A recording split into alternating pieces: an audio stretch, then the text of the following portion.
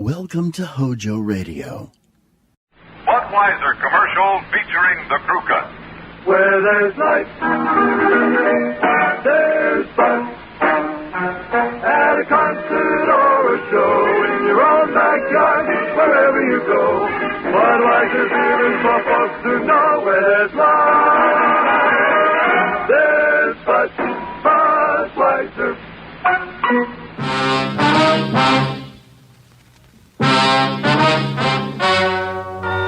Ladies and gentlemen, the story you are about to hear is true. Only the names have been changed to protect the innocent. NBC brings you Dragnet.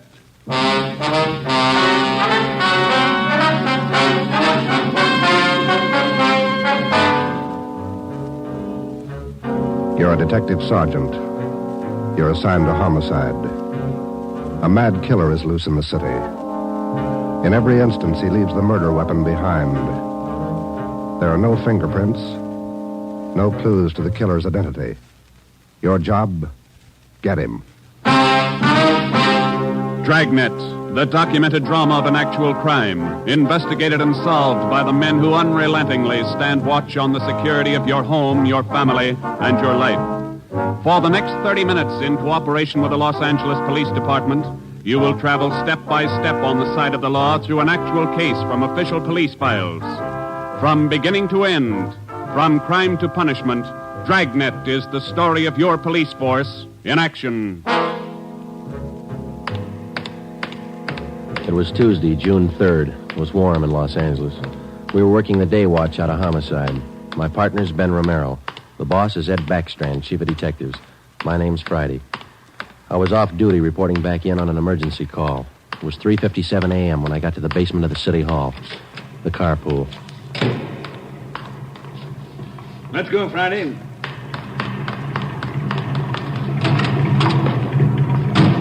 Sorry to call you back in. Couldn't be helped. All right, Ben. Okay, Skipper.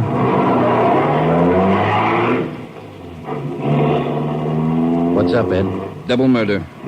When? I don't know. Found out about it 40 minutes ago. You got any ideas?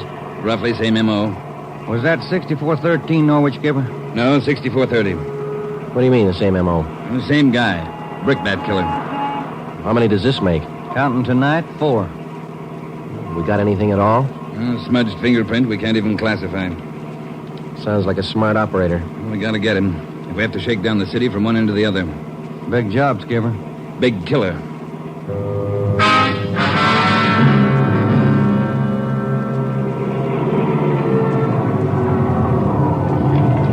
At 4:26 a.m., we pulled up in front of 6430 Norwich Drive, a small group of bungalow apartments facing on an oval-shaped garden court. 2 uniformed officers were stationed at the door to the apartment. Hi, Chief. Hiya, fellas. We went inside. Wellberg from Homicide was waiting for us. This way. In here.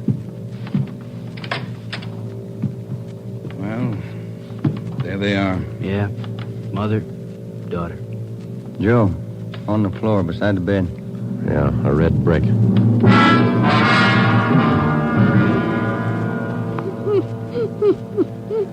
Miss Hafters, we know how you must feel about all this, but would you please try to answer a few more questions for us?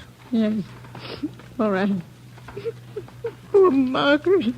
Miss Hafters, how long had you known Mrs. Diaz and her daughter? 9 years. This November they moved next door. I remember it so well. We got along right from the start. And as far as you know, the only close friends the mother and daughter had live right here in the apartment court? Yes. Margaret was a pretty girl, but she was no chaser, no boyfriends.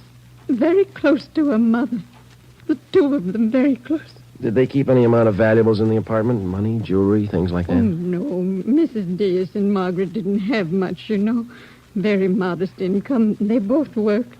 And you can think of no good reason. Oh, no. Oh, poor Margaret. Poor Mrs. Diaz. Lying in there. Shock. It's a terrible shock. Wellberg. Yes, Sergeant. Would you show Ms. Hafters back to her apartment? Sure, Sergeant. Thank you, Miss Hafters. We appreciate it. Yes, thank you. Poor Margaret. Poor Mrs. Diaz. Well, Joe? Let's check with Ed. He's back in the bedroom. You get anything from the neighbors? Yeah, I think The usual, Ed. No jealous boyfriends, ex-husbands, nothing like that. Boys find any evidence yet, Skipper? Well, still working on it. You got any theories? Well, we know the killings were all done by the same guy. Mm-hmm. Cuts the same pattern out of the window screen. Cuts the same pattern with a glass cutter out of the window. Reaches in and flips the locks. All right, where's that leave us? And before he gets inside, he makes sure there are only women in the house. That means he probably watches the house for a few days. Yeah. Once he gets inside, he wants only one thing, to kill. He's never taken any valuables. As far as we can tell, he's never searched for any. What kind of a man works like that? I think the guy's kill crazy. Hey, fellas, Yes, Donner? here's a break. 2 fair prints. 1 thumb, 1 forefinger. What'd you get, Pete? Only got 9 points. Not enough to go into court, but enough to make him. We'll know him when we get him. Yeah. Found the prints on the lens of the old lady's eyeglasses. Probably knocked him off the night table when he went after her. And when he was done, he put him back on the table. Yeah. Had blood on his hands, see? Yeah. That's funny, isn't it? Why would he go to the trouble of picking up the woman's glasses after he killed her? We'll ask him when we find him.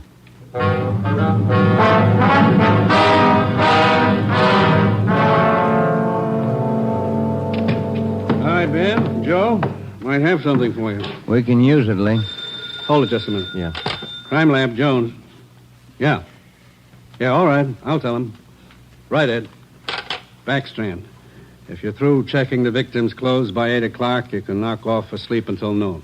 What if we're not through? Take it up with the chaplain. Here's what I wanted to show you. Over here. A couple of casts. Bare footprint. That's right. Those from the Diaz place? Found them outside the dining room window in the flower bed. Take a look. Mm-hmm. Good cast. Size 9. 10. Missing toe there, huh? Left foot, first toe. That's lucky. Well, then the guy took his shoes off before he went in that house. That's the way it looks. You leave any other prints, Lee? 3 with the shoes on. Here they are. Here. Yeah. How would you say the guy is built, Lee? Oh, from the impression, pretty heavy man. There's no full length of stride, or I might give you an idea of his height. How about the bricks, Lee? Here they are, all 3 of them. Used this one in the first murder, this one in the second, this one last night. Leaves them around like calling cards, and there's no way to check them. You'll never get a fingerprint off a common red brick like this, Ben. Surface is too rough. Well, we got an idea of his weight. We know that the first toe's missing from his left foot. That's something. The one we had yesterday. We can check that missing toe in the amputation file, Joe. Yeah. Well, we better get back. Pete ought to have those prints ready, too. Thanks a lot, Lee. Okay, fellas. Say, they post the bodies yet? Yeah, they're doing it now. Same as the first 2. The brain? Concussion, hemorrhage. They didn't have a chance. Hold it a minute. Crime Lab Jones. Sure, just a minute. Either one of you fellas. I'll get it, Joe. Okay. Here, Romero. Yeah. Good, we'll be right over. They got a make on those 2 fingerprints.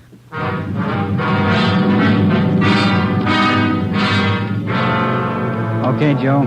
Single print file. Made him on the index finger. Let me see, Pete. Take a look, Ben. Yeah. Doesn't look like a killer, does he, Joe? Kind of nice looking. That's right, Pete. They said the same thing about John Dillinger. The name at the top of the make sheet read Carlos Richard Monteray, male, Caucasian, age 19, height 5 feet 11 inches, weight 165 pounds, dark brown hair, dark brown eyes. Last known address, 1663 Naples Street, Los Angeles. Previous arrests, 1, auto theft, February 8th, 1936. That was all. Ben and I had been expecting more. The information on the mama sheet for Monterey was 13 years old. So was the picture. So was the description. So was the address. In 13 years, a man can change in 1,000 ways. So can his habits, his appearance, his address. In 13 years, everything can change except 2 things. A man's fingerprints and a physical deformity.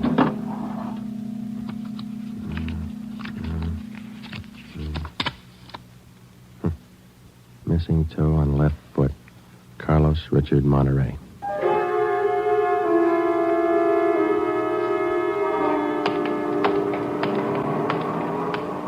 Here it is, Joe. 1663 Naples. Yeah, come on.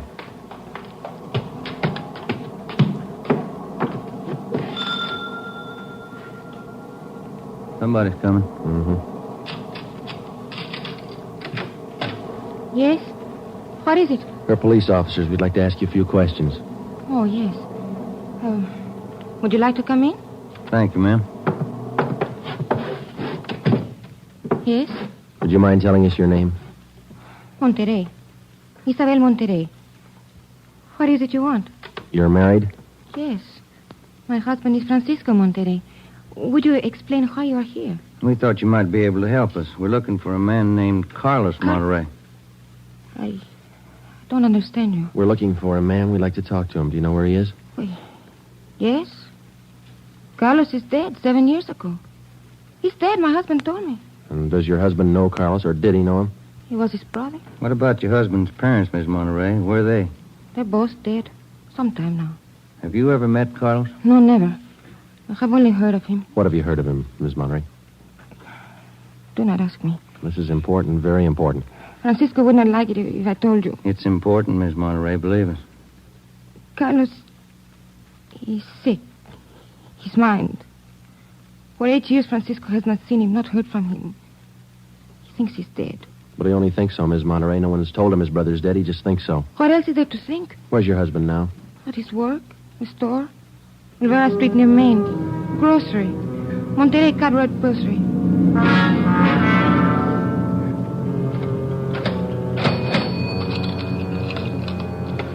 Here's your change. Thank you, Mrs. Myers. Now, look, officers, you know how it is. You don't like to let these things get out. That's why I trust you. You can trust us, Mr. Monteray. We just want to check on a few things. Oh, fine.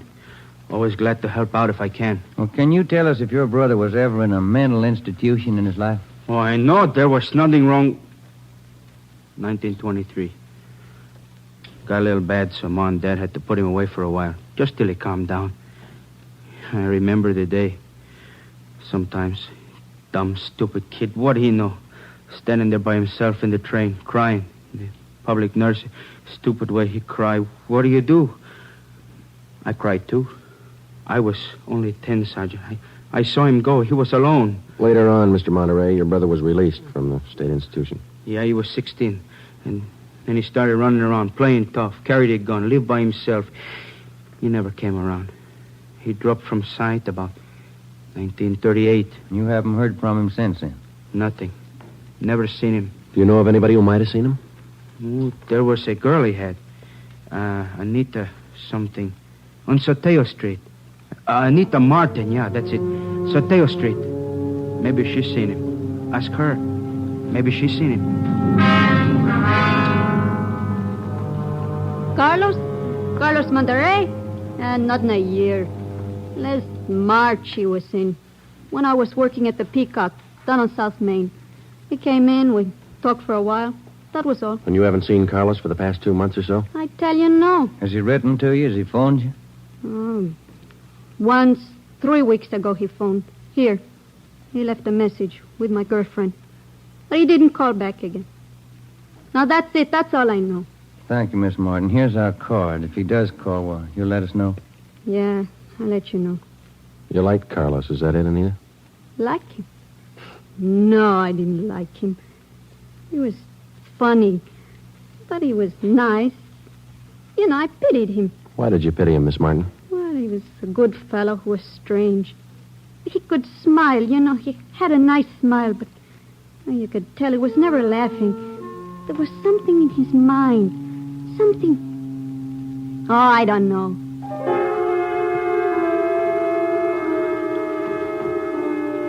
At least a year, closer to 2, I haven't seen Carlos. No letters, not a card, nothing. He was in the East the last time I heard. When was that? A year ago, January. I was in here. He sent me a calendar. Sometimes he could get along fine, very well. Other times, terrible. He couldn't keep him down. How'd he manage to stay out of jail that way, Vicente? I don't know. Sometimes he should have been in jail 5 times over. And you say you don't know of anybody who might have a recent picture of Carlos, a snapshot? No. No one I can think of. Okay, Vincenti, here's our card. If you do think of somebody, let us know, will you? It'll help. Sure, glad to. If I hear of anybody. What kind of a day is it outside? Hot? Hot.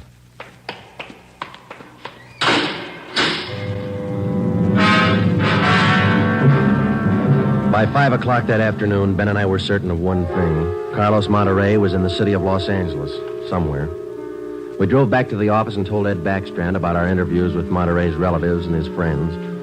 Inquiries and requests for further identification and information on him were immediately relayed to the state mental institutions. The 13-year-old picture of Monterey taken from the files was copied and distributed with a note of caution as to the age of the photograph. An APB was sent out. Stakeouts were placed at the home of Monterey's brother, at the brother's store, and at the apartment of Anita Martin. A special detail of 300 men was ordered to join the Dragnet already in operation.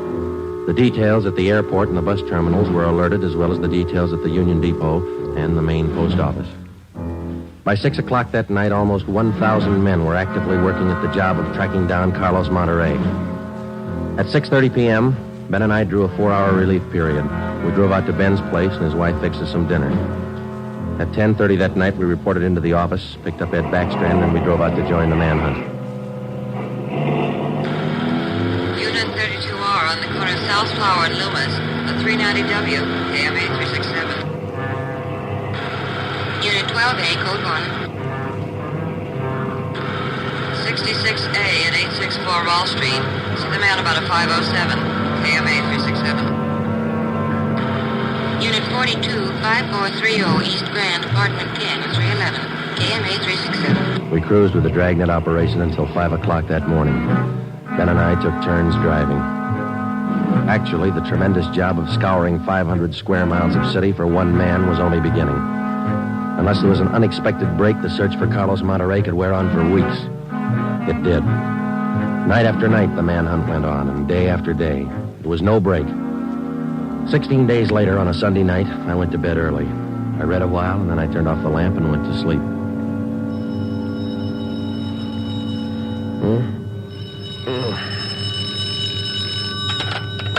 Hello? Friday talking. Sorry, Joe. Get in here as fast as you can. What's the matter? That girl Monterey knew, the one you talked to, Yeah? she left her apartment, went to her girlfriend's. Yeah? She's dead.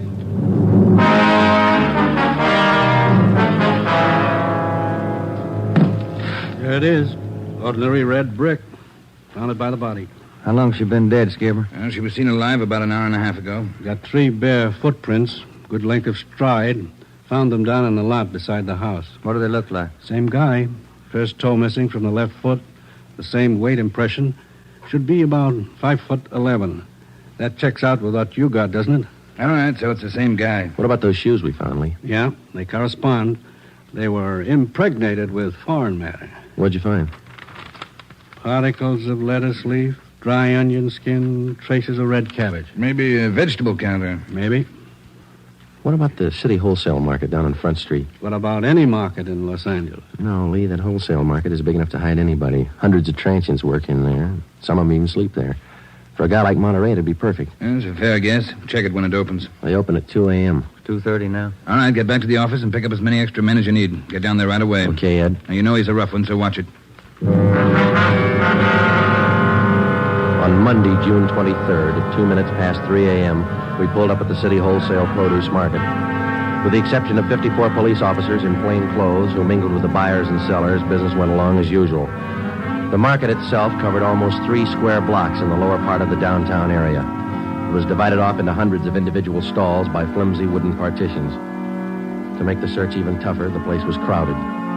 For the first 45 minutes, we had the men circulate at random through the crowd on the chance that one of them might spot Carlos Monterey from the 13-year-old picture. It didn't happen. After that, we started a systematic canvass. We talked to the customers, we talked to the managers of the different booths, we gave them Monterey's description, we showed them his picture. Nobody recognized him. We checked the employment records one by one. Not a sign. Sorry, Sergeant. I'd like to help. I've never seen the guy. Okay, Mr. Snyder, thank you.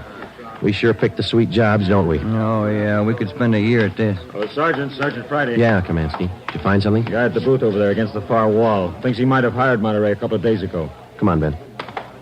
Where? Over there, Sergeant. You showing Monterey's picture? Yeah, he thinks it might be him. Mr. Fresnetti, this is Sergeant Romero, Sergeant Friday. Yes, I told your boy, Sergeant. This fellow Carlos, I hired him to help last Thursday. Big rush for me now, so I hired him. You sure he's the man? In the picture? I think so. A little older, maybe. Oh, but I know faces. He's the man. You're looking for him? You say you hired this man last Thursday? That's right. It's a big rush for me now in the morning. I hired him Thursday. He worked Thursday, Friday, Saturday. But he don't show up this morning, so I got no use. Too many men to pick from. He don't show up, I let him go. What kind of work did he do for you? Same as he did for Schiller down there. Heavy work. Moving the stores, cleaning up. What kind of produce does Schiller handle, Mr. Franzenetti? Fancy, very fancy vegetables. Choice. New potatoes, expensive red onions. Schiller sells to the big hotels. Does Schiller handle brown onions, Mr. Franzenetti? Oh, only the best. Big dealer, that Schiller. Sells it to the big hotels. How long has this Carlos been working around the market? Oh, I don't know. Is it just like the rest? First he worked for me, then Largo Massini, then Schiller. Hey, why are you looking so hard for him? He stole something? He murdered somebody. Him? Mamma mia, murder. Do you have any idea where Carlos lives? Oh, me? No. And if he comes back here, I tell him to get out.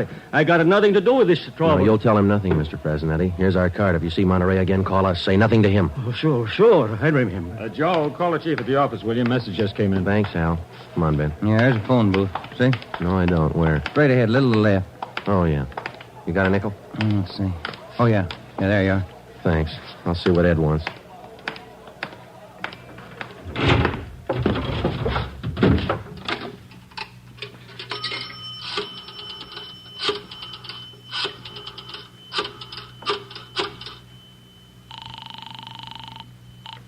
City Hall. 2511. 2511. Chief of Detectives Office, Hannon. Hi, Mike. Ed there? Ed, take it on extension 2, will you? Backstrand talking. Friday, Ed. Move fast on this one, Joe. What's up? Main post office. Carlos Monterey picked up a letter there less than 5 minutes ago.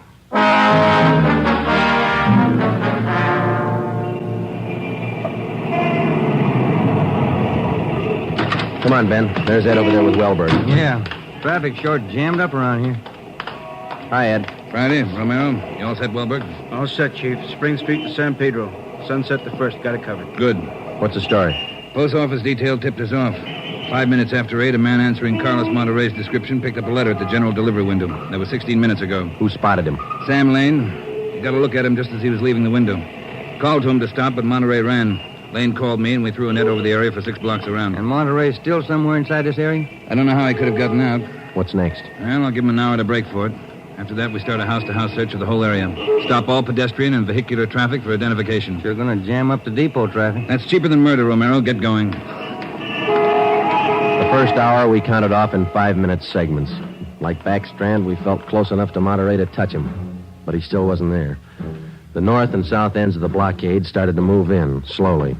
Searching every store, every house, every conceivable place where a man might hide out. In the meantime, Ben and I worked the Spring Street side of the blockade, watching the faces of the pedestrians as they came through, one by one, examining all vehicles and their drivers. The morning wore on, the sun came out, and it started to get warm. By 11 o'clock that morning, Monterey still had not been found. The temperature was 93 in Los Angeles. It was still climbing. The search went on. At 10 minutes past 2 p.m., Backstrand made the rounds. How's it look, Skipper? Not good. Going slow. How much longer you figure? I don't know. It'll go to after dark, that's sure. District down here is like a rat's nest. Yeah. Nothing? Nothing. But he's someplace inside this blockade. He's got to be. Any chance of getting relief for the men in our squad? Some of them been working straight through since yesterday. I'll see. Check with me around 5 this afternoon. Thank you, Skipper. Keep a sharp lookout. One slip. That's all it takes. The search went on. At 3 o'clock that afternoon, the temperature was 95. We sweltered and we waited. At 3:45, Backstrand sent a squad of men into the Union Depot to search it from top to bottom. There was one false alarm when one of the men thought he saw Monterey slipping out a side door into a taxi. He turned out to be a train conductor. At 25 minutes past 4, Backstrand passed along the order to our detail to start moving in, house by house. It was a tedious job, and it went slow. The men were tired. At 5:30, the relief squad showed up. Ben and I stayed on. After another 2 hours of house-to-house searching, the trap was narrowed down to a 3-square-block area, a single block wide and 3 blocks long. It started to get dark. Backstrand ordered out batteries of floodlights. By 8 p.m., the cordon closed in around the last 2 square blocks. Lines are all set, Skipper. Ready to move. Good. What do you think? Well, we'll know pretty soon, one way or the other. Frank, keep that traffic moving. All right, you two, get going. See you later, Skipper. Joe, let's take a look in here. Okay. Sure is an old building. Yeah. Where'd Kamansky go? I don't know. He's here a minute ago. Oh, wait. There's his flashlight. Down the end of the corridor there. He's signaling. Yeah, come on. Kamansky? Yeah. Down below, Sergeant, in the basement. Come on. Monterey? He's been there, I think. Here, this way. Where? Over here. Now, watch your step. The light's bad. Here he is. Says he's the janitor. Oh, my head. He's been slugged. All right, come on. How'd it happen? Can you tell us? Yeah, a big man hit me. I came down to empty the baskets. He hit me and ran. Ran over to the new building. The new building? Is that the one next door? Yeah, just a few minutes ago. Nobody's come out of this building for the past half hour. Every door in the place is guarded. No, not the doors. He went through the tunnel. I saw him. Over there's the tunnel. I'll take a look, Joe. Yeah, the tunnel connects the two basements. Same company, old building, new building. The tunnel connects the basements. Joe, come on. Yeah. Kamansky, get out the back strand. Tell him what's happened. Right, Sergeant. And call an ambulance. Right.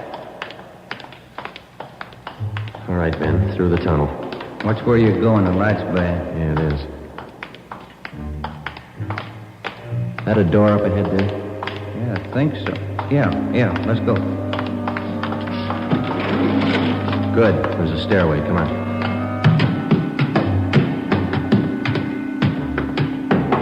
Watch the doors. Joe, the elevators. They're both on the third floor. Let's head for the stairs. Ben, come on.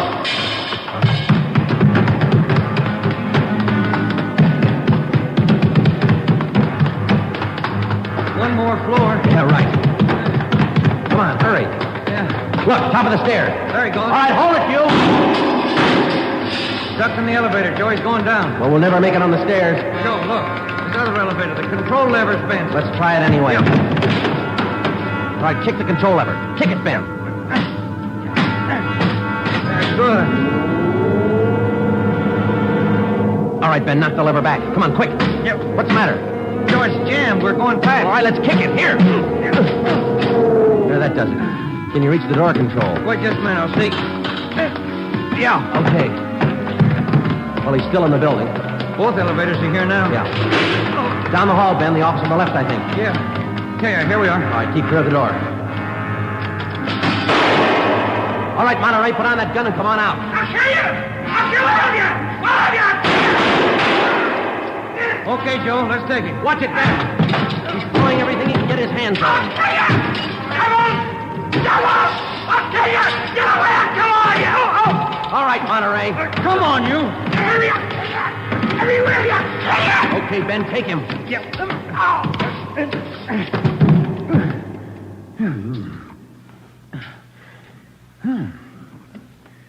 Nice looking guy.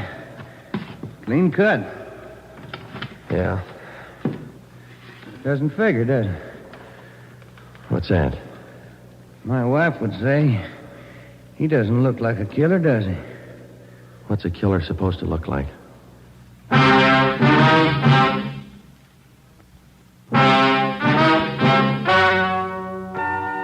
story you have just heard is true. Only the names were changed to protect the innocent. Carlos Monterey was examined by 5 different psychiatrists appointed by the Superior Court and was found to be sane. He was tried and convicted of murder in the first degree. He was executed in the lethal gas chamber at the state penitentiary.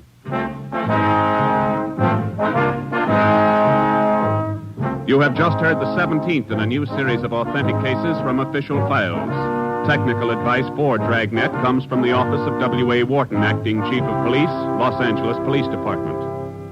Tonight's program is dedicated to motorcycle patrolman John Kramer of the El Paso, Texas Sheriff's Department, who on the afternoon of April 26, 1940, gave his life so that yours might be more secure.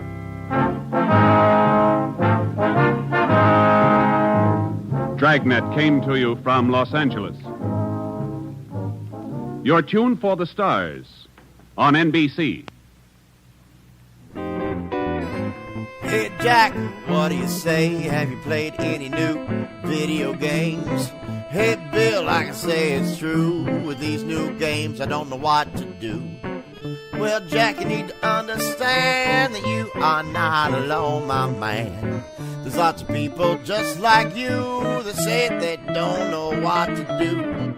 Well, Bill, do you have a way to start me playing better today? Hey, Jack, you know I surely do. Ryan 222 Graph is the place for you. Ryan 222 Graph? Yeah, baby. Better gameplay, better instructions, more fun. Check out the Team Wipe with Ryan 222 Graph right here on YouTube.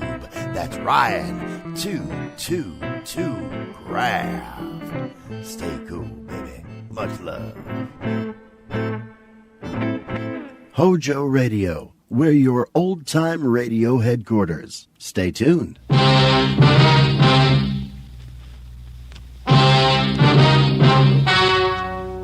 Ladies and gentlemen, the story you're about to hear is true.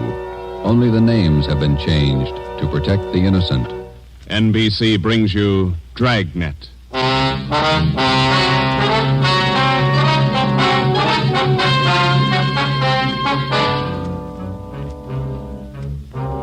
You're a detective sergeant. You're assigned to burglary detail. A gang of hijackers has started to work in your city. Truckloads of valuable merchandise have vanished. The thieves are clever, seem to have a foolproof system. Your job, find them. Dragnet, the documented drama of an actual crime, investigated and solved by the men who unrelentingly stand watch on the security of your home, your family, and your life. For the next 30 minutes, in cooperation with the Los Angeles Police Department, you will travel step by step on the side of the law through an actual case from official police files. From beginning to end, from crime to punishment, Dragnet is the story of your police force in action. It was Thursday, March 6th. It was windy in Los Angeles. We were working the night watch out of burglary detail. My partner's Ben Romero. The boss is Ed Backstrand, chief of detectives. My name's Friday. I was on the way back from the record bureau, and it was 5:35 a.m. when I got to room 2A. Interrogation room. Read this to him, Ben. Yeah. 2,600 dozen nylon stockings, 45 bolts of silk, 58 cases imported perfume. Where are you dumping this stuff, Laval? That's what we want to know. I told you the truth. I have nothing to do with it. I don't know anything about it. What was this stolen waybill doing in the cab of your truck? How many times do I have to tell you? I don't know. Your fingerprints are all over it. You must have carried it there. I didn't carry it there. Somebody's out to frame me. How many in the hijack gang, Laval? I'm not in a hijack game. I told you I don't know. When are you going to let me go? Who's the head of the gang? I don't know any head of the gang. I want to get out of here. You're covering for somebody. I'm not covering for anybody. You take the rap for all this, you're going to have a beard down to your knees by the time you get out. I'm not taking any rap. Then let's have it. Oh, I'm tired. $42,000 worth. You know who took it. You know where it is. They could have disappeared anywhere on their way from the east to the 1,000 places. Nothing was missing from those shipments when they came in on the train. Everything was there when they were unloaded at the warehouse. Then I don't know. I don't know. Every dollar's worth was accounted for when it was loaded on the truck. Well, where is it now? I'm tired. We've been here all night. Let me read it for you again. 2,600 dozen nylon stockings, 45 bolts of silk, 58 cases imported perfume. And you're trying to tell us somebody hijacked all that from the trucks without you knowing it? The trucks were loaded at the warehouse. We went out to eat. We came back, got in the trucks, delivered the stuff, and that's all I know. And while you were out eating, the receipts for the load disappeared, too. Is that right, Lavelle?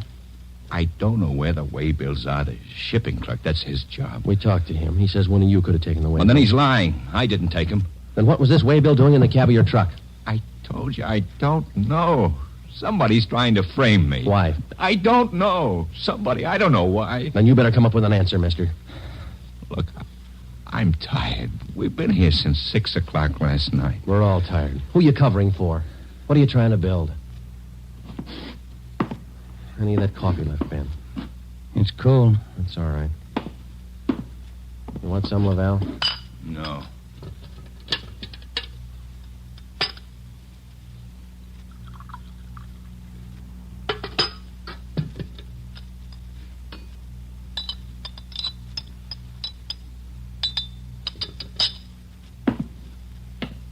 All right, now look, let's get one thing straight. We've been here all night. We can be here all day, tomorrow, the day after that, and the day after that. Yeah. We got enough to make you on this. You know that. And we're going to stay with you to tell us the truth. Everything. I've told you all I'm going to tell you. If we stay here for 6 months, you got it all.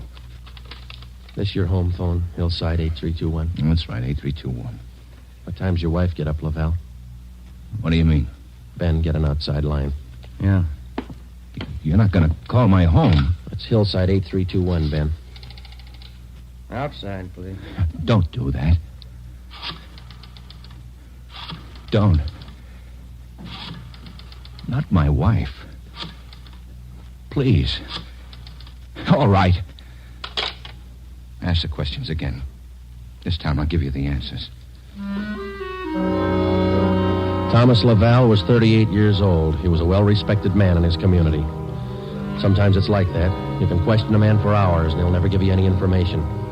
But somewhere in every man's makeup, there's a weak point. We were lucky enough to find Lavalle's. He told us that he would give us the locations where the hijacked goods were hidden. He told us the addresses were written on the ledge of a windowsill on the 7th floor of the Teamsters Union Hall. It was 8:30 a.m. On the 7th floor, is that right? Yeah. Do me a favor. Don't make it too big. Well, look, we have to walk through the hiring hall before we get to the elevators in the back. Yeah? These handcuffs. They'll see them, all the guys in the hall. They know me. Can't you take them off my wrists till we get in the elevator? Sorry, Lavelle. Well, I won't try anything, but don't make me walk in front of them with these on. Sorry. Just till we get in the elevator. Can't you do that? I don't want the guys to see me. Well, here's my overcoat, Lavelle. I'll drape it over your hands here, and they won't see the cuffs. There you are. Come on.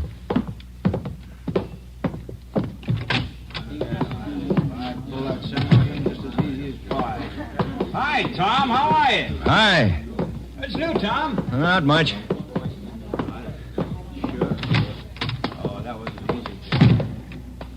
Let's take the elevator. Yeah.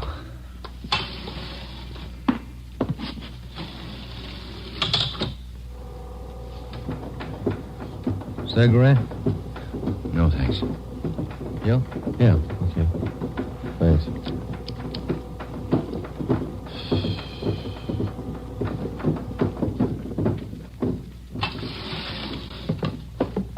It's down this way. Let me show you. To the left. A window up ahead there. Yeah, this one. I don't see anything on the windowsill. It's on the outside. Open the window and let me check. Yeah. Let me see you. Ben, grab him. He's trying to jump. Get back here. Get back. I told you, you hear? Go! Get him, Joe. I can't hold him. He's pulling me out. Hold on, Ben. Grab me. Joe! He's slipping. Try, Joe. Hold on. He's kicking loose. I can't hold him. Hold him, Joe. Ben!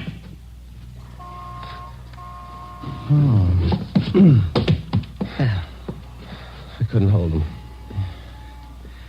You almost went with him. Let's get downstairs. What happened? Call an ambulance. There's been an accident. Thomas Lavelle was 38 years old. He was a well-respected man in his community. He died with the same reputation. We had a prisoner who'd met his death while in our custody. In cases like this, we had to have witnesses. By the time we got to the street, the usual accident crowd had gathered. Anybody here see the accident? What you want, witnesses? Yeah. Did you see it? Yeah, we saw it. Let's get their names, Ben. My name's Pete Garfield. This is Jack Morris. We'll be your witnesses. You'll probably be subpoenaed for the inquest tomorrow morning. Sure, we'll be there. We saw you push the guy out the window. We saw you kill him. The next morning at 10 a.m. in the basement of the Hall of Justice, Harold J. Lane, Deputy Coroner, City and County of Los Angeles, read the report of the findings of the autopsy on the body of the deceased Thomas Lavelle. As is customary at a coroner's inquest, the identification witness was called to testify first. Elizabeth Lavelle, please. Raise your right hand. Do you solemnly swear that the testimony you're about to give to be the truth, the whole truth, and nothing but the truth, so help you God? Yes. Be seated. State your name. Elizabeth Lavelle, What is your address? 1216 East Camarillo Drive. What is your occupation? I'm a housewife. What is your relation to the deceased? His wife. Have you viewed the body of the deceased in this office? Yes. Who was the deceased? Husband. Thomas Lavelle. Is there anything further you wish to add? Thank you. Step down, please. Joseph Friday. Raise your right hand. Do you solemnly swear that the testimony you're about to give to be the truth, the whole truth, and nothing but the truth, so help you God? I do. Be seated. State your name. Joe Friday. What is your address? 4656 Collis Avenue. What is your occupation? I'm a police officer in and for the city of Los Angeles. Are you the investigating and arresting officer on this case? I am. Will you state briefly the facts relating to the death of the deceased? On the morning following the arrest by us of the deceased on suspicion of grand theft merchandise, he expressed a desire to assist us in the apprehension of suspects involved in these thefts and the recovery of property taken in them. Did he assist you? Well, he informed us that if we took him to the Teamsters Union Hall, that he'd be able to obtain addresses of the locations where the stolen property was cached. You then took him there? Yes, we did. What happened? When we arrived, he requested us to remove his handcuffs. We refused. The deceased then informed us that the addresses were written on a window ledge on the 7th floor. When we arrived at the window, under the pretense of searching for the addresses, he threw himself over the ledge. I grabbed his left leg to restrain him, but he kicked loose. Did you at any time have any idea that the deceased planned such action? I did not. What did you do then? We immediately went to the location of the body and had an ambulance dispatched. Do you have anything further to state? No, I have not. Are there any questions from the jury? That's all, Officer Friday. Step down. Peter Garfield. Raise your right hand. Yeah. Do you solemnly swear that the testimony you're about to give to be the truth, the whole truth, and nothing but the truth, so help you God? Yeah. Be seated. State your name. Pete Garfield. What is your address? 1654 North Pico. What is your occupation? Truck driver. Down at General Warehouse. Did you know the deceased? Yeah. How did you know him? I worked with him. And that cop's a liar, and so's his buddy sitting over there. Please confine the testimony of this inquest to facts. Were you present at the time the deceased met his death? I told you I was. And those two cops pushed Tom out of the window. Where were you at the time the deceased was pushed or jumped from the window? Jack and I just left the Union Hall. We were going out the front door when it happened. What attracted your attention? I heard him scream. When I looked up, Tom was falling. That cop was standing at the window watching him. Did you see the officer push him? Yes, I saw him. Did I understand you to say you were on the street outside the building at the time? Yeah. And you saw the officers push the deceased from the window on the 7th floor from your vantage point? Yeah. Isn't it true that that's a physical impossibility? What is? That you could have seen what you testified to from where you were standing. I know they pushed him. You know or you saw? I know, that's all. Tom wouldn't jump out of a window. Then it's true you didn't see the officers push the deceased out of the window? No, I didn't see him. Is there anything further you'd like to add? They must have pushed him. Any question from the jury? That's all, Garfield. Step down. Dorothy River. Raise your right hand. Yes. Do you solemnly swear that the testimony you're about to give to be the truth, the whole truth, and nothing but the truth, so help you God? I do. Be seated. State your name. Dorothy River. What is your address? 211 South Beverly Drive. And what is your occupation? I'm a stenographer at the Teamsters Union Hall. Were you present the morning the deceased met his death? I was.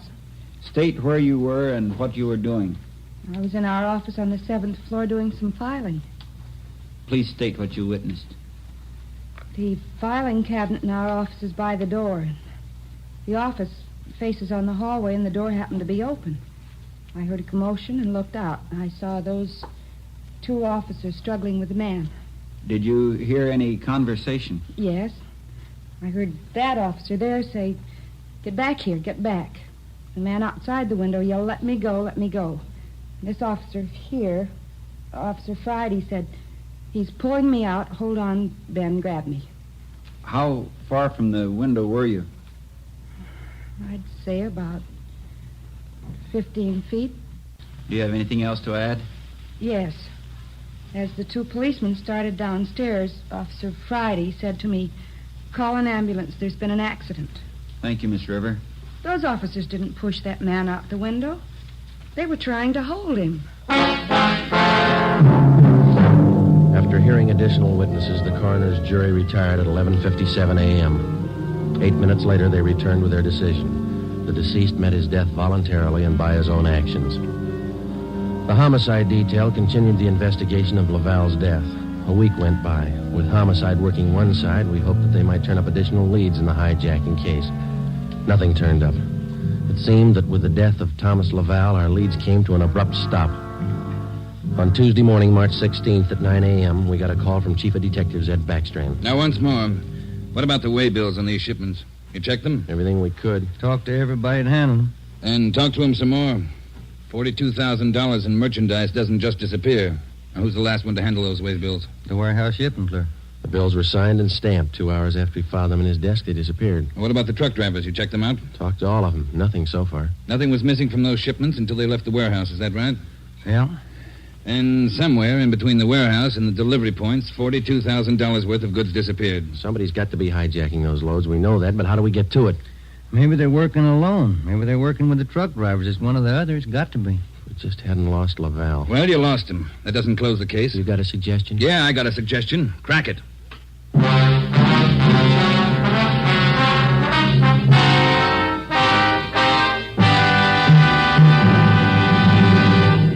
You are listening to Dragnet, authentic stories from official police files. And now, an important announcement. Ladies and gentlemen, we are pleased to announce that starting next Thursday, October 6th, Dragnet will be brought to you by Fatima Cigarettes. We'd like to take this opportunity to thank you, the listener, for your excellent response to our efforts in bringing you these weekly authentic presentations of actual cases from official files. Your letters are the only indications we have that Dragnet is a source of your listening pleasure. We'd like to hear from all of you. Starting next Thursday, October 6th, over most of these same NBC stations, Dragnet will be heard weekly at 10:30 p.m. Eastern Standard Time, immediately following the Supper Club. Check your newspaper for local release time.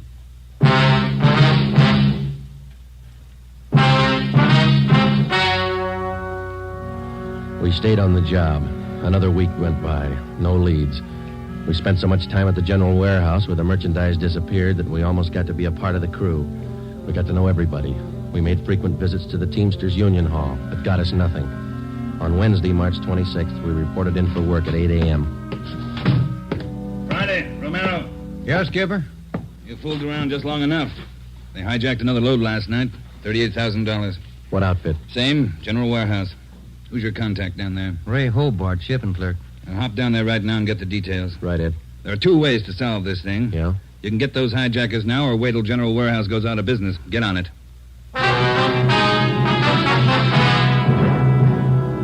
Hobart, who was the shipping clerk on duty last night? I was, working for Siggy, Siegelmeister.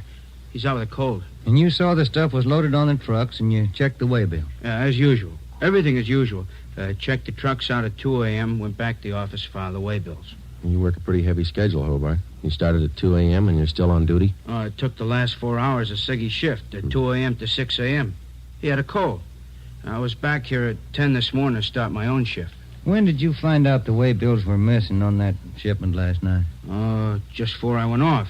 Maybe 5:30, 5:45. Well, how about the truck drivers who handled that load, Hobart? You got them? Let's see. I got it right here. Okay. Here you go, Sergeant. Jack Morris and Pete Garfield. Jack Morris and Pete Garfield were brought in for questioning. We double-checked with Homicide and found that their reports on Morris and Garfield tallied with ours. No previous records. Both men had been tailed for a reasonable length of time since their testimony at the Laval inquest. Their actions failed to implicate them. 4 days after the second hijacking, we got a tip from one of our informants down in the warehouse district. He told us that a man in a gray suit had been hanging around the coffee shop next to the Teamsters Union Hall. He was peddling nylon stockings, cheap. There had been other reports like this, which we had followed up, but none of them had paid off. Usually such leads didn't pay off, but we couldn't be sure. They had to be checked. At a few minutes before 5 that afternoon, we found the nylon salesman in the gray suit in the back booth of the coffee shop adjoining the Union Hall. Look, Meg. Take a look. The finest. You can't do better. 51-gauge nylon. Look good, huh? Sure do, don't they, Joe? Yeah, they do. We've been looking for you, Mac. Some of the guys in the Union Hall said that you'd be around. Sure, I saw lots of these around the hall. Truck drivers, just like you, buying them like crazy. Good deal. Sure looks like it, man. How many pair can we have? Many as you want. 4 bits a pair, you name it. You got a couple of dozen for us? Couple of dozen? No, not on me, but I can get them. Many as you want. Well, we're kind of in a hurry. Can you get them for us fast? Couple of dozen. Better make it 3 dozen, huh, Joe? Yeah, if you want. 3 dozen. Can you get them now? Couple of hours I can get them. Same quality. Want to meet me here? Oh, I don't know. We wanted them for tonight. My wife's birthday, you know. Well, maybe an hour and a half. How's that? 3 dozen, meet you here. Oh, look, Mac, maybe we're both heading the same direction. Can't we go with you and pick up the nylon? Save time for all of us. No, I don't think so. No. Can't you wait? Hour and a half? How's that? Ever find a better buy? I'm sorry, Mac. I wish we had the time. Well, where do you have to go to pick up these nylons? Oh, way out. Sunset Boulevard near Fairfax. Can't you wait? I'll make it fast. Can't we pay you and then go out and pick them up ourselves? Huh? No. Don't work that way. No. Can't you wait here? I'll make it fast. We ought to be home now, Joe. Yeah, I'm sorry, mister. We'll have to skip it. Yeah, maybe we can pick up something on the way home, Ben. Candy or something. Wife likes candy. Now, look, fellas, I don't want to see you lose out on this deal. I'll meet you halfway. How you mean? Look, together we'll go out to Sunset and Fairfax, huh? Near the place. You wait there at the hamburger stand, and in 5 minutes I'll bring you the stuff, okay? Oh, I don't know. We're late already, but... All right, it's a deal. I'll call the wife and tell her we're going to be a little later. 3 dozen, is that right? 3 dozen of the best. You can't do better. All right, I'll be back in just a minute.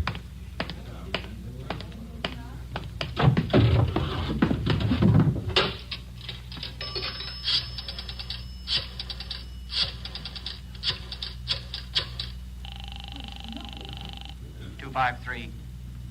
2523. Chief of Detectives Office, Chandler. Mike, Joe Friday, Backstrand there? Out right now, Joe. Well, then do me a favor, Chandler. Make it fast. Get a couple of men out to Sunset and Fairfax as fast as you can. Tell them to watch for Ben and me. You got that? Yeah, what else? We'll drive up in our car with another man. Ben and I will get out of the car and go in the hamburger stand. The other man will walk off. Whoever you get, tell him to follow that man. You got it? Right. All right. Just tail him. See where he goes, see what he does. Okay, Joe, right away. All set, Joe? She got dinner ready? Yeah, just about. We better hustle. Sure. Best deal in the world. Let's go. At 5 minutes to 6, we pulled up at the corner of Sunset Boulevard and Fairfax. It was almost dark. Ben and I got out of the car and started over for the hamburger stand on the corner. We caught a glimpse of Barcy and Kaplan in one of our detective cars parked in a gas station on the opposite corner. They had their eyes on our man. When the traffic signals changed, the man crossed the street and headed down Fairfax. Barcy and Kaplan waited a minute, and then they took off after him. He turned at the next corner and disappeared from sight. Ben and I ordered a cup of coffee, and we sat down to wait. At 6:30, we were still waiting. At 5 minutes to 7, I went across the street to the drugstore and called the office. Barcy and Kaplan hadn't been heard from. Their car, 105K, was not acknowledging calls. I had my call switched from communications to Backstrand's office. Well, they lost him Friday. I don't know how they lost him, but they lost him. Well, who's out there now? Sullivan and Whitney took a detail out there. They're combing the neighborhood right now. Well, how did it happen? A man just doesn't disappear into thin air. That's what I keep telling you about that stuff that's been hijacked. The search for the nylon salesman went on all that night and most of the next day. From his description, we ran a make on him. No previous record. He had disappeared completely. We were right back where we'd started from. The only thing we could do was to start backtracking, re-questioning the people at General Warehouse, the truck drivers, the shipping clerks. We kept a close check on Garfield and Morris, and we went back to the only possible lead still remaining, Mrs. Laval. She could tell us nothing more than we already knew. When we left her, we started on the neighbors for the second time around.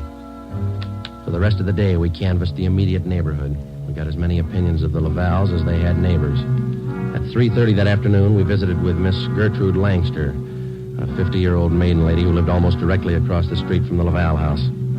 She'd been out of town the first time we covered the neighborhood. The old saying goes, Sergeant, there's no fool like an old fool. Oh, say, if I told you the chances I had when I was a girl. Yeah, but we just... not truck drivers like that. Laval man, God rest his soul. But fine, wealthy men, bankers, lawyers. Templeton Grant. You remember him? No, Big ma'am. banker. I was engaged to him once. Butterfly waist. That's what he used to call me. Well, Miss- I was slim in those days. Would you like to see some pictures of me as a girl? No, thank you, ma'am. We'd just like to ask you a few questions, that's all. Could you tell us if the Lavals had many visitors to their house in the past 6 months or so? Oh, my, no. Funniest thing, I am the nosy type, Sergeant. I like to know everything that goes on around my neighborhood, and you can take my word for it, the Lavals never had visitors. You know, Sergeant Friday, you remind me of a young man I used to be engaged to just a few years ago. He Yes, looked Miss so- Langston. Now, would you tell us, please, did you have any reason to think that there was something little out of the ordinary about the Laval? Oh, little out of the ordinary, he says, but my dear man, yes. Here he was, a truck driver, and there she was with a home furnished like the Astors. Why, I even used to see him cart some of the things home in that car, his beautiful things, rugs and glassware, bolts of fabric. Oh, gorgeous. And he'd bring these things home after work. Is that it, Miss Langston? Anytime, day or night, weekends, anytime. Mm-hmm. After 4, Joe, we better call office. Yeah. Now, are you sure of all that you've told us, Miss Langston? Sure. Oh, my dear man, of course I'm sure. I watched him week after week. Well, thank you. Won't you stay for a cup of tea? I'll have Josephine fix it. Josephine? No, thank you, ma'am. Well, then, perhaps a glass of sherry? Thank you, no. But there is something. Yes? I wonder if we could use your phone, please. Oh, yes. In the hall, next to the umbrella stand. Thank you, ma'am.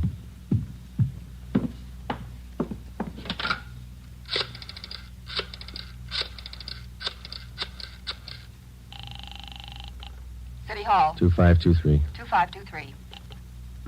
Backstrand. Friday, Ed. Nothing much here. Well, there's something here. Barcy and Kaplan just called. Pete Garfield left his house half an hour ago. Then he picked up Morris. What's so unusual about that? Nothing, except the guy driving the car is the little man in the gray suit, the nylon salesman. Barcy and Kaplan are tailing him. Where are they now? Headed north out Riverside Drive. There's nothing out there but a golf course and a lot of riding stables. I don't care what they do for recreation. Go get them. With red light and siren, it took us 12 minutes to pick up Barcy and Kaplan on Riverside Drive. At 4:23 p.m., we pulled up in front of the Blue Pony riding stables. Barcy and Kaplan's car was overturned just beyond the driveway leading up to the riding academy. Kaplan's hurt. I called an ambulance. They rammed us. What kind of a car are they in? They switched. They're driving a 12-ton Bulldog semi. Which way they head? Going north. Got a 3-minute lead on you. Pneumatic commercial. Adam 653. Let's go, Ben.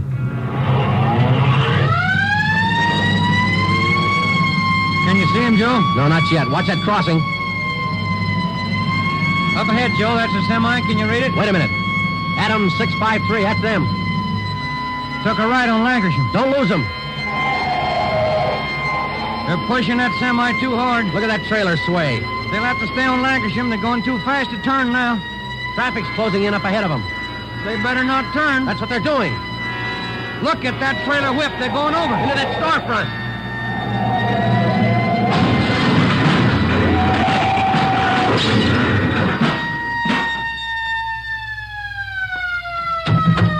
Come on, Ben. You all right? Wait a minute. Let me see. Yeah, they're banged up, but they're alive. Well, there they are, Joe. Yeah. Garfield, Morris, little man in a gray suit. It's funny, isn't it? What's that? Garfield's going to swear we pushed that truck through that window.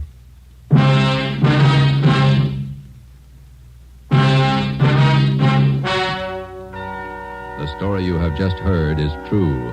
Only the names were changed to protect the innocent.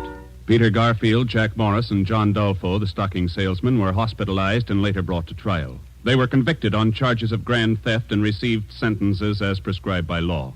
They are now serving their terms in the state penitentiary. You have just heard the 18th in a new series of authentic cases from official files. Technical advice for Dragnet comes from the Office of Acting Chief of Police W.A. Wharton, Los Angeles Police Department. Tonight's program is dedicated to motorcycle officer Elmer Forsman of the Fresno, California Police Department, who on the afternoon of October 6, 1946, gave his life so that yours might be more secure. Remember, starting next Thursday night, October 6th, Fatima Cigarettes invite you to listen to Dragnet immediately following the Supper Club. That's 10:30 p.m. Eastern Standard Time over most of these same NBC stations. Check your newspaper for local release time. Dragnet came to you from Los Angeles. Judy Canova joins the star lineup of Saturday shows tonight on NBC.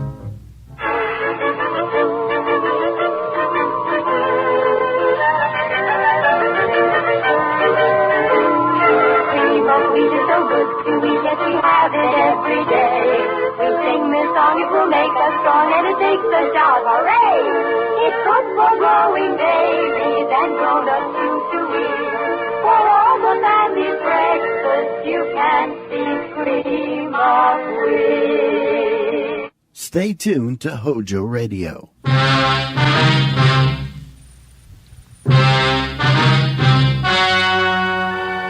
Ladies and gentlemen, the story you are about to hear is true. Only the names have been changed to protect the innocent. Fatima Cigarettes, best of long cigarettes, brings you Dragnet.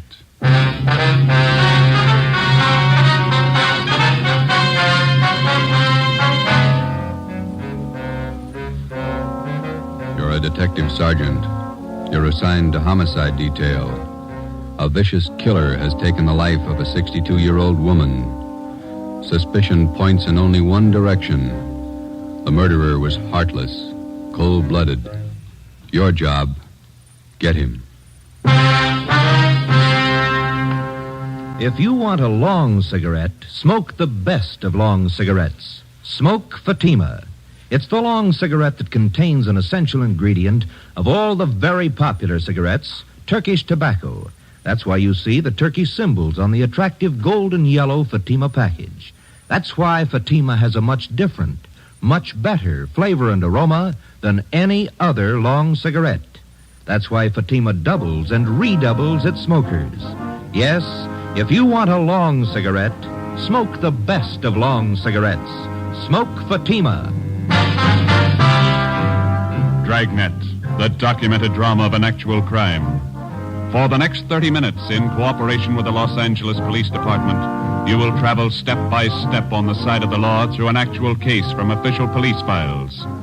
From beginning to end, from crime to punishment, Dragnet is the story of your police force in action.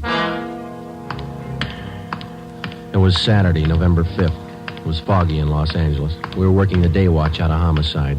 My partner's Ben Romero. The boss is Ed Backstrand, chief of detectives. My name's Friday. It was 3:35 p.m. when I got to room 42. Homicide.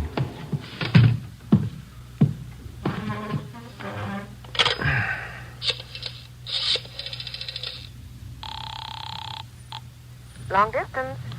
This is Friday in homicide. I'd like to place a call to Mr. Frank Renard in Murphy, Idaho. The number's 761. Frank Renard, Murphy, Idaho, 761. Yeah, that's right. The call's been cleared with the business office. All right. Do you want me to call you back, Sergeant? No, I'll hang on. Okay, I'll place it for you.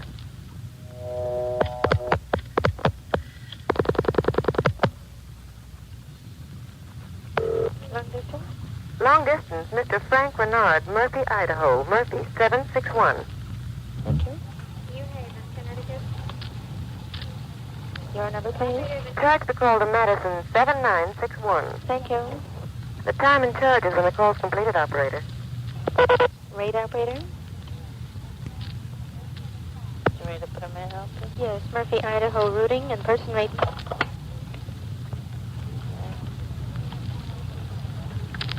Tuesday, NAM, PA, Napa. All right. Operator, the number is 4C. All right. 160 plus. 160, thank you. Welcome.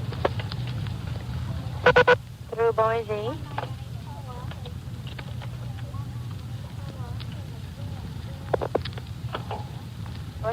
I'm calling Napa.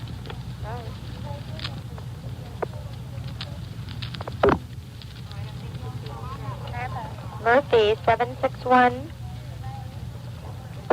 Thank you.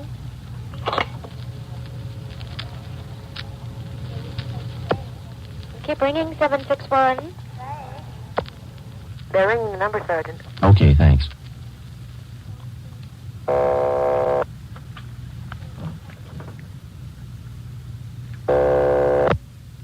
Hello? Mr. Frank Renard, please. Los Angeles calling. Who do you want? Mr. Frank Renard, please. Los Angeles calling. I'm Frank Renard. Go ahead, please. All right, Sergeant, go ahead. Hello? Hello? Hello, Frank Renard? Yeah, who's this? This is Sergeant Friday, Los Angeles Police Department. We've got an urgent message for you. For me?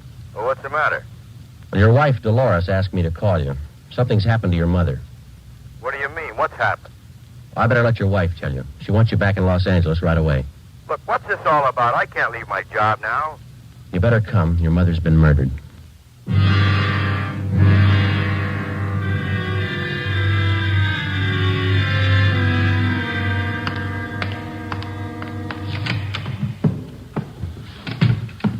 Talk to the skipper, Joe. He's on his way in. That's good. Did you call my husband? Did you? He's flying down from Idaho tonight. Be here in the morning. You tell him about me? The trouble I'm in? I told him his mother was murdered. That's all I told him, Mrs. Renard. And what am I going to say to Frank? He always sided in with his mother. He'll never believe me. What can I tell him? Jory can give you more trouble than your husband can. What you going to tell them? Are you stupid or something? How many times do I have to say it? I didn't kill her. I didn't kill her. It's a small room, Ms. Renard. We can hear you.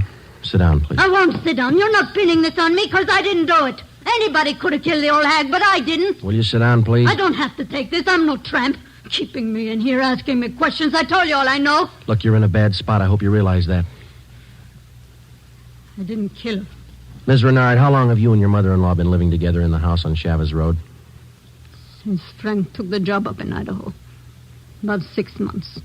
He said it'd be better for me while he was away living with her. Your neighbors told us you didn't get along very well with your mother-in-law. That's right, I didn't. She hated me, I hated her. You used to fight with her, is that right? You hit her? Only a couple of times. She called me dirty names. I hit her. She pulled me by the hair. I hated her like everything. I didn't kill her. Once more, Ms. Renard, would you mind telling us how you spent your time since early this morning, where you went, what you did, everything? I told you already everything. Will you tell us again, please? I got up about 9:15. I had a cup of coffee and then I got dressed. The old lady was on the back porch doing the washing. What did your mother-in-law do for a living? I told you. She took in washing. After I got dressed, I left the house. About 10 minutes after 9, I went downtown to the dentist. He filled a tooth for me. This one here, you can ask him. What time did you leave the dentist's office? About 10:15. Maybe 20 after. You can ask him. What'd you do after that? I walked around window shopping. Did you buy anything? Talk to anybody? I told you no. What time did you get home? 12:30. I went in the bedroom. The old lady was on the floor. Blood all over. I felt her heart. It wasn't beating. And is that when you got the blood on your dress? Yeah. Now, that's all I'm going to say.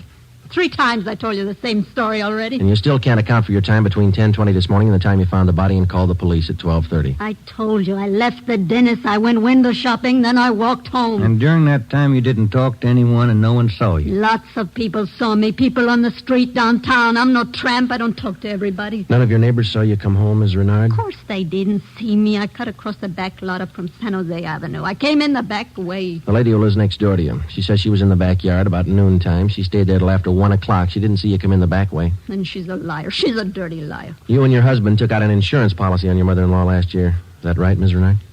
Sure it is. What of it? $5,000? Yeah, so what? You know a man by the name of George Martino? No. You better tell the truth, Ms. Renard. All right, so I do. He's a friend of mine. You've been running around with him since your husband's been away. None of your business. I do what I want. Your mother-in-law found out about Martino. That's what you fought about most of the time. Oh, she was crazy. He's a friend of mine, that's all. Are you telling the truth, Ms. Renard? Martino's a boyfriend of mine. I told you, that's all. Your mother-in-law found out you were running around with him. She warned you if you didn't shake Martino, she'd write your husband. You said you'd kill her if she did. That's a lie. That's what your mother-in-law told one of the neighbor ladies. And I said it just to scare her. One night I was drinking. We had a fight. She was yapping at me all night. I said it just to scare her. But she wrote the letter anyway. And that's what she said. But I didn't kill her. You had the time, the motive, and the opportunity. It wasn't me. I didn't kill her. Interrogation room, Friday. This is Brennan, Joe. Yeah, Bill. Where are you? Santa Monica. Picked up George Martino.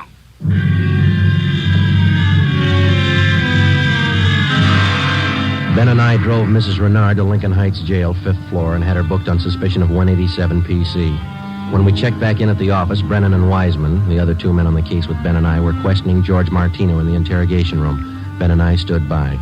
Martino admitted only 2 things. He had been running around with Mrs. Renard since her husband left town, and he had heard Mrs. Renard express a desire to do away with her mother-in-law.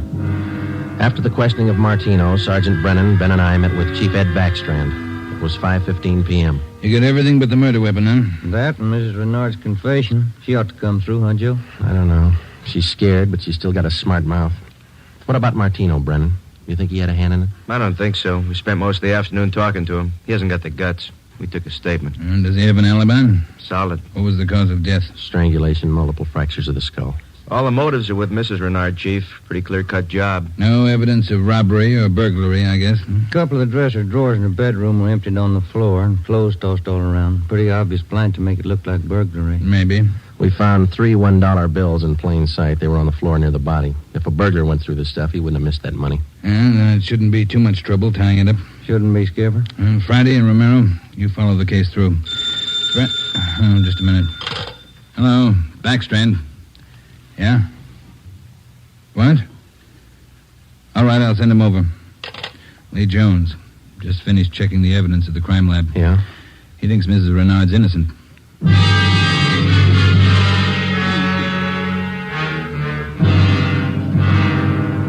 There they are, fellas. Facts don't lie. But she had every reason in the world to kill the old lady. In my book, she couldn't have killed her. All right, let's have it, Lee. How does the evidence add up? That's just it, Joe. It doesn't. Take a look.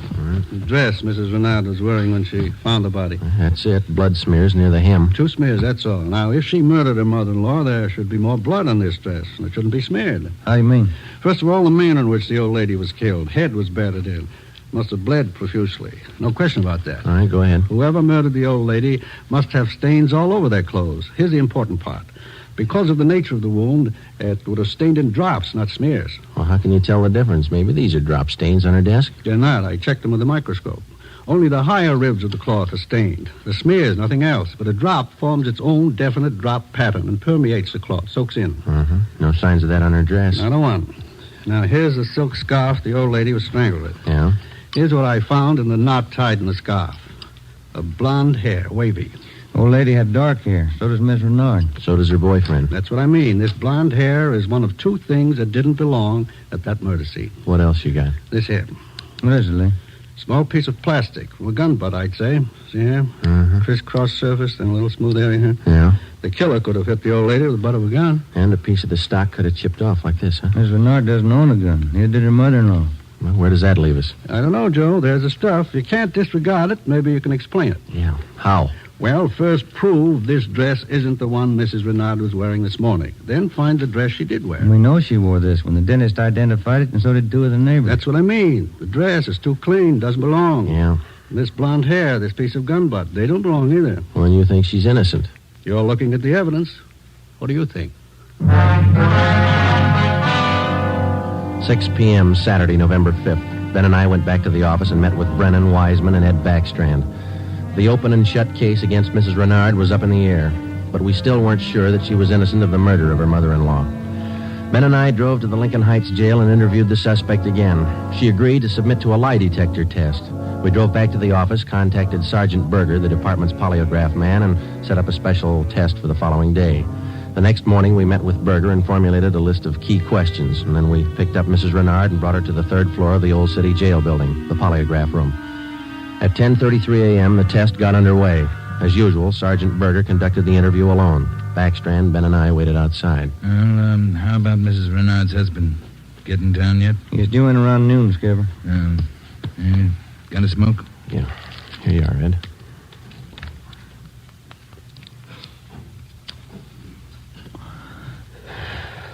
Yeah, thanks. What time is it now? 11:25. Here's Berger now. That's it, Ed. What'd you get? I can study the chart a little more. The results are pretty well defined, though. How's it look? No reaction to the key questions. What's your opinion? I don't think she did it.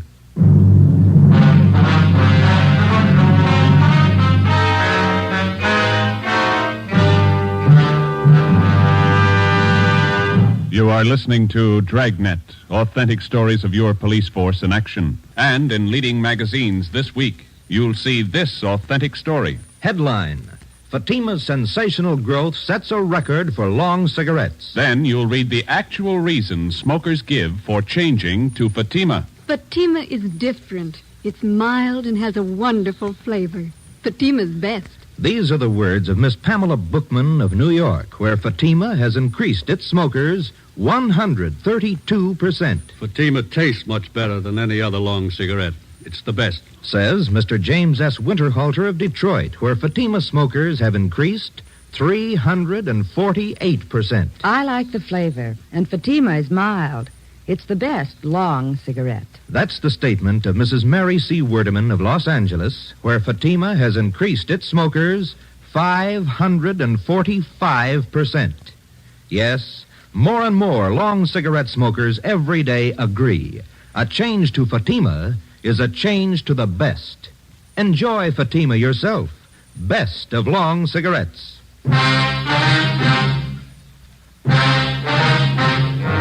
8 a.m., Monday, November 7th. Mrs. Renard was released from custody. We questioned her husband, Frank Renard, briefly. He could tell us nothing more than we already knew. Brennan and Wiseman were called back on the case, and together the four of us started over again from the beginning. We had a dead body, 2 pieces of physical evidence to work with, no idea how to fit them together, and no suspects. We went back to the Chavez Road neighborhood where the murdered woman lived and started pushing doorbells.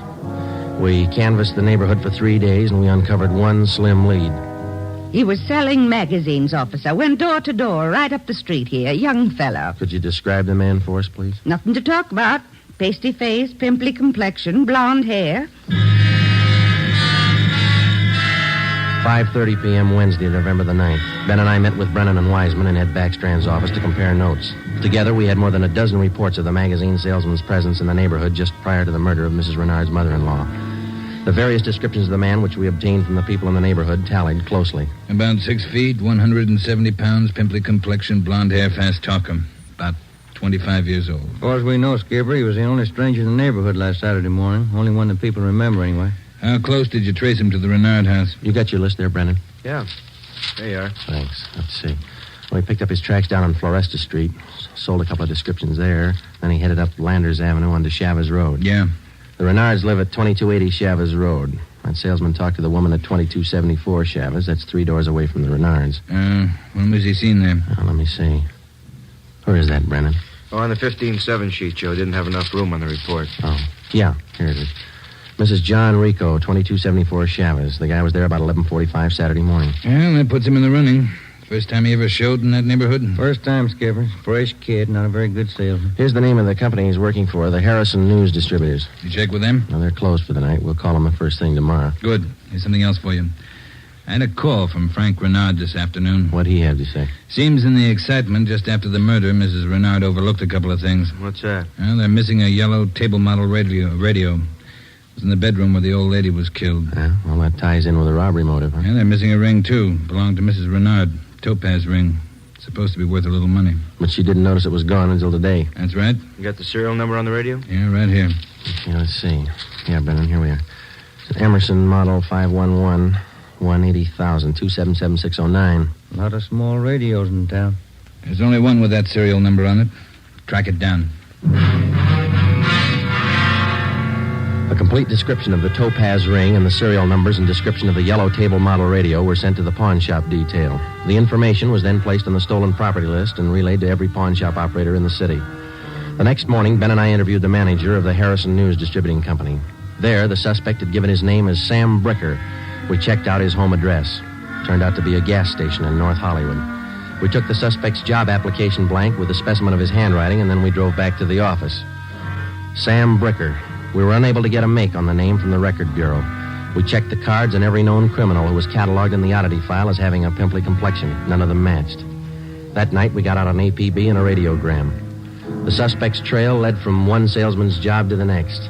On his last job, he gave his name as Albert Berry. His address is 1430 Palo Alto Drive. That was in the Echo Lake district. Ben and I drove out to check it. 1428, 1430. There it is, Joe. Yeah. At least it's not a gas station, huh? Come on.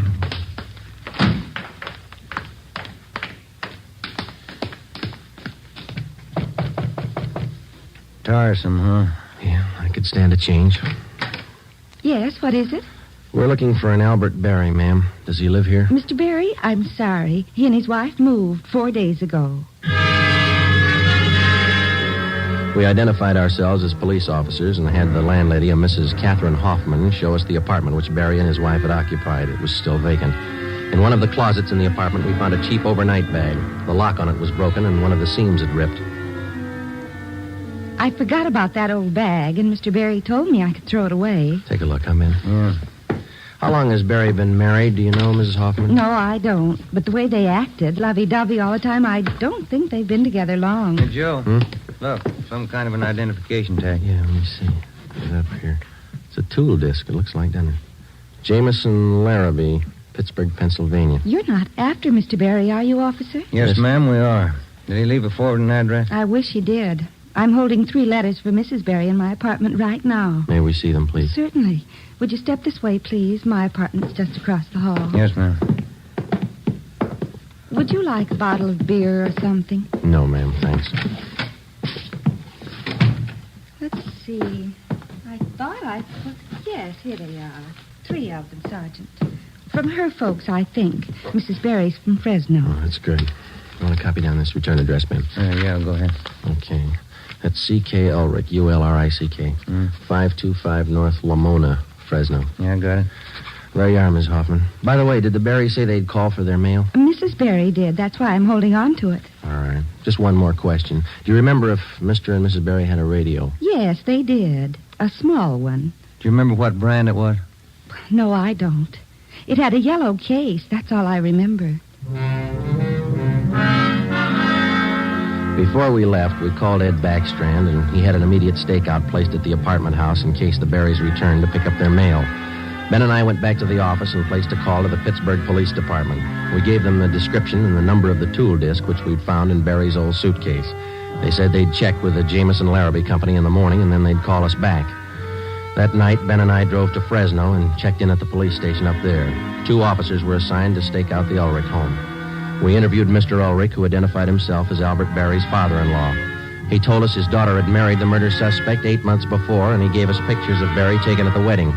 Ulrich told us that he'd catch a Santa Fe train out of Fresno the next morning. He wanted to be in Los Angeles to take his daughter home when Barry was apprehended. It was almost 2 a.m. when Ben and I left Fresno and started back for Los Angeles. We checked in at the office at 10 minutes past 8 the next morning. At 8:35, the call came through from the Pittsburgh Police Department.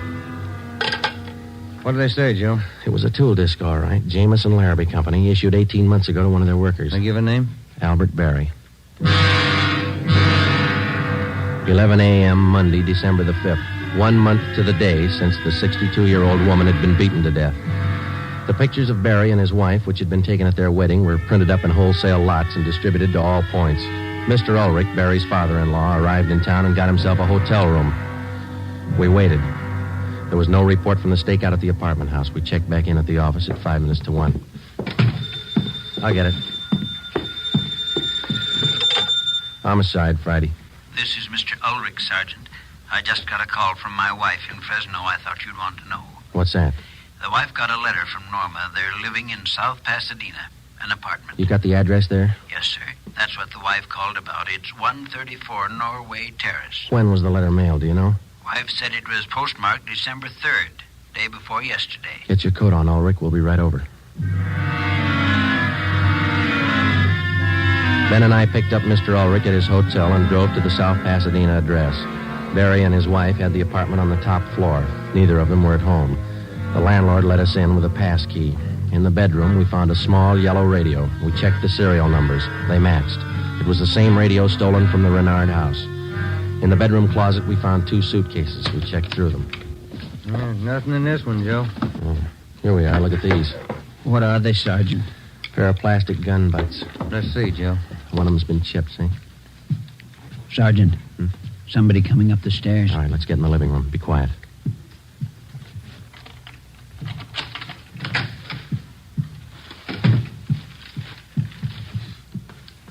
Dad, what are you doing here? Who are these men? Police, Norma. They want Albert. He killed a woman.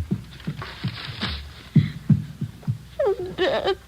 It's all right, Norma. It'll be all right. Did you know your husband killed a woman, Miss Barry? He just told me last Saturday.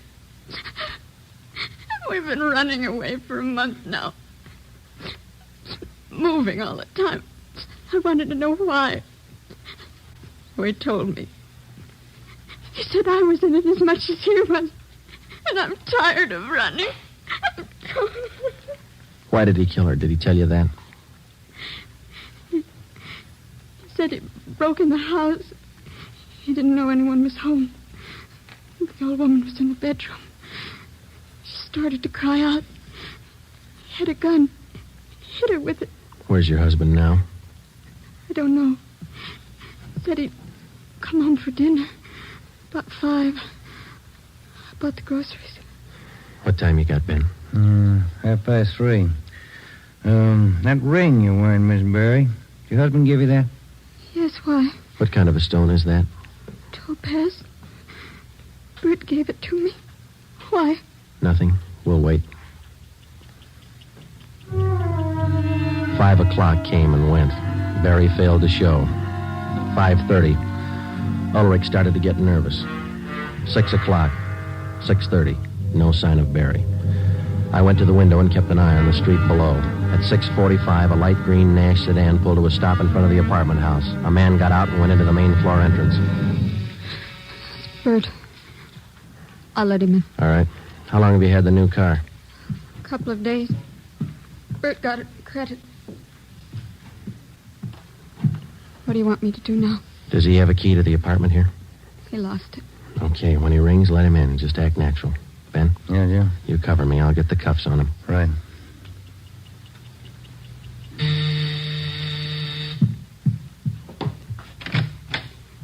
Hi, Bert. Look out, Joe! All right, drop it, Barry. Okay, Ben. Yeah, he's fast with a gun. Nice looking, isn't he, Sergeant? You'd never think he'd kill anybody. Come on, let's take him in. I love him. I still love him. But you're a cop. You wouldn't understand. That's right. I wouldn't understand. I'm a cop.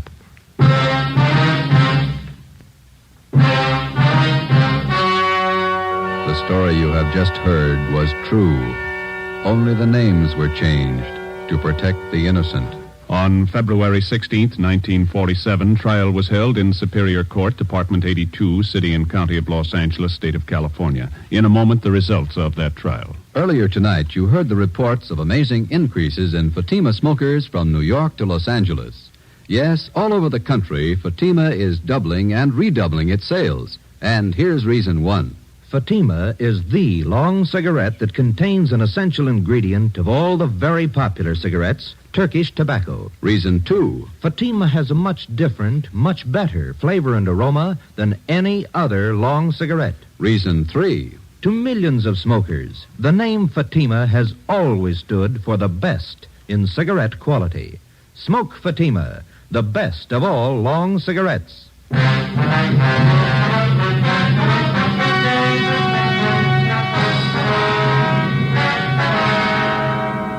Albert Ralph Berry was tried and convicted of murder in the first degree. His wife, Norma Berry, was found innocent of the charge that she harbored a criminal. She was returned home with her father. Berry was executed in the lethal gas chamber at the state penitentiary. You have just heard Dragnet, a new series of authentic cases from official files. Technical advice for Dragnet comes from the Office of Acting Chief of Police W.A. Wharton, Los Angeles Police Department.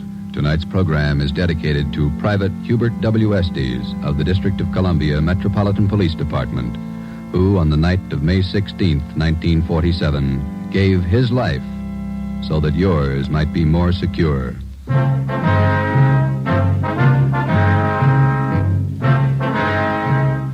Fatima Cigarettes, best of long cigarettes, has brought you Dragnet, portion transcribed from Los Angeles. Be sure to hear songs by Morton Downey tonight on NBC.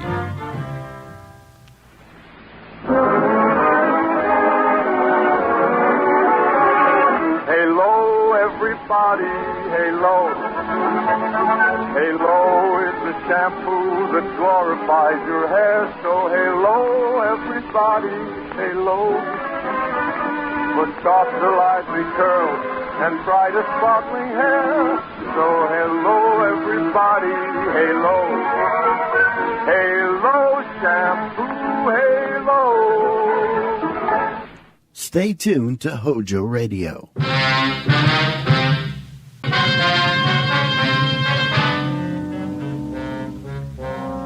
You're a detective sergeant. You're assigned to Juvenile Bureau. A rash of crimes has broken out in your city. Suspicion points to an organized gang of juveniles. Your job, stop them. If you want a long cigarette, smoke the best of long cigarettes. Smoke Fatima. It's the long cigarette that contains an essential ingredient of all the very popular cigarettes, Turkish tobacco. That's why you see the Turkish symbols on the attractive gold and yellow Fatima package. That's why Fatima has a much different, much better flavor and aroma than any other long cigarette. That's why Fatima doubles and redoubles its smokers. Yes, if you want a long cigarette, smoke the best of long cigarettes. Smoke Fatima. Dragnet, the documented drama of an actual crime. For the next 30 minutes, in cooperation with the Los Angeles Police Department, you will travel step by step on the side of the law through an actual case from official police files. From beginning to end, from crime to punishment, Dragnet is the story of your police force in action. It was Sunday, March 27th. It was windy in Los Angeles. We were working the night watch out of Georgia Street Juvenile Bureau. My partner's Ben Romero. The boss is Ed Backstrand, chief of detectives. My name's Friday. I was on the way up from the Juvenile Bureau, and it was 11:25 p.m. when I got to the receiving hospital, room 5, the treatment room. Everything happens on Sunday nights, huh, Joe? Yeah. How's the kid making out, Doc? One arm is cut up badly. Nothing fatal, though. How'd it happen? That's what I'd like to find out. Can I talk to him? If you want. Don't press him, though. He's had a bad shock. All right.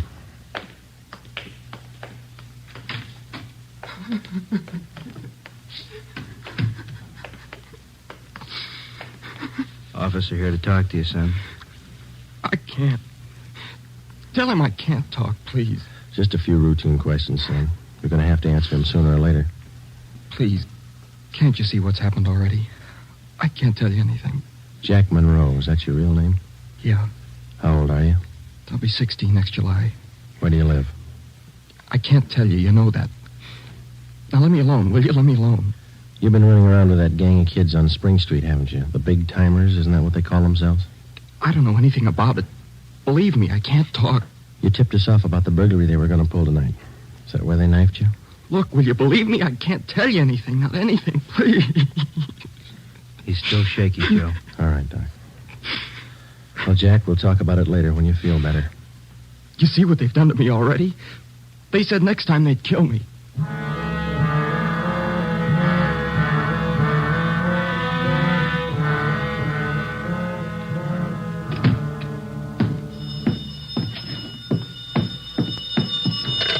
Juvenile Bureau, Friday.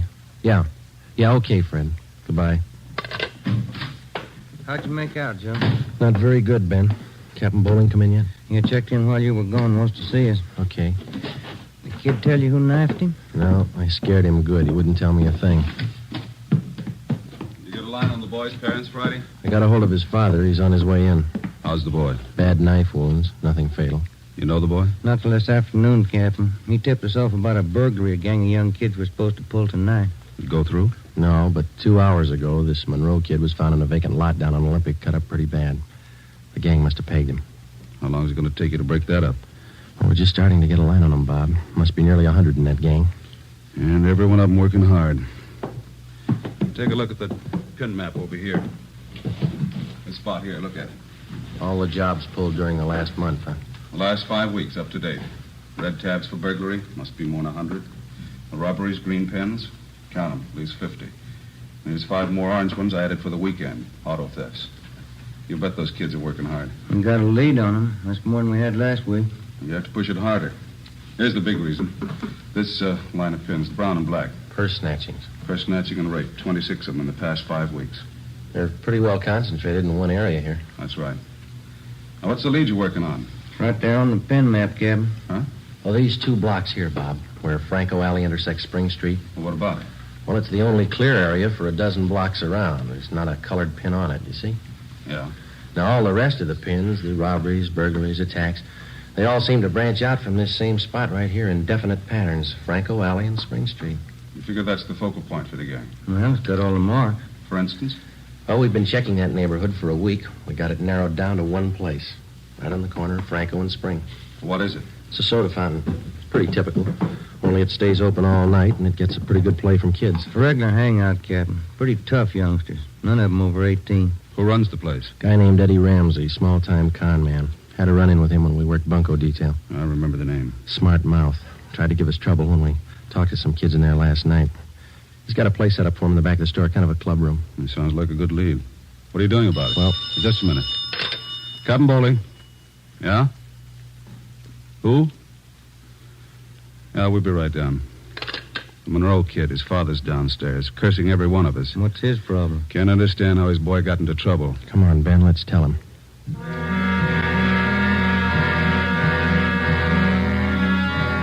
What kind of a city do we have when we can't allow our children out on the street without being stabbed or shot?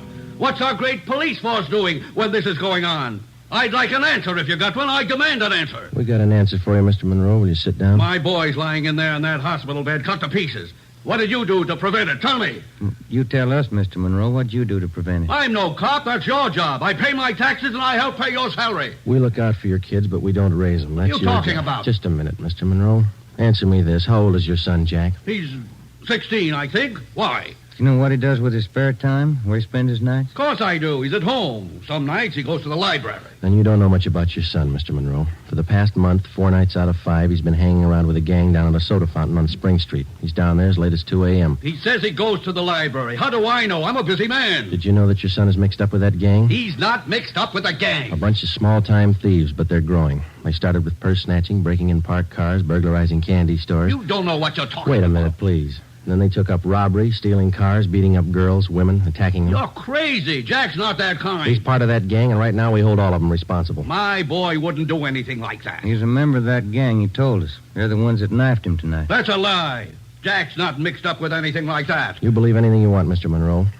We're going to protect your boy as much as we can, but don't expect us to raise him for you. Now, you better take a free piece of advice. You keep your advice. Jack's not in this. You can't prove he is. We're not out to prove anything right now. But you catch up with that boy of yours. Keep him off the streets before it's too late. Are you threatening me? No, sir, advising you. Next time we might meet at the morgue. 1 a.m. Monday, March 28th. A detail of 50 officers from Juvenile Bureau and Metropolitan Division were deployed for 16 blocks along Figueroa Street. At 5 minutes past 1, they started to move south over an appointed area. In the space of half an hour, 18 young kids, none of them over 17 years old, were picked up off the streets and brought to the second floor at 1335 Georgia Street, the Juvenile Bureau.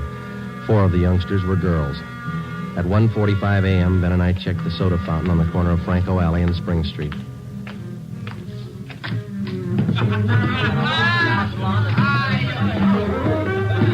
Same bunch, Joe. Business as usual. Yeah, come on. Hey, Teddy, the Bulls. They're back again. Same guys. Go back and tell Eddie. Hey, look, why do you guys have to keep tracking us, huh? You'd think we were crooks or something. You were here the last time we checked in, Teddy. You ever go home? Sure, when I'm tired. I ain't tired. What's the matter? That's your money on the table there? Sure, it's my money. You want to borrow a buck? $28. That's a lot of money for a boy your age. You keep pretty late hours, son. You have to go to school in the morning? Maybe. I can sit here, can't I? It's free country. I'm drinking coffee. You gonna make me on that? You've been drinking more than coffee. Where's your driver's license? Every time the same thing. There. March 10th, 1933, 16 years old. They giving you trouble, Ted? Eddie's on his way out. What's your name? Jones. Clyde Jones. Huh, Ted? Sure. He's got money, too. Rich family. You can save the smart talk, boys. Any of your pals in the back room?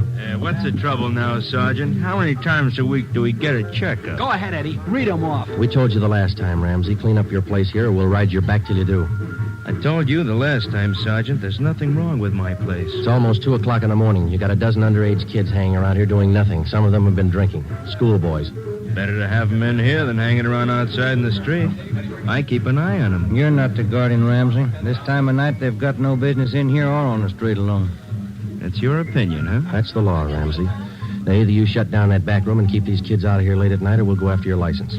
You don't scare me, Sergeant. You can't prove a thing. A couple of these kids have juvenile records. They're on probation. We can tag you for contributing. You still don't scare me. Now, why don't you leave the kids alone? That's right, Eddie. Read them off. Ben, get Benson and Bell. Roger. If you won't clean up your place, Ramsey, we'll do it for you. Yeah? What are you going to do? We're pulling these boys in, all of them.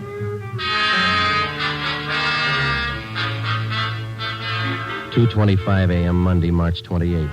The Dragnet operation had netted 30 juveniles, 26 boys, 4 girls. 24 of the children were between the ages of 16 and 17. They were lodged in the assembly room at the Georgia Street Juvenile Bureau. The other half dozen were 13 and 15-year-olds. They were taken to the juvenile hall at 1369 Henry Street. At 2:43 a.m., we met with Captain Bowling. All checked in, 30 of them. All right, in the morning we filed petitions to have every one of these cases brought to the attention of the juvenile court. Make a note of it. Okay, Bob. For the kids with records, ask for detention from the probation department. Right. We'll call their parents in the morning. Call them now. They've got some explaining to do. By 6 a.m., all but 3 of the children's parents had shown up. To most of them, it was nothing new. Their kids had been there before. They'd be there again. They took the lecture from the juvenile officers calmly. As long as it didn't mean trouble for them, they wouldn't worry.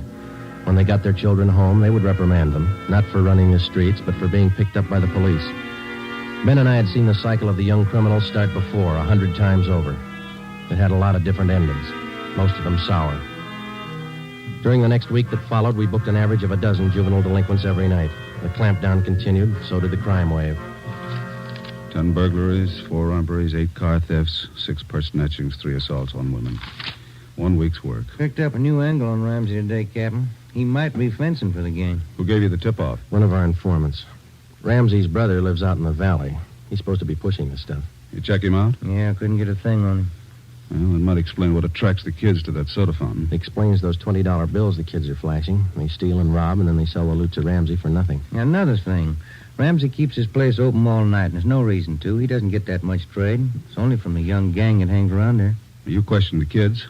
How do they account for having all that money? Well, most of them say Ramsey lends it to them. They say they pay him back a little at a time. I think he's fencing for the kids. If you tried to get his license? No luck, Captain. We can't prove a thing against him. Then we'll do it the hard way. Sweat it out. That night, we drove out to Ramsey's soda fountain and asked him again to clean up his place, to keep the young kids out after 10 o'clock at night, to stop lending them money. He refused. There was nothing we could do. His business was a public place. He could not be held responsible for any of his patrons. In the next 10 days that followed, Ben and I haunted the sidewalk outside the soda fountain. We questioned every youngster as they entered and left. We made more than a dozen arrests. Many of the kids had been drinking heavily. We found some of them under the influence of narcotics. But Ramsey was still in the clear. The crime wave continued sporadically. Ben and I waited for our chance. It was a long time coming.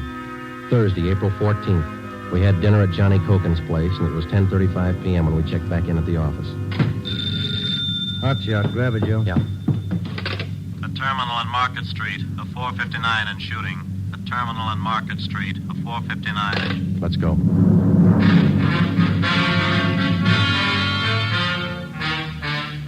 He was approximately 5 feet 4 inches tall, 125 pounds, brown hair, brown eyes, slight build, fair complexion. He was wearing blue jeans and a corduroy jacket.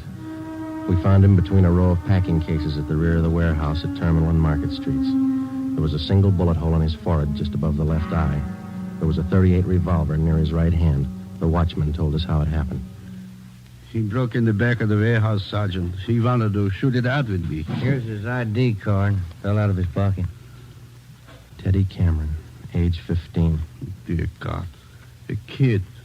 I didn't know, Sergeant. He didn't either. He thought he was grown up.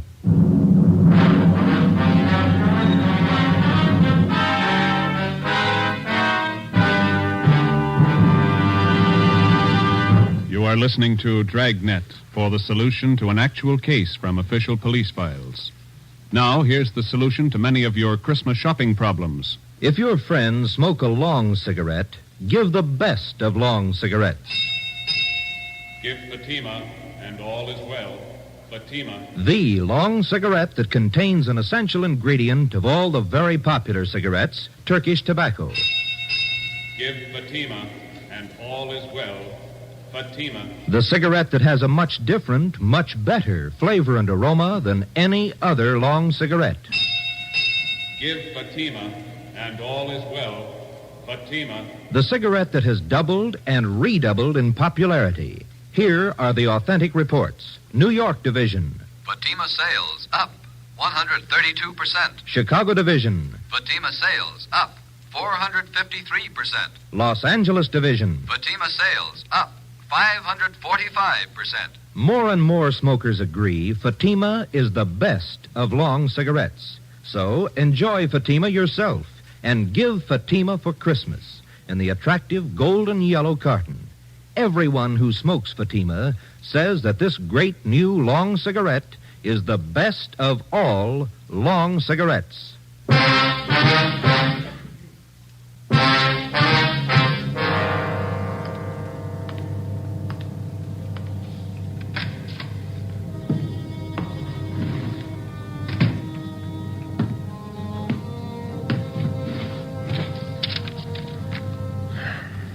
Los Angeles Police Department, Form 311, dead body report. Type, gunshot. DR number 437695. Victim, Theodore Cameron. Residence address, 960 Charter Street. Date and time of death, Thursday, April 14th, 10:35 p.m. Place, Terminal and Market Streets, South State Warehouse. Cause of death, gunshot. Motive or reason, attempted burglary. Time discovered, 10:40 p.m. Removed to County Morgue. Discovered by Carl Hyba, night watchman. Identified by Barbara Cameron, sister. Description of victim, male, Caucasian, age 15, height, weight, so-and-so, occupation, student, descent, English, and was a witness, signed Joe Friday, serial number 2288, age 15.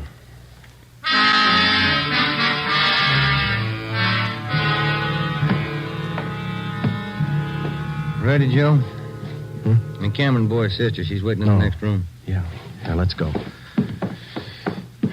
She taking it hard? Yeah. Morning, Miss Cameron. Good morning. We won't keep you long. Just a few routine questions. Yes, all right. Miss Cameron, how many are there in your family? There were three of us. Teddy, Mike, and me. Mother and father are dead. I work. Teddy and Mike go to school. Mike does. How old is your brother Mike, Miss Cameron?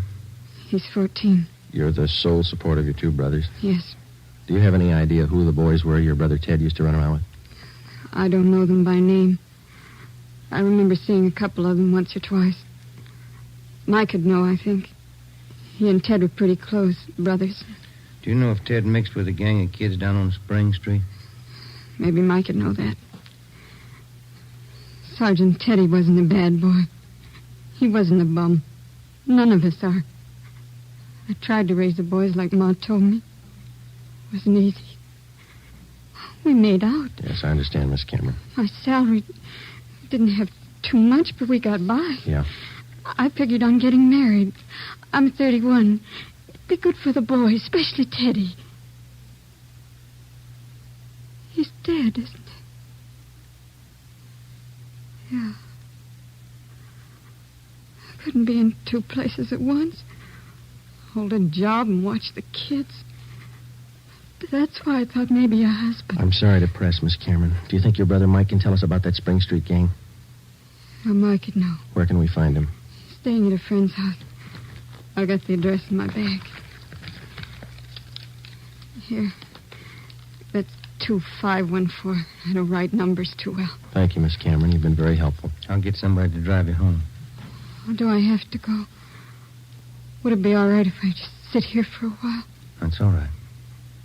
I'm tired. Real tired. 2514 West Serrano Street. That was the address Barbara Cameron had given us. It was the home of Mr. and Mrs. Jean Brewer, high school friends of the dead boy's sister. We talked to Mike Cameron. He told us that his brother Teddy had been running around with a gang down on Spring Street. He identified Ramsey Soda Fountain as the hangout. It was 2:25 p.m. when we got back to Georgia Street Juvenile Bureau. I got it. Juvenile Bureau, Romero. Yeah, hold on, I'll call him. You, Joe. Thanks. Friday. Joe, this is Canfield in burglary. Yeah, Homer. You're working that Cameron case, aren't you? Yeah? I just got a report on one you might be interested in, out of the same neighborhood. Distillery prowl. What do you got on it? Looks like a juvenile M.O. They got away with 7 cases of Scotch whiskey. Expensive stuff. Okay, we'll hop on it. Bubeck Warehouse, Crocker at 7th. Miss Elizabeth Rice was the auditor in charge at the Bubeck Warehouse. We located her on the mezzanine office row. It was her job to keep a running inventory on all incoming and outgoing liquor stock. She knew her job well. As you know, Sergeant Friday, each and every bottle of distilled spirits carries a United States Internal Revenue stamp. Yes, ma'am. Each stamp carries a serial number together with the name of the firm to whom the stamps are issued. Well, Miss Rice, in the stuff that's missing, the stamp on each bottle carries the case number. Is that right? That's right. Now, what did I tell you? Oh, yes, I have it right here. 7 cases of high-grade blended Scotch whiskey. Now, I have a bottle identical to those in the missing cases. Yes, I see. Now, if you'll just look here, Yes, ma'am. the number on this stamp here, 36A2279956, followed by the firm name. Could you give us the numbers of the stolen cases? Now, I have them typed out for you right here. 7 cases, 12 bottles to the case, Canada Dry Incorporated, 4 of the red label and 3 of the black label, Johnny Walker. All right, thank you very much, Miss Rice. And you think that this might be a juvenile case, Sergeant? Yes, ma'am, we do. 7 cases, that's close to $600, isn't it? We've lost a great deal more than that, Sergeant. The insurance company makes up for the liquor loss. Yes, ma'am. Those youngsters, who makes up for them? Ben and I left the Bubeck Warehouse with a list of serial numbers of the 7 cases of stolen liquor. We headed back for the Juvenile Bureau. We figured that there was a strong possibility that the Spring Street gang was responsible for the warehouse liquor theft. How were they disposing of the stolen property? That was the key question we had to answer. Ben and I had a hunch and a tip from an informant that the young gang was operating under the guidance of a fence, a man or woman whose job it is to dispose of stolen property. The gang members were close to Ramsey at the soda fountain. Ramsey was the logical suspect. All right, now suppose they did steal the liquor. Suppose Ramsey's a fence. What's he done with the stuff? I don't think he's turned it this fast, if he's turned it at all. He wouldn't keep it at the soda fountain, no liquor license. And we've been around too much. He wouldn't keep it in his house. He lives in the rear of the fountain. It's too hot. Only leaves one other location that we know about. His brother's place in the valley. It was 5 minutes to 10 when we turned left off Ventura Boulevard onto Sepulveda. Ramsey's brother had a small farm about a mile and a half off the highway. It was a modest white frame house planted squarely in the center of an acre of ground. An unpaved driveway led off to the left of the house to the garage. Pull up here, huh? Yeah, okay. Yeah, it looks kind of quiet, no lights. Let's go.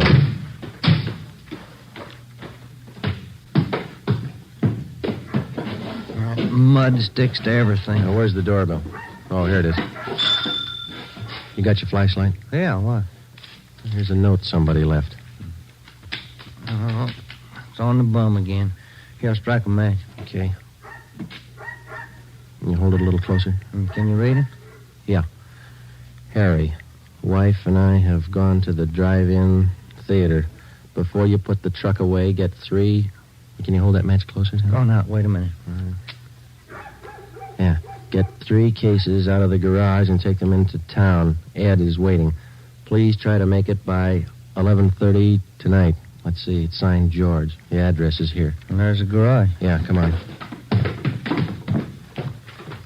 3 cases. Could be eggs, Joe. If it is, we wasted a trip.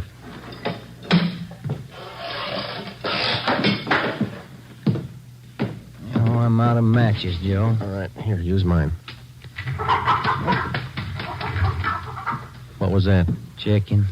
Come on. See anything? No. There goes the light. Just a minute. I'll strike another one. You can save your matches. We found it. We found 5 cases of Scotch whiskey on the floor of the garage. We checked the serial numbers against the warehouse list. They matched. We went back to the car and called communications. We had an immediate stakeout placed on George Ramsey's place, and then we headed back for the city. It was 11:20 p.m. when we got to the address we found on the note. Oh, it's about time, Harry. Hello, Ramsey. We can do without the music. What's your problem this time? Hey, you're almost out of scotch, Ramsey. Serial numbers check out, Joe.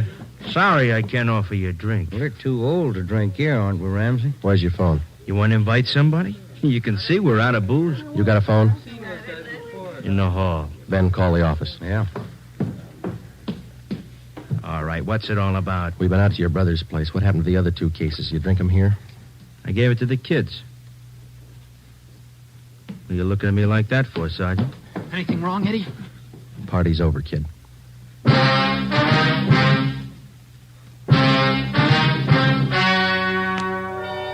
The story you have just heard was true. Only the names were changed to protect the innocent. On June 5th, 1949, trial was held in Superior Court, Department 74, City and County of Los Angeles, State of California. In a moment, the results of that trial. Earlier tonight, you heard the reports of amazing increases in Fatima smokers from New York to Los Angeles. Yes, all over the country, Fatima is doubling and redoubling its sales. And here's reason 1.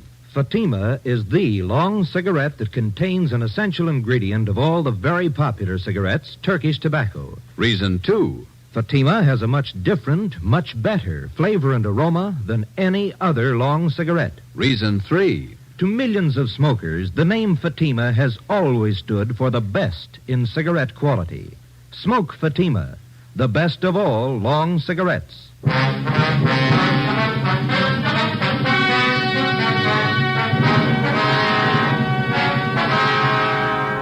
Edward and George Ramsey were tried and convicted in Superior Court of receiving stolen property.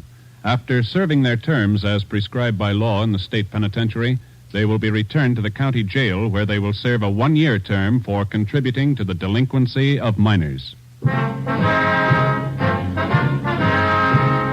You have just heard Dragnet, a new series of authentic cases from official files.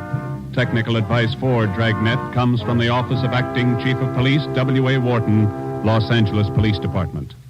Honoring the city of Greenwich, state of Connecticut, and the men who make up the Greenwich Police Department, another of America's great law enforcement agencies. One of these men, Chief John M. Gleason, FBI National Police Academy graduate, who dedicates his life to making yours more secure. Fatima Cigarettes, the best of long cigarettes, has brought you Dragnet from Los Angeles.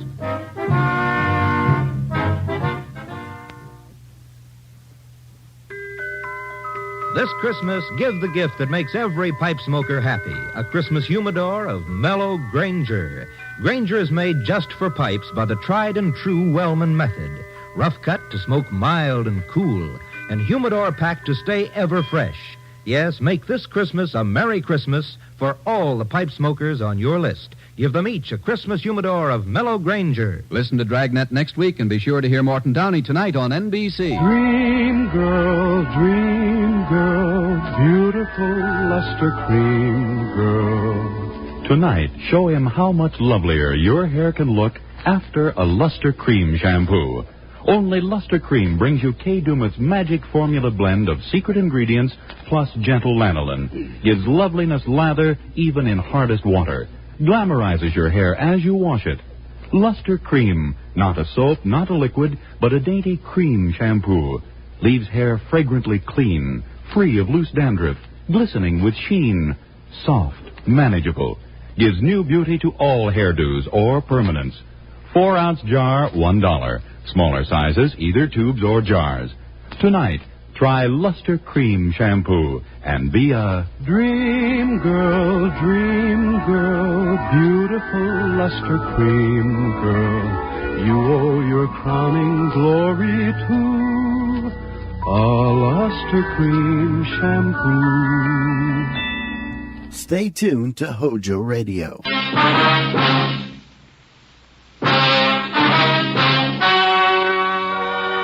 Ladies and gentlemen, the story you are about to hear is true. Only the names have been changed to protect the innocent. Fatima Cigarettes, best of long cigarettes, brings you Dragnet.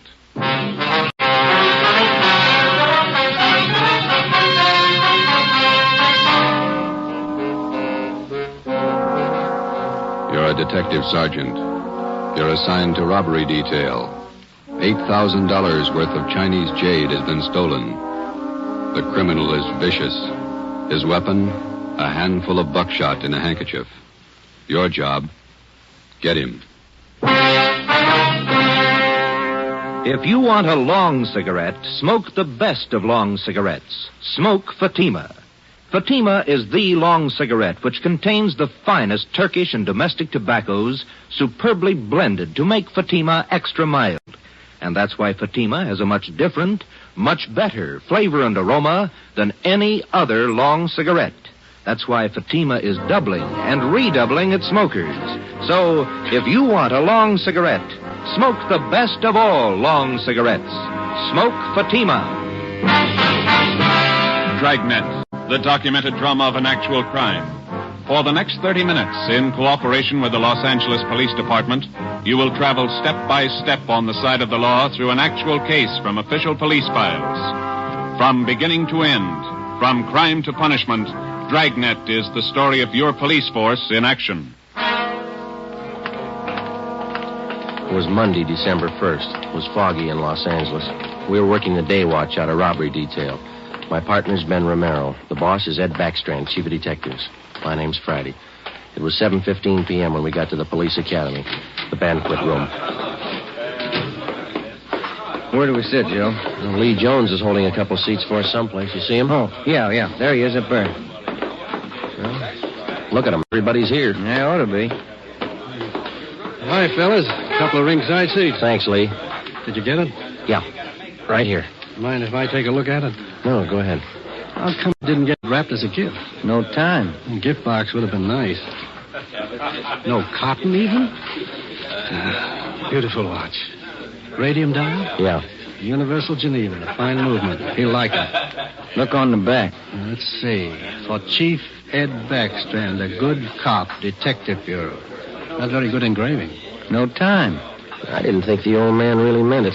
26 years. You get tired after 26 years. You've been at it 25, Lee. Oh, don't look at me like that. I got a book to finish. 23 chapters. How many chapters you got, Fanny? 2. How long you been writing it? 2 years. Well, at that rate, we'll be stuck with you for another 21 years. If you're lucky. Excuse me, fellas. Gotta make a speak. All right, Lee.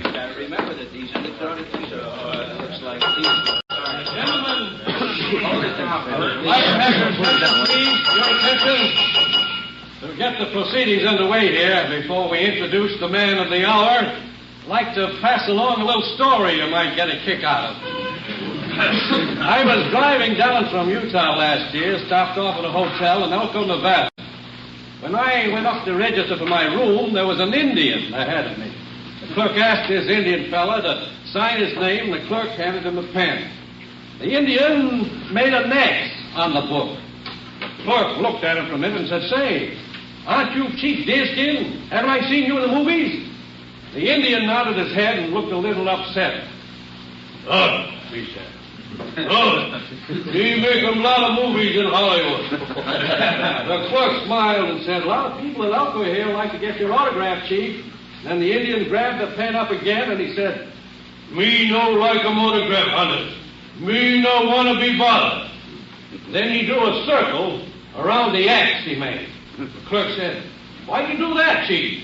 The Indian said, "Me no use 'em right name." Oh, hey, Joe. Yeah, there's Rogers over there. He's motioning to Where? Oh, yeah, excuse me a minute, Ben. The Chief was retiring tonight. He's been using his right name for 26 years, and he's proud of it. And we're proud to have been associated. Do you want me, Rogers? I phoned for you, Joe. You can take it on the extension After outside. 26 Thanks, Pete. years of service, he's retiring from the Los Angeles Police Department. We're going to miss him. Gentlemen, a fine officer, Chief Ed Backstrand. Where's the phone? Right over here. Thanks. Friday. Joe, this is Gonzalez. Yeah, Jess. Sorry to bother you, but Powers said I should call you. Yeah? I need some lick work. Something big? Pretty big, yeah. Too many loose ends. Pena and I can't pull them all in. When do you want us? As soon as you can get down here. That important, huh? A man may die, Joe.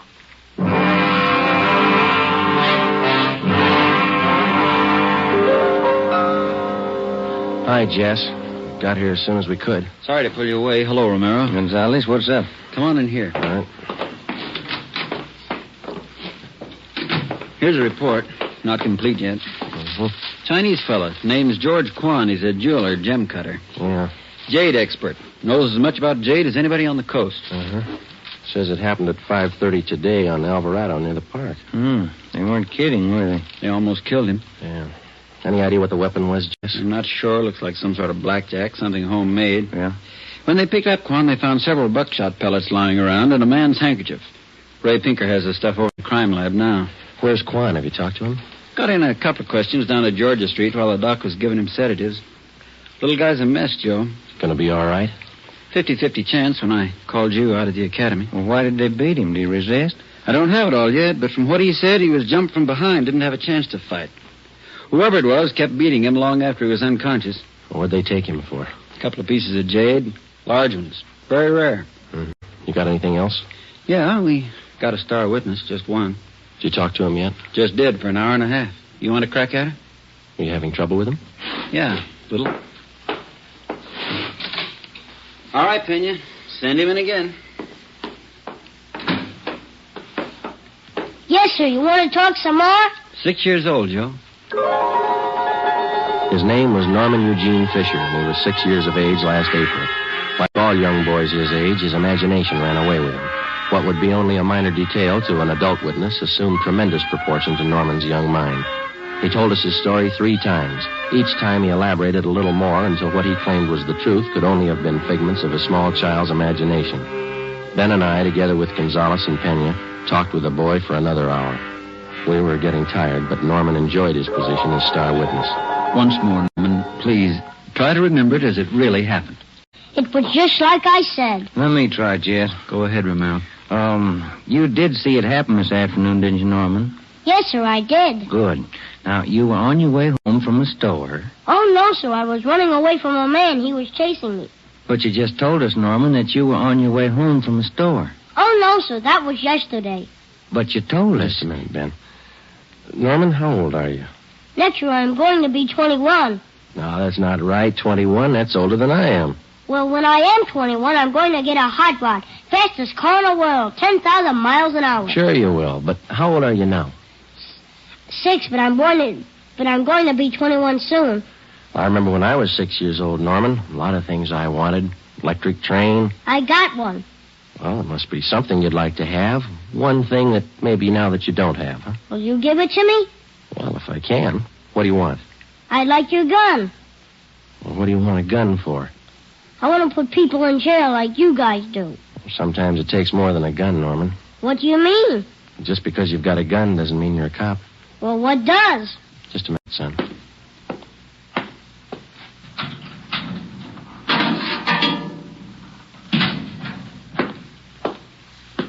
Here you go, Norman. A good cop uses this more than a gun. Gee. It's a real police badge. It's mine. Official? Official. Can I hold it? Go ahead. It's yours. When I wear this, I'm a real detective. Well, that's part of it. The other part is to tell us what you really saw today. Now, how about it, huh? There were 4 men, like I said, and they all had machines. No, wait a minute, Norman. I thought you said you were a detective now. I am. Well, a good detective has to remember exactly what he sees, not something he makes up. It's not very scary that way. No, it's no use, Joe. He can't get his story straight. Oh, yes, I can. I'm a detective now, and I know what happened. All right, Norman, you tell us, huh? I was on my way home from the store. I saw this truck stop down the street. What did the truck look like? I don't know. It was a funny kind of truck. Had a wood back. You mean like a dump truck? Kind of, but it was a small truck. Old kind of car, like he took out the back part and put wood boards like a truck. You mean whoever owned the truck cut the back end out and made it look like a truck, huh? Yeah, that's the way it looked. Anyway, this truck stopped by this Chinese man, and the man got out, and the man started to hit this man. And the man fell on the sidewalk, and the man kept hitting him and hitting him as hard as anything. Well, what was he hitting him with? With his handkerchief? There he goes again. No, I don't know. How about that, Jess? Good tie-in. Go on, Norman. Well, that's all I saw. No, I mean after the man hit him, what did he do? Oh, well, he grabbed a bunch of stuff from this man's pocket, and he went into the truck and he speeded away. Norman, you're a good detective. I want you to think real hard now. Do you know what a license number is? Yeah. Good. Do you think you could remember the numbers on that truck? If I knew what they were, I could. In school, we're just having numbers now. I only know up to 7, but there were 2 7s in it. You getting all this, Jess? Yeah, keep going. Norman, you've helped us a lot. Can you remember what the man on the truck looked like? He had a big head and he looked mean. All right, just one more thing now. Can you remember the color of that truck? It looked black, but the back part had black and white stripes. I don't know how you did it, Joe. Well, what do you think? How about? Me too. All right, Norman. Your mother's waiting outside for you. You can go home now. You're a real detective. Can I wear my badge now? You bet you can. Okay. Say, Yes, sir? as soon as I arrest somebody, will you put him in jail? With the help of an outdated police badge, no longer official, we had the statement of a 6-year-old boy with a healthy imagination. We had an idea he was telling us the truth, but we had no way of being certain. Since he was the only witness, we had to accept his word and hope that he was putting us on the right track. The quickest way to make sure was to see if some of the details in little Norman Fisher's story would check out. Jess Gonzalez and Manuel Pena took the job of trying to locate a homemade pickup truck with 2 7s in the license number. They started by checking all the late 3.8 forms, the vehicle theft and impound reports. The next morning, Ben and I called the General Hospital and talked with Dr. Sebastian. He told us that the victim, George Kwan, had improved sufficiently to allow a brief interview. It was 10:14 a.m. when we got to Ward C, General Hospital. Doctor tells you you're a little better this morning, Mr. Kwan. Yes, sir. I shall be all right, although it is quite painful at times. We're sorry to bother you, Mr. Kwan, but we've got to have a little more information on the robbery. Oh, I will tell you all I can, sir. I should like to recover the missing jade pieces. It is a great loss to me. Did you get any kind of a look at the man who hit you? Oh, he attacked me from behind, knocked me to the pavement. I made an attempt to get to my feet, but he struck me again and again, here at the base of my neck. You didn't see him at all, then? No, sir, I did not. Do you have any idea who could have done this? Unfortunately, no. I cannot think of anyone. Well, what was stolen from you? We know it was jade, but can you give us a more detailed description? Well, sir, I lost 2 thumb rings, very rare, collector's items. Thumb rings? How much were they worth, would you say? Well, I paid $8,000 for the 2 rings. I wonder if you could describe them to us. Well, both rings were relics of the time when the Chinese archer drew his hunting bow with a special thumb ring. Any particular identifying marks on them? Oh, they both have linings of fine gold to fit them to the fingers of the new owners. Who were the new owners? I had just purchased them yesterday, before I was robbed.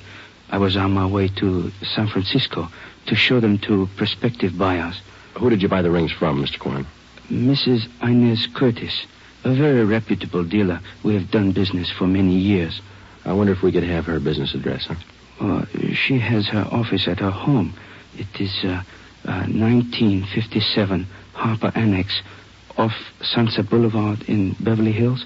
How many people knew that you had the jade on you at that particular time yesterday? Oh, let me see.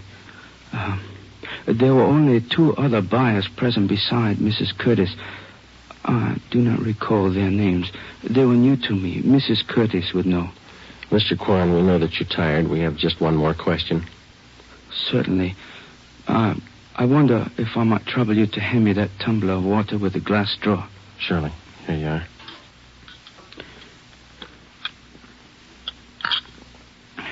Thank you very much. You're welcome.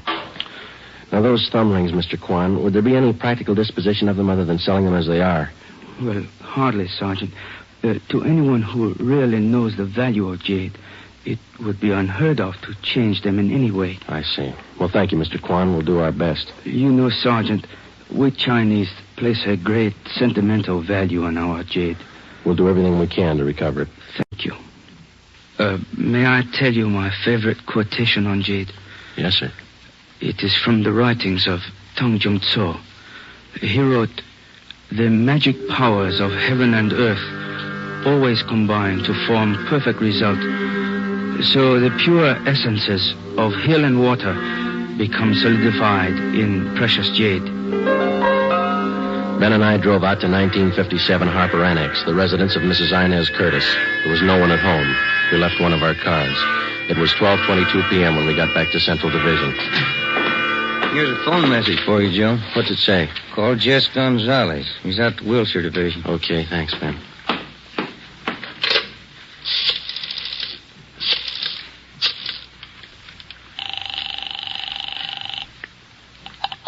Wilshire Detectives, Didion. Hi, Harry. Gonzalez around? Just a minute. Table 3, Jess. Gonzalez, Friday, Jess. we got the truck and we got the driver. We'll be right out. Something else, Joe. Yeah? The kid was right. There were 2 7s in the license number.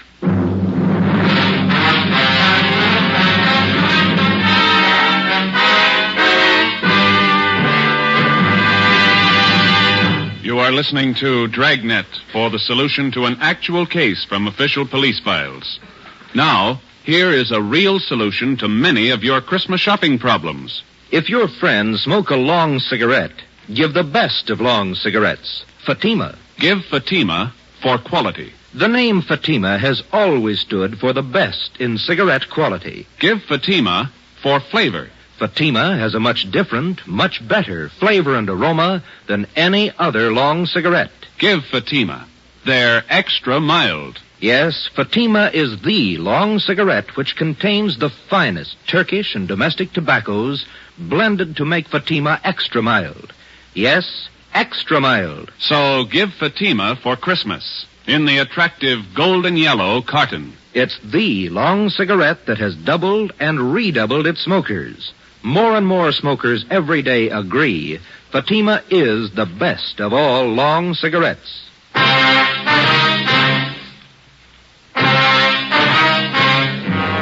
Wilbur Rasmussen, white, male American, age 31, 5 feet 10 inches, 190 pounds, black hair, brown eyes. He was the driver of the truck. Gonzalez and Pena began by checking through all of the reports of trucks impounded during the past 24 hours. There were 23.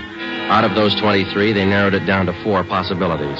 The third vehicle that they checked fitted the young witness's description of the holdup truck. We still could not be absolutely certain that the impounded truck was the one we were looking for. The same could be said of the driver, Wilbur Rasmussen. The net result of checking impound reports doesn't always result in the apprehension of a suspect, but in this case we were lucky. The driver had been picked up for drunk driving. It was 1:30 p.m. when we checked in at the Wilshire Division. Hi, Jess. Where is he? You're a little late. What do you mean? He's gone, released on bail. Who furnished the bail? The woman he works for, Mrs. Inez Curtis. Well, that doesn't figure, Jess, or does it? Why not? How many people knew Quan had the Jade? That's not my guess. Quan vouches for her. He's been doing business with her for years. What do you think, Joe? It's your show. I'm just tagging along. Well, one thing's sure. Just a minute. Wilshire Detectives, Gonzalez. Oh, yeah, Pena. He did? No, meet me back here. Friday and Romero are here.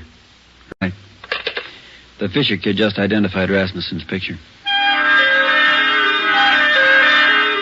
The identification of Wilbur Rasmussen by 6-year-old Norman Fisher was far from sufficient to take the case to court. We had to have evidence, lots of it.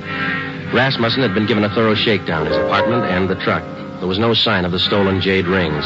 Gonzalez told us that the truck had come from the U-Drive truck rental on Figueroa Street. We checked with Mr. Crockett at U-Drive. Let me have another look at that picture, boys. Yeah, here you are. What'd you say his name was? Rasmussen. Wilbur Rasmussen. You want to know if he rented a truck from Miss Wynn? Yesterday, maybe the day before. No, not this fella. Never seen him.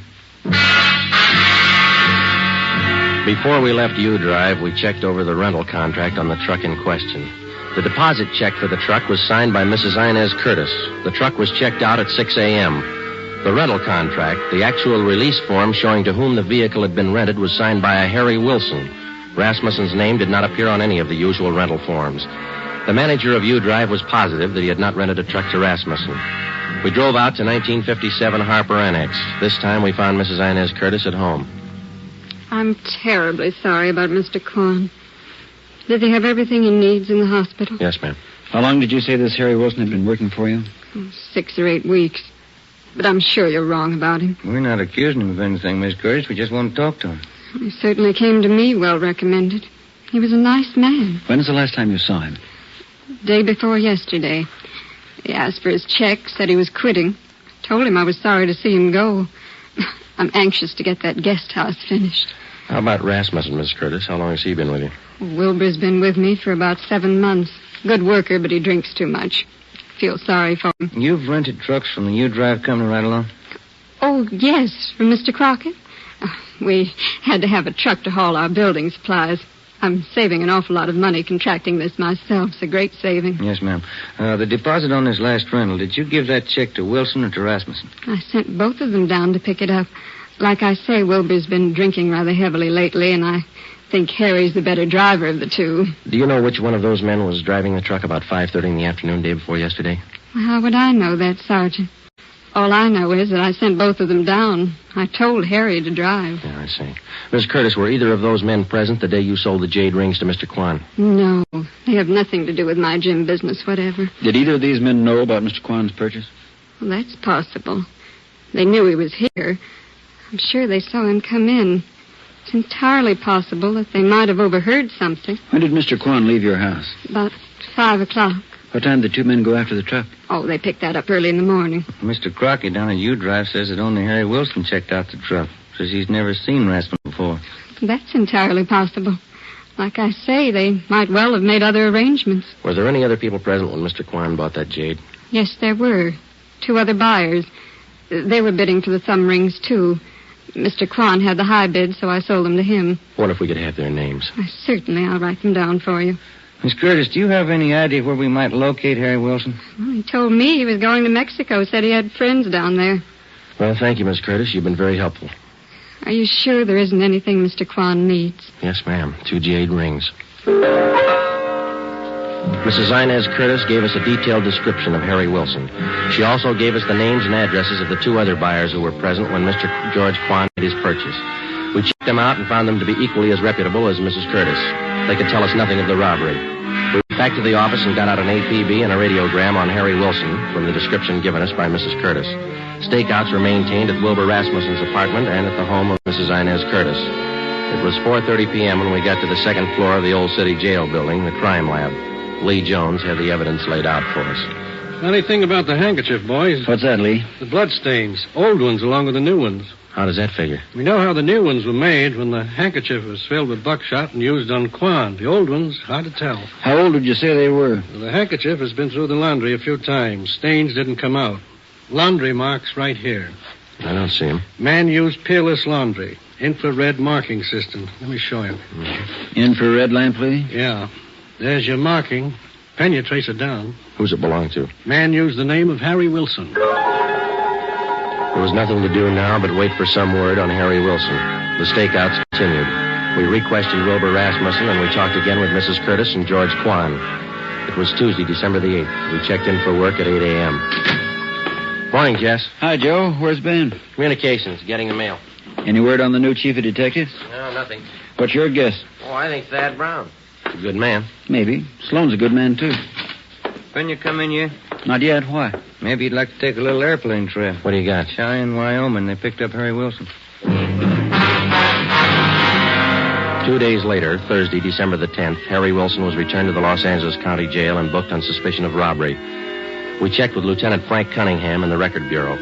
From Wilson's fingerprints, he ran a make on him. Harry Wilson was an alias. We found out that he had lengthy records of arrests and jail terms for robbery, burglary, and grand larceny. Mr. Crockett at U-Drive identified Wilson's picture. He was a 2-time loser. It's up to you, Wilson. It can go hard for you or easy. I'm in a spot, huh? You're in a spot. Lay it out for him, Jess. It's all stacked against you, Wilson. We know you rented the truck. You knew Quan was at Mrs. Curtis' house. Your handkerchief was found at the scene of the crime. You wouldn't believe me if I said I didn't do it? With that kind of evidence, how can we? I didn't. I don't know if I can prove it, but I didn't. If you didn't, we'll help you prove it. First, you gotta believe me. You know why. Yeah? I've had it twice. Once more, and I'm in for life. All right, you got it figured. Now what do you got to say? Rasmussen did it. He knocked Quan over. Where were you? Buying my ticket for Cheyenne. I didn't want any part of it. How do you account for that handkerchief? It was mine, but Rasmussen had it. He cut his finger one day in the job. I loaned it to him. Well, that checks. Old bloodstains, new ones. All right, let's pick up Rasmussen. While you're at it, pick up the Curtis dame. She planned it. Wilbur Rasmussen was picked up and brought in. After intense cross-questioning, we confronted him with Harry Wilson's statement. In the face of this testimony, he broke completely. He gave us a full confession implicating Mrs. Inez Curtis. He admitted beating George Quan and taking the Jade thumb rings. He said he received $200 from Mrs. Curtis for the job. He requested that he be allowed to turn state's evidence. Mrs. Inez Curtis was brought to the interrogation room. Of course, you gentlemen have proof to substantiate all these accusations. Yes, ma'am, we have. It better be good. I have a fine lawyer. We've got signed and recorded confessions of Wilson and Rasmussen, the two men who worked for you. Shall we play the recordings for you? That won't be necessary. Miss Curtis, you got $8,000 for those rings. Wasn't that enough? Not when I could make 16, no. Where are the rings now? I'm not going to get life for this, you know. No. Jade doesn't spoil. It'll still be good when I get out. Yeah, but you'll be too old to appreciate it, Miss Curtis. Okay, Penny. That was a funny one. Sure was. How about it? Did you figure it this way, Joe? You don't expect me to answer that, do you?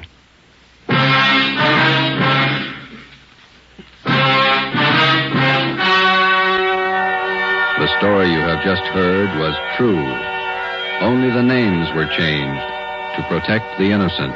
On March 2nd, 1949, trial was held in Superior Court, Department 82, City and County of Los Angeles, State of California. In a moment, the results of that trial. Now, here are authentic reports from all over the country that tell the story of Fatima's sensational increase in popularity.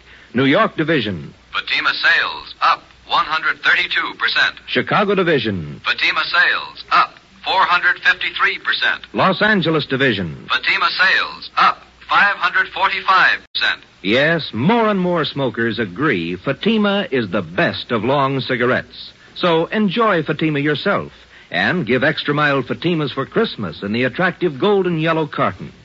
Everyone who smokes Fatima says that this great new long cigarette is the best of all long cigarettes.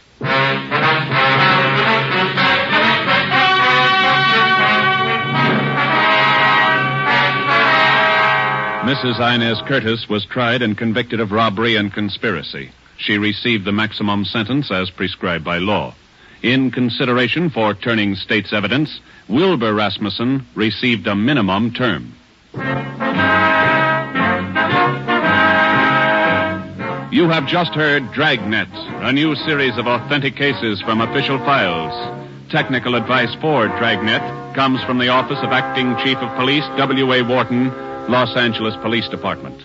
Dragnet honors the city of Knoxville, state of Tennessee, and the men who make up the Knoxville Police Department, another of America's great law enforcement agencies. One of these men, Sergeant Joe H. Roberts, director of the Knoxville City School Safety Patrols, who dedicates his life to making yours more secure. Fatima Cigarettes, the best of long cigarettes, has brought you Dragnet, portion transcribed from Los Angeles. Tonight, there are more than 420,000 enthusiastic 1950 Ford owners, and it seems as though most of them are talking about this car. Listen to what Judge Richmond B. Keach of Washington, D.C. has to say about his new Ford. I was so satisfied with my 49 Ford that I decided to get a 50 as soon as they became available. I've been more than pleased with the 50.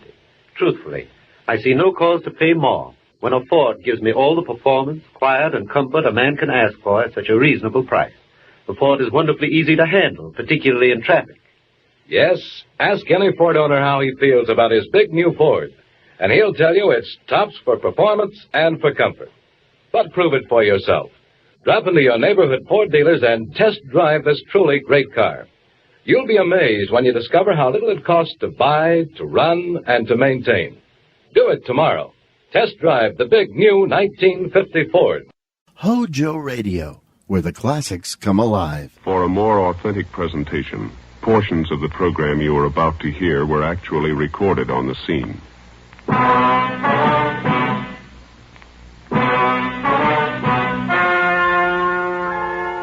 The story you are about to hear is true.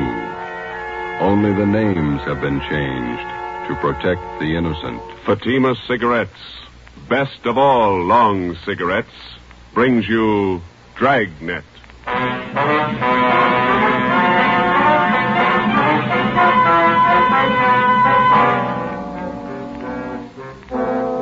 You're a detective sergeant. You're assigned to robbery detail. A gang of hold-up men have been running loose in your city. They've committed more than a dozen robberies. They're heavily armed, quick to shoot. Your job, stop them. If you want a long cigarette, smoke the best of all long cigarettes. Smoke Fatima. Fatima is the long cigarette which contains the finest Turkish and domestic tobaccos superbly blended to make Fatima extra mild.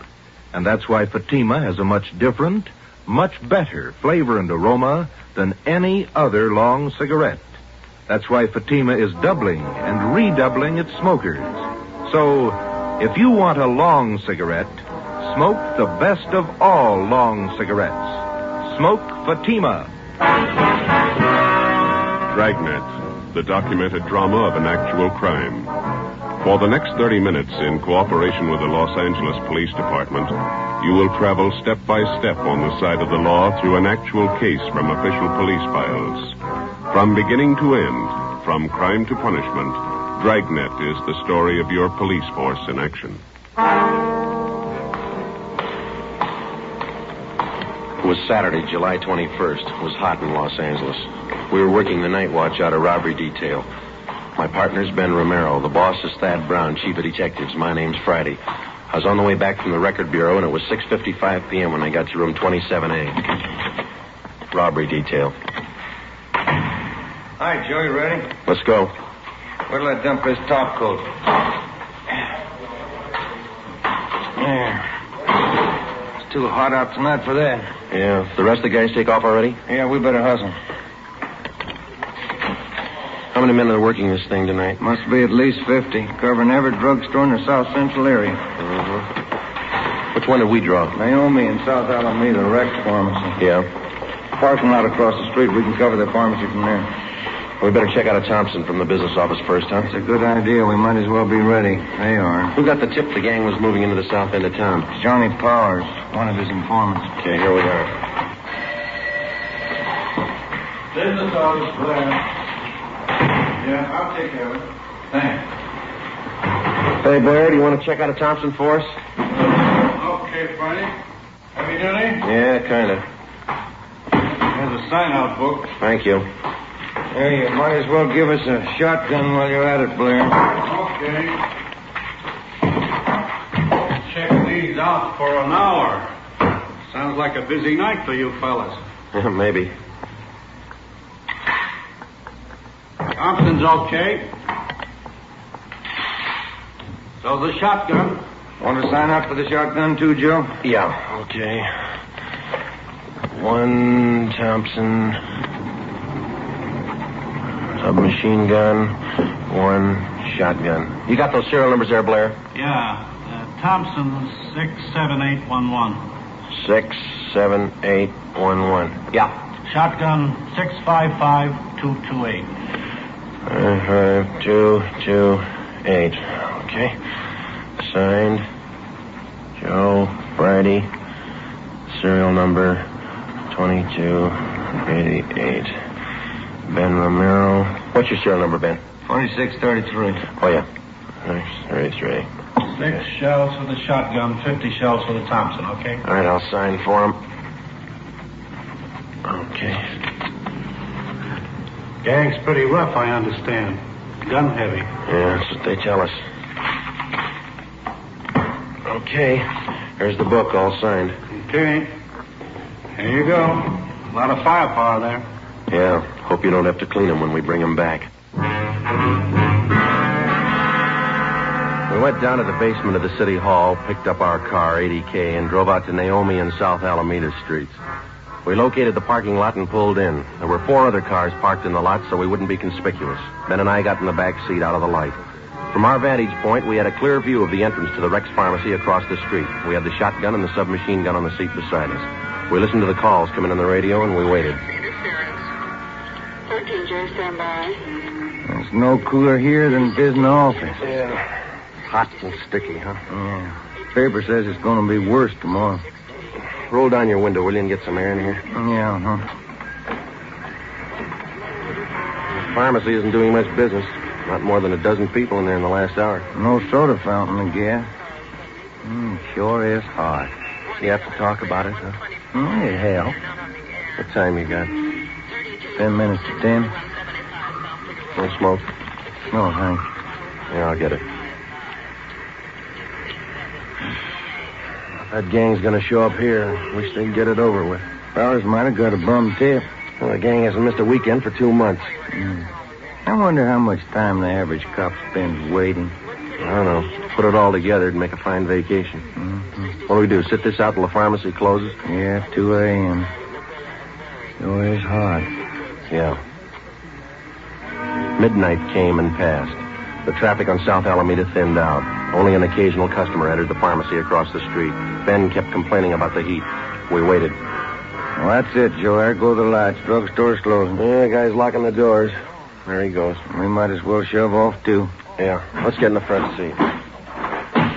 There's not much call for this shotgun tonight. There's no use checking it in. Same duty to mine, eh? Attention all units. All units in the vicinity of 8th and Hill, on the corner of Hill and Geneva Alley, the 211 and shooting. Code 3. Hit the light. Yeah, come on, let's roll.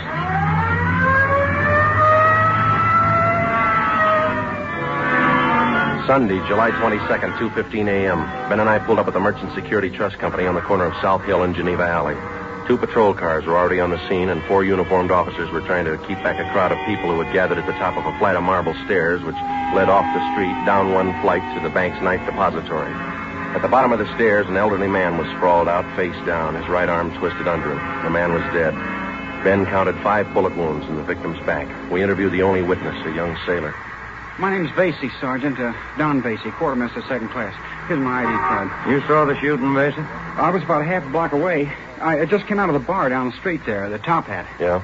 Had a couple of beers, then I left and I started walking back to the hotel. When was that? About 5 after 2. Go on. Well, before I got to the corner, I saw this man ahead of me. He crossed the street and headed over for the bank. Then this car pulled up and some guys got out. They ran over to the man and it looked like they were frisking him. Yeah? All of a sudden, I heard shots. The man ran for the stairs here, and it looked like he stumbled and fell. A bunch of guys jumped back in the car and drove away. What'd you do then? Oh, I ran up to see what I could do for the old man. He was lying down there where he is now. Nothing I could do for him. I yelled for a cop. Did you get a look at the men in that car? No, I just saw him from a distance. 4 of them, maybe 5. What about the car? Did you see the license number? The last couple of numbers, that's all. 699. Couldn't see the rest. What was it, a coupe or sedan? A sedan, maroon color. It was a Pontiac, either a 1940 or 41. You sure about that? I used to own one back in Delaware, 1940 model. I sold it to my brother when I went in the Navy. I'm sure all right. And you're sure about the number of men in the car? Oh, yes, sir. 4 or 5, no more. I see, thanks. Well, will you drive back to the office with us and give us a full statement? Sure, Sergeant. Anything you say. You can wait in the car, Vasey. We won't be long. Sure. Well, what do you think? I don't know. Drugstore gang? Said there were 4 guys. Could be. No description. Maroon car. 3 numbers off the license plate. Pretty thin. Yeah. Looks like a hard summer.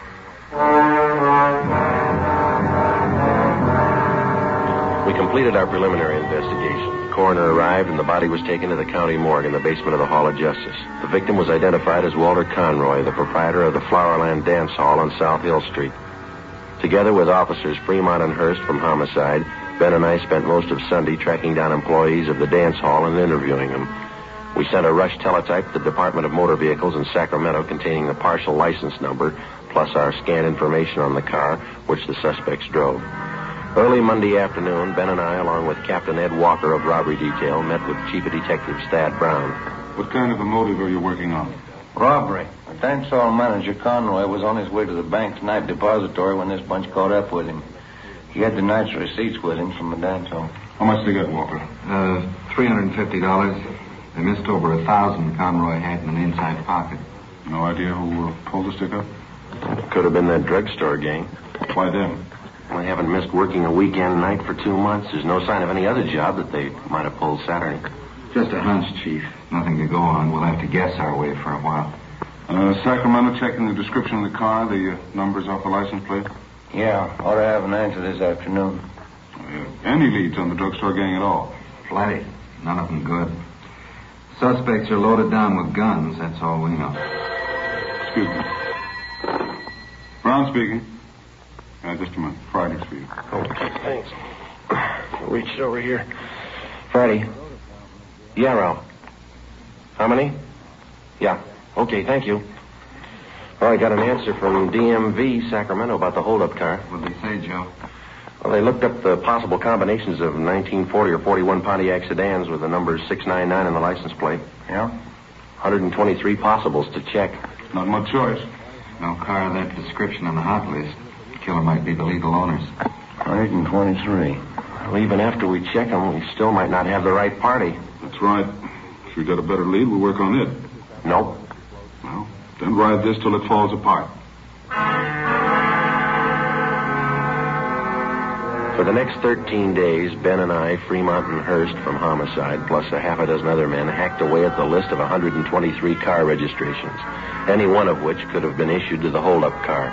The color of the sedan didn't help us much to start with, since California vehicle registrations do not include the colors of the cars. After 14 days of gradual elimination of possibles, the field was narrowed to 6, then 4, and then 2. August 6th, Monday, 5:30 p.m. Ben and I were called to Thad Brown's office. Gentlemen, you check out that last possible yet? About 20 minutes ago. It didn't pan out. What about Hurst and Fremont? They had one left. Right here. Could be the answer. Yeah. 1940 Pontiac sedan, license number 4XA699. Last registration, San Diego. Sounds good. We teletyped to San Diego police. They say the car's been sold to a woman out in Santa Monica. Anyone checked her? Well, that's what I want you two for. San Diego and Santa Monica. Well, it's in the right area. Can't afford to miss now. I hope it's the right one. Well, it's got to be. Check it.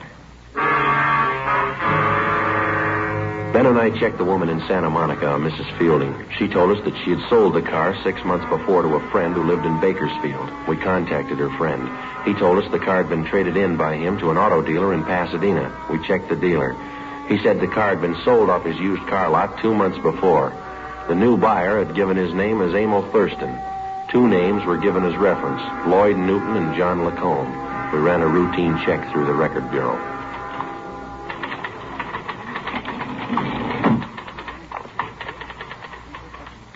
Ran them through, fellas. Here's the packages. Get a make for him? On all 3. What'd you find on Thurston? Let's see. Thurston, 2-time loser, second time up to Q on 5 counts of armed robbery. On parole from Quentin now. How about the other 2? Lacombe, let's see. Preston reformatory, 2 terms, went up 3 years ago, violation of Dyer Act. He's on parole, too. What about Newton? Did you make him?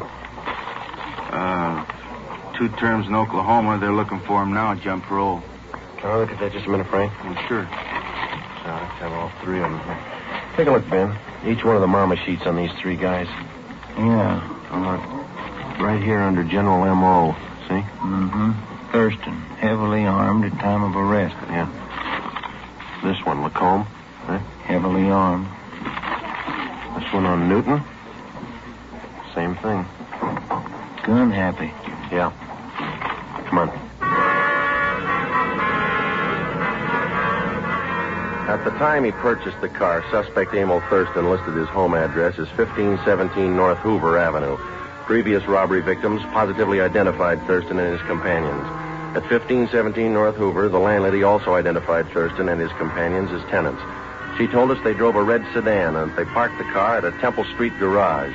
An immediate stakeout was placed on the apartment house, and we started a canvass of Temple Street garages from Hoover Avenue down to Rampart Boulevard. At 4 p.m., Ben spotted the car in Donnelly's garage on Temple Street near Michigan Drive.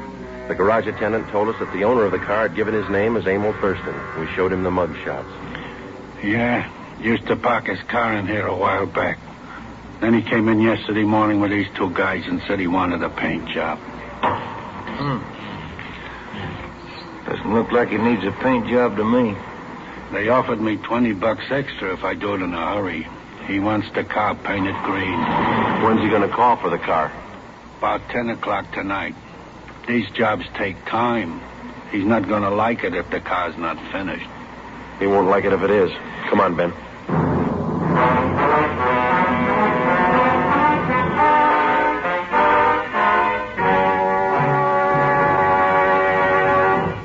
You are listening to Dragnet, authentic stories of your police force in action. Now, here is an authentic report from Fatima Cigarettes. In 1949, Fatima doubled, tripled, and quadrupled its smokers. In 1950, enjoy Fatima yourself. You'll find Fatima extra mild.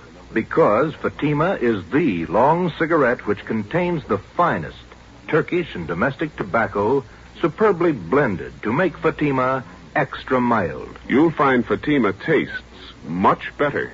Fatima's superb blend gives you a much different, much better flavor and aroma than any other long cigarette.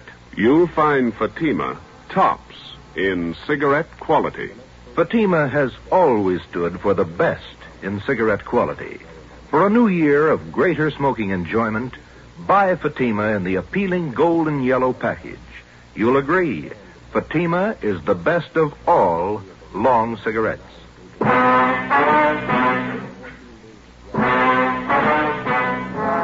7 p.m. Tuesday, August 7th. Chief of Detectives Thad Brown and Captain Ed Walker swung the entire robbery detail into action. The stakeout at the apartment house on North Hoover continued. An additional detail of men was stationed in a vacant store on Temple Street directly opposite Donnelly's garage. Donnelly's garage was a small family outfit, and the only spot from which we could cover it thoroughly without being seen was from a large paint locker set up against the right wall. The garage man cleared enough room so that Ben and I could fit into the locker in a half-stooped position. 2 small latches were rigged up so that we could pull the doors closed from the inside. 4 ventilation holes at the top and bottom of the doors provided us with peepholes. At 8 o'clock that night, Ben and I took our places inside the locker. The trap was set. We waited. Can you see all right, Joe? Yeah. It's hot in here. Stale air. It's a tight fit. I'm getting a clamp in my shoulder. What time did that garage man say he closed? 11 o'clock. There's lousy paint smells. Stuffy. They had car pulling in. Can you see the driver? Wait a minute. It's nothing. Somebody getting gas. Hope they show up. I wouldn't want this to go on another night. Well, don't count on it.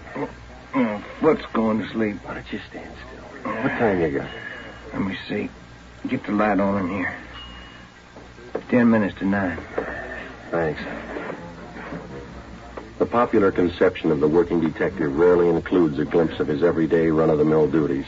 Filling out forms, conducting interviews, or waiting long, monotonous hours parked in a car or standing half-crouched in a garage paint locker. It's slow, dull, and tedious, and it's 95% of the police officer's job. By 10 o'clock that night, there was still no sign of Thurston and his friends. The cramped locker got more cramped with the passing minutes. The air was thick with paint fumes. We waited. At 10:55, a taxi pulled to a stop in front of the garage. 3 men got out.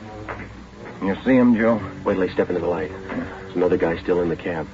Here they come. There's the first guy. Yeah, it's Thurston. Fourth guy's getting out of the cab. That looks like Newton, doesn't it? That's him. Yeah, it's Lacombe right behind. Fat guy. Here they come. You sure do look the part. All right. Unlatch your door, but don't open it. Yo. Quiet, Ben. What's the matter? That latch is stuck. Wait a minute. Did you get it? No, it's really stuck. All right, tap it with your gun stock. Come on, easy. There. There it is. It's loose. Good. Can you see where they are now? Yeah. Talking to the garage man. Not looking this way. No, they just stay that way, huh? You ready? Okay. Don't tip them off till we're right on top of them. Let them get away from that garage man, huh? Right. All right, let's go. Approximately 25 or 30 yards separated us from the suspects. I glanced across Temple Street at the vacant store where Thad Brown and the other men were staked out. 25 yards is a long way to walk when you're approaching a murderer, and you know that he won't hesitate to kill you in order to escape. Ben flipped the safety off the machine gun. We were almost halfway across the garage, 15 yards away.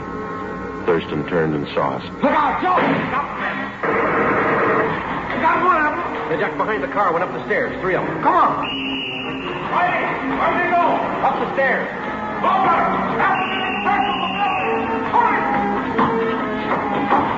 Up this way, Joe. Yeah, watch it, Ben. Get on. They're somewhere back in that corner up there. You're trapped. Throw down your gun. All right, Ben, give it over.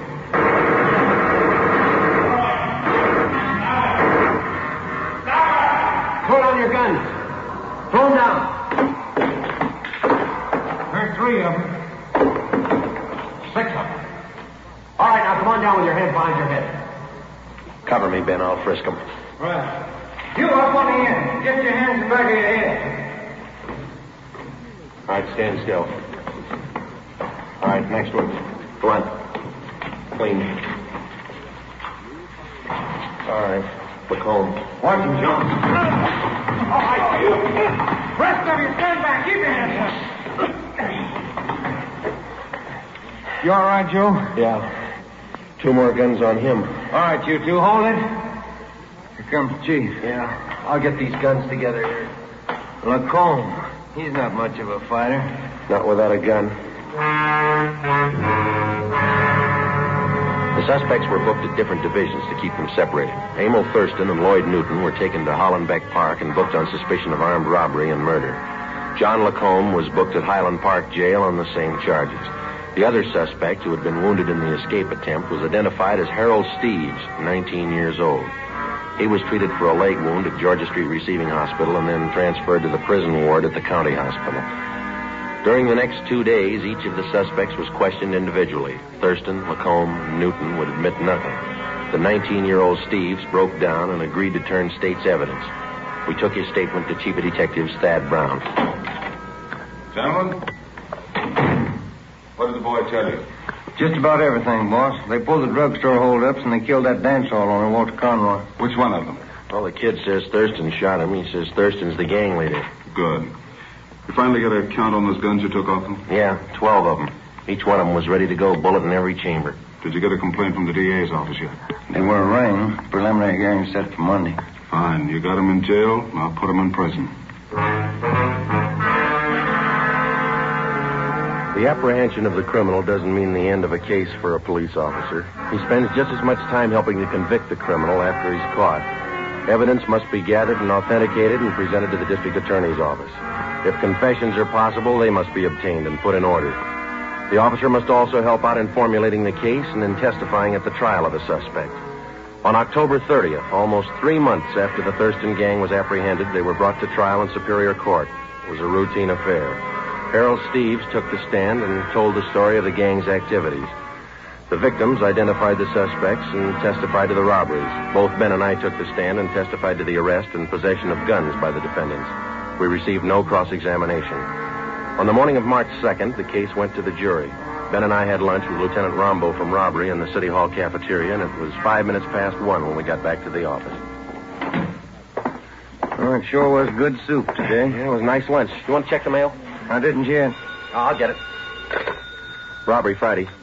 Yeah? When? Right. Lacombe and Thurston. They just broke jail. Within 7 minutes, a dragnet for the escaped criminals had been thrown around the entire city. Chief of Detectives Thad Brown directed the operation.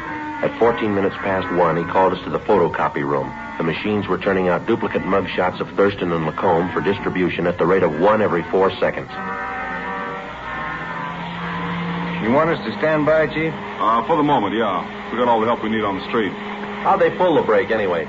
Slugged the deputy when he brought in their lunch. Used a steel leg from one of the benches in the prisoner's tank. Yeah? They beat the deputy right into the ground, but he held on to Newton. He didn't get away. Well, how'd Thurston and Lacombe ever get out of the building? He's a real freak. They slugged the elevator man and got down to the basement. The right then, an ambulance crew was wheeling a body into the morgue. The attendant left the ignition keys in the ambulance. Shouldn't be too rough to track them if they're in an ambulance. Tougher than you think. How those copies coming, Frank? Fast as we can make them, Chief. Have another batch for you in a minute. You had any reports at all yet, boss? Couple. They're moving fast. Frank, you want to get that? I can't see in this dark room. Yeah, I'll get it. Yeah. Chief Brown in there? Yeah, come on in. Now, Walker, what do you got? Kill that dryer, will you? Oh, yeah. Now, what do you got? Gas station out on Sunset. Lacombe and Thurston just held it up. We picked up our car in the City Hall garage and drove out to the service station on the corner of Sunset Boulevard and Lorraine Drive. Detectives Ruiz and Stromwall from robbery were already on the scene. The two escapees had abandoned the ambulance there, robbed the station of $56 in currency, and stolen a 1938 gray Packard coupe, license number 7 Robert 6336. We left the station and started to cruise the area. It was 1:55 p.m. Attention all units, attention all units. Get it up, Joe. 6380 North Sunset at 211 in progress. 6380 North Sunset at 211 in progress. Code 3. This is the 6100 block. Yeah, come on. At 6380 North Sunset. Yes, look. Maybe. Push it. Hey, that car pulling out up ahead there. A gray coupe. Wait a minute. 7 Robert, that's them. Lights changing. They can't make it. They're going through. They're skidding. They hit the lamppost. Broke it off. All right, pull up. Come on. Right. All right, let's go. Lucky if they live through this one. Yeah. All right, come on. Help me with this door. Yeah, all right. Pull. All right, can you take him? Yeah. I'll get Lacombe. You look okay? Yeah. Get Thurston out of here. Right. Come on, you. Come on. All right, Lacombe, come on. I'll kill you. Oh, sure you will. Come on. I'll kill you. All right, don't try to walk. How's Thurston, Ben? Seems okay. Couple of scratches. All right, sit down over there. Lacombe slugged the guard. It's funny. They don't look very tough. They can't play their part. They haven't got their guns. The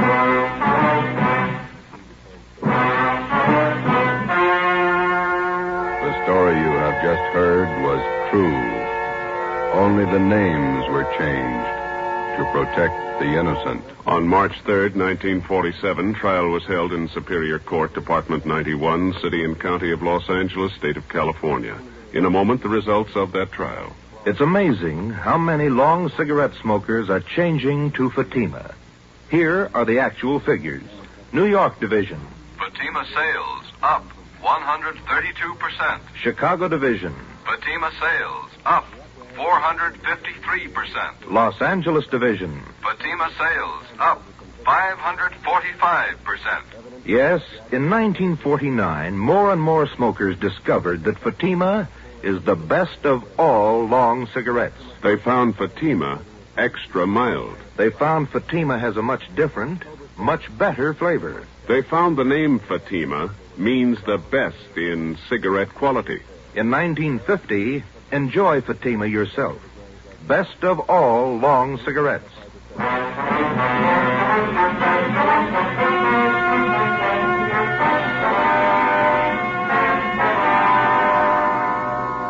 Emil Thurston, John Lacombe, and Lloyd Newton were convicted of first-degree murder and robbery and sentenced to life terms. For turning state's evidence, 19-year-old Harold Steves received special consideration. As a result of the jailbreak, Thurston and Lacombe were convicted of assault and escape. They are now serving life terms in the state penitentiary. You have just heard Dragnet, a new series of authentic cases from official files. Technical advice for Dragnet comes from the Office of Acting Chief of Police W.A. Wharton, Los Angeles Police Department. Dragnet honors the city of Pasadena, state of California, and the men who make up the Pasadena Police Force, another of America's great law enforcement agencies.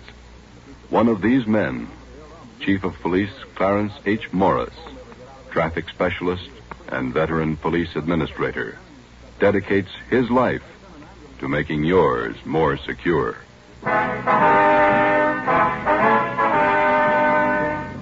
Fatima Cigarettes, the best of all long cigarettes, has brought you Dragnet, portion transcribed from Los Angeles.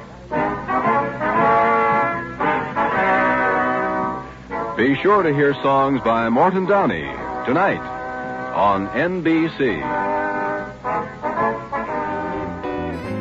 Hey, Jack, what do you say? Have you played any new video games? Hey, Bill, I can say it's true. With these new games, I don't know what to do. Well, Jack, you need to understand that you are not alone, my man.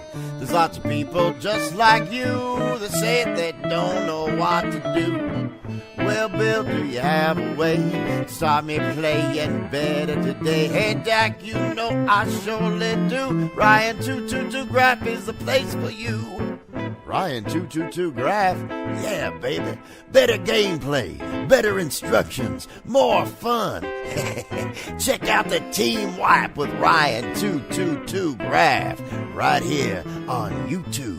That's Ryan 222 Graph. Stay cool, baby. Much love. Keep it tuned right here to HOJO Radio for more classic old-time radio.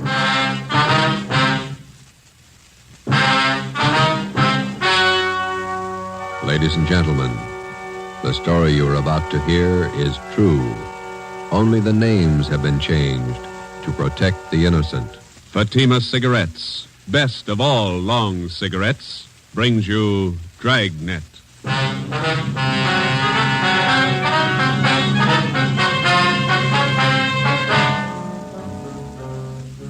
You're a detective sergeant. You're assigned to robbery detail.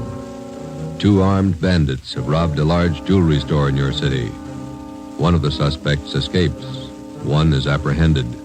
He's identified as a friend of yours. Your job, send him to prison. If you want a long cigarette, smoke the best of all long cigarettes. Smoke Fatima. Fatima is the long cigarette which contains the finest Turkish and domestic tobaccos superbly blended to make Fatima extra mild.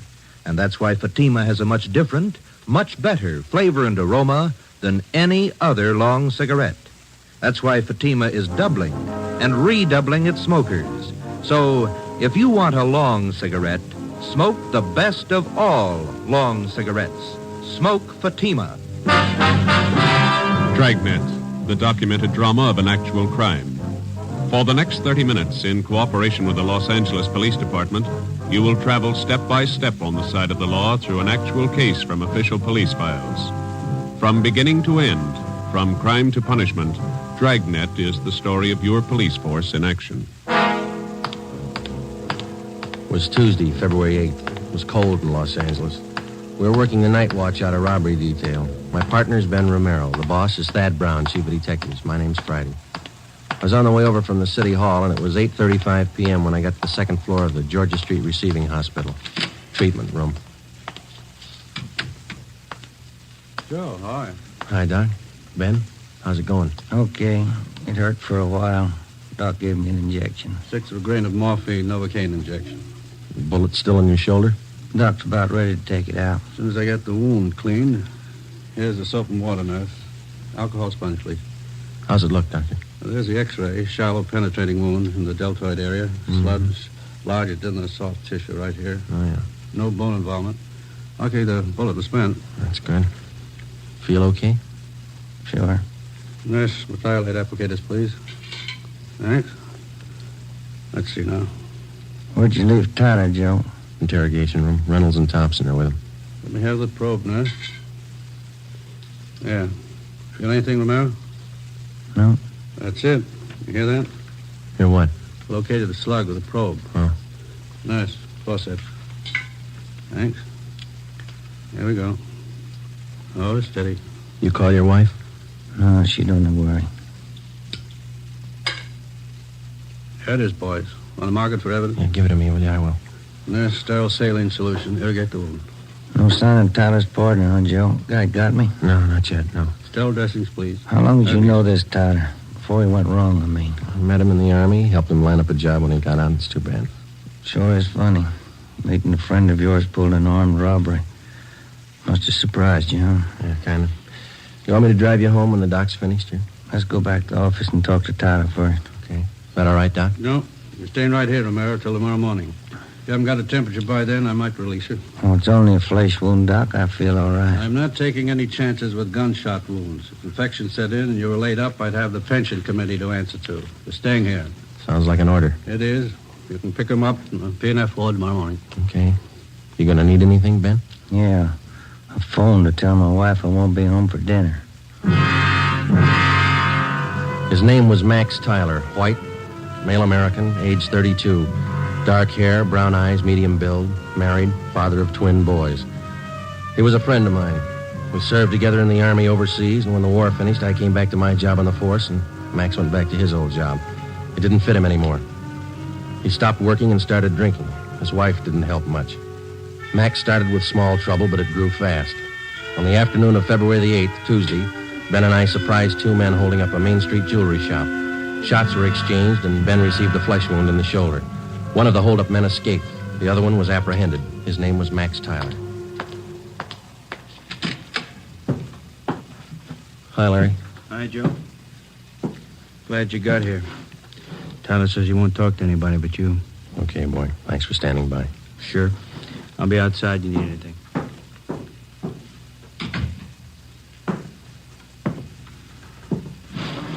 Max? Joe? You're in deep this time. You shot a cop. I didn't. This guy was with me. I didn't fire once. You were in on the job. Yeah. Then don't expect presents. I don't expect anything, Joe.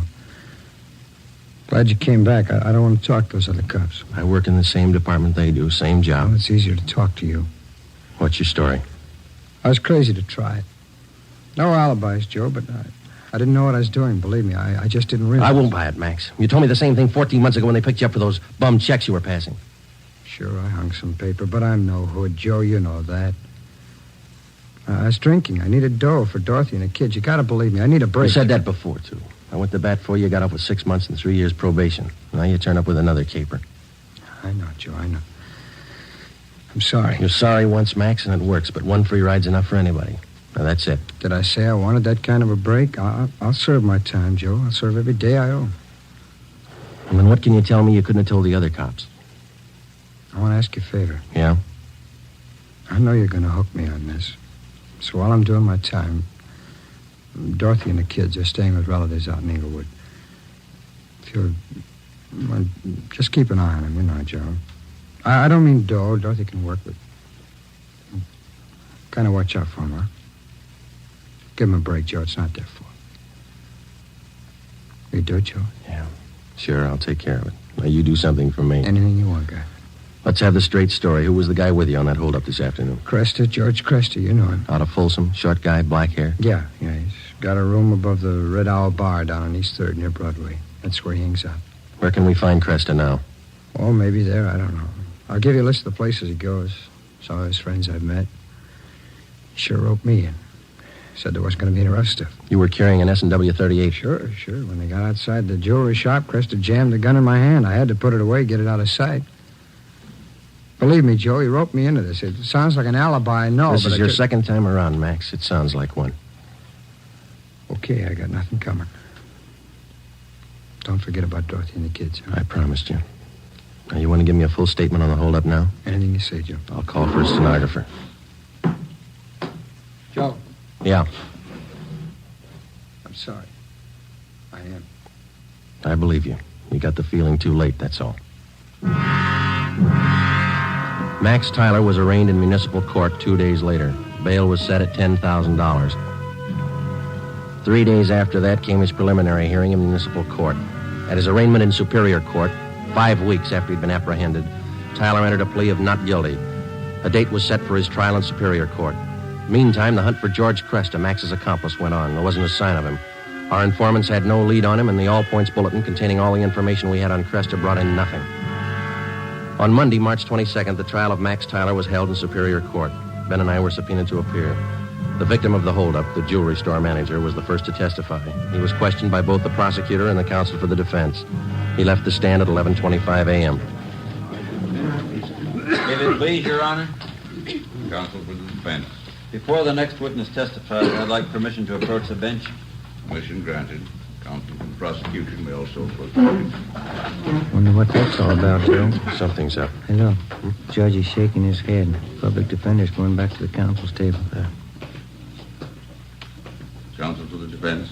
Your Honor, it is my client's desire to change his plea to guilty. Defendant rise and face the court. Max Tyler, is that your true name? Yes, Your Honor. On the 12th day of March of this year, in Superior Court, Department 83, City and County of Los Angeles, State of California, you've heretofore been arraigned on the charge of robbery in the first degree. At that time, you pled not guilty to the charge in question. Is it now your desire to change that plea? Yes, sir, it is. You've reached this decision of your own free will? Yes, I have. There's been no force employed, no promise of gratuity or reward to induce you to reach this decision? No, sir. Counsel for the prosecution. Yes, Your Honor. Max Tyler, on the 12th day of March of this year in Superior Court, City and County of Los Angeles, State of California, you are arraigned on the charge of robbery in the first degree. That time you entered a plea as set forth in this information. How do you now plead? Guilty or not guilty? Guilty. Is it stipulated that at the time of the commission of the robbery, the defendant was armed with a deadly weapon, to wit, a revolver? So stipulated. Court to fix the degree of robbery as robbery in the first degree. Your Honor, in the interest of justice, the people move to dismiss count 2, assault with a deadly weapon. At this time, Your Honor, the defendant waives time for sentencing and asks that he be sentenced immediately. Just a moment. Max Tyler, it's the judgment of this court that on the 8th day of February of this year, you did enter the premises at 23108 East Main Street in the city, and there did attempt the felonious taking of personal property in the possession of another from his person in immediate presence and against his will. Further, said attempt was made while you were armed with a dangerous and deadly weapon. Max Tyler, this court finds you guilty of robbery in the first degree. Count 2 is dismissed. What does it, Joe? Decision of this court that you be returned to the county jail. The sheriff will transfer you to the state penitentiary where you will serve the sentence as prescribed by law. Court is set for 15 minutes. Hey, Joe. Miss Tyler over there, she's taking it pretty hard. Yeah, come on, we better go see her. Hello, Dorothy. I love him, Joe. What am I going to do without him? Children. I'll give it to you straight, Dorothy. You didn't do much to keep Max out of this. You drank right along with him. You don't Joe. deserve those kids. That's my opinion. Please, I know it. Don't make it any harder. Don't. I'll do anything I can for the kids, Dorothy. That's all. What am I going to do without him? I can't be all alone without Max. It's not right. It's not right. Neither's armed robbery. Goodbye, Dorothy. Before the end of March, Max Tyler was delivered to San Quentin State Penitentiary, where he started serving his term. His wife, Dorothy Tyler, got a job as a telephone operator. She and her children continued living with her relatives down in Inglewood. I helped them out whenever I could. 6 months went by. Every 2 weeks, faithfully, Tyler wrote me a letter from prison. I answered most of them. While Ben and I worked on other jobs, the search for George Cresta went on. We failed to uncover a single lead. 10 months passed. Tuesday, January 16th, 1949, 4 p.m. I checked in for work as usual. Hi, Joe. Cold out, huh? Yeah. Did you pick up the mail? Mm-hmm. There's a letter in your box from San Quentin. Tyler, huh? How's he doing, anyway? Good. Clean record. Got himself a pretty fair job in the prison library. Yeah. I talked to the warden up there. Says Tyler ought to be eligible for parole in about a year if he keeps his nose clean. You going to bat for Tyler again? I don't know. See what happens. How can you see anything in that guy? He's giving you nothing but trouble. Oh, a lot of people giving him the same. Maybe that explains it. Not for me, it doesn't. I wouldn't trust him with dirty laundry. I get it. Robbery Friday. Joe, this is Dorothy Tyler. I got to talk to you. Yeah, Dorothy, what's the matter? I found Cresta. I saw him. What? George Cresta. I know where he is. I saw him downtown. I followed him to his place. You sure it was him? I'm positive. He's staying at 134 Jesse Street. It's a rooming house just off Alameda. 134 Jesse. Got it. Thanks, Dorothy. Come on, Ben. 8 minutes later, Ben and I were interviewing the landlord at 134 Jesse Street, a cheap rooming house down on the south end of the city. The landlord's name was Peterson. We showed him Cresta's mug shot, and he told us he was in room 11. We went up a dark, narrow stairway to the second floor.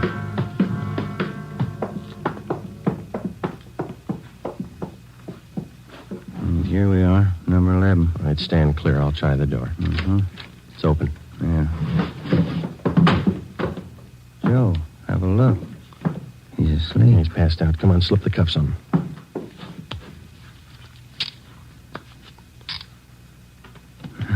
That was easy. Yeah. All right, I got his gun. He's been drinking, all right. He'll have a big hangover. He'll have a long time to get over it. George Cresta was booked at county jail on suspicion of robbery. 2 months and 3 weeks later in Superior Court, he was tried and convicted of assault with a deadly weapon and first-degree robbery and sentenced to the state penitentiary. The day after Cresta was sentenced, I was called to the office of Chief of Detectives Thad Brown. Friday, this Max Tyler is coming up for parole in a couple of months. He's a friend of yours, isn't he? That's right, in a way. You've been writing letters to the warden. You've talked to the parole board about him. Understand you're helping out his kids. A few presents. They haven't had much of a break. They're just youngsters. You're working hard to get Tyler's parole. Do you think he's worth it? Well, I was off both him and his wife, and then she gave us that tip about Cresta, and Tyler's got such a good record up at Q, I figured they'd earned another chance. You're sticking your chin out, Joe, helping a con to get a parole. I think you'll realize that. Well, I believe he's a good risk now, Chief. He's pretty weak in some things. He needs direction, that's all. His wife's getting better. She might help more than she did. I hope both of them are worth it. If anything happens, I know I'm going to get it from all sides. You really think some men deserve another chance, don't you? Yes, sir, I do. I wouldn't want you working for me if you didn't. 2 more weeks went by. Tuesday, April the 19th. Ben came down with a bad cold and had to lay off work. At the same time, a new gang started a hold-up campaign among the liquor stores out in the Wilshire district. A new rash of armed robberies broke out in the central area. There was an attempted bank robbery. It was a bad week. Ben got back to work on Saturday. Rough time, huh, Joe? Busy, yeah. Did you beat that cold all right? Sure, I feel much better. Doctor gave me some new medicine. Works good. Oh, that's fine. Maybe I'll knock off early tonight if nothing's doing. That's a good idea. Shouldn't be too much tonight. Teletype for you. Just came in. Oh, thanks, Larry. Sure. What's the matter, Joe? What is it? Max Tyler. He broke out of prison this morning.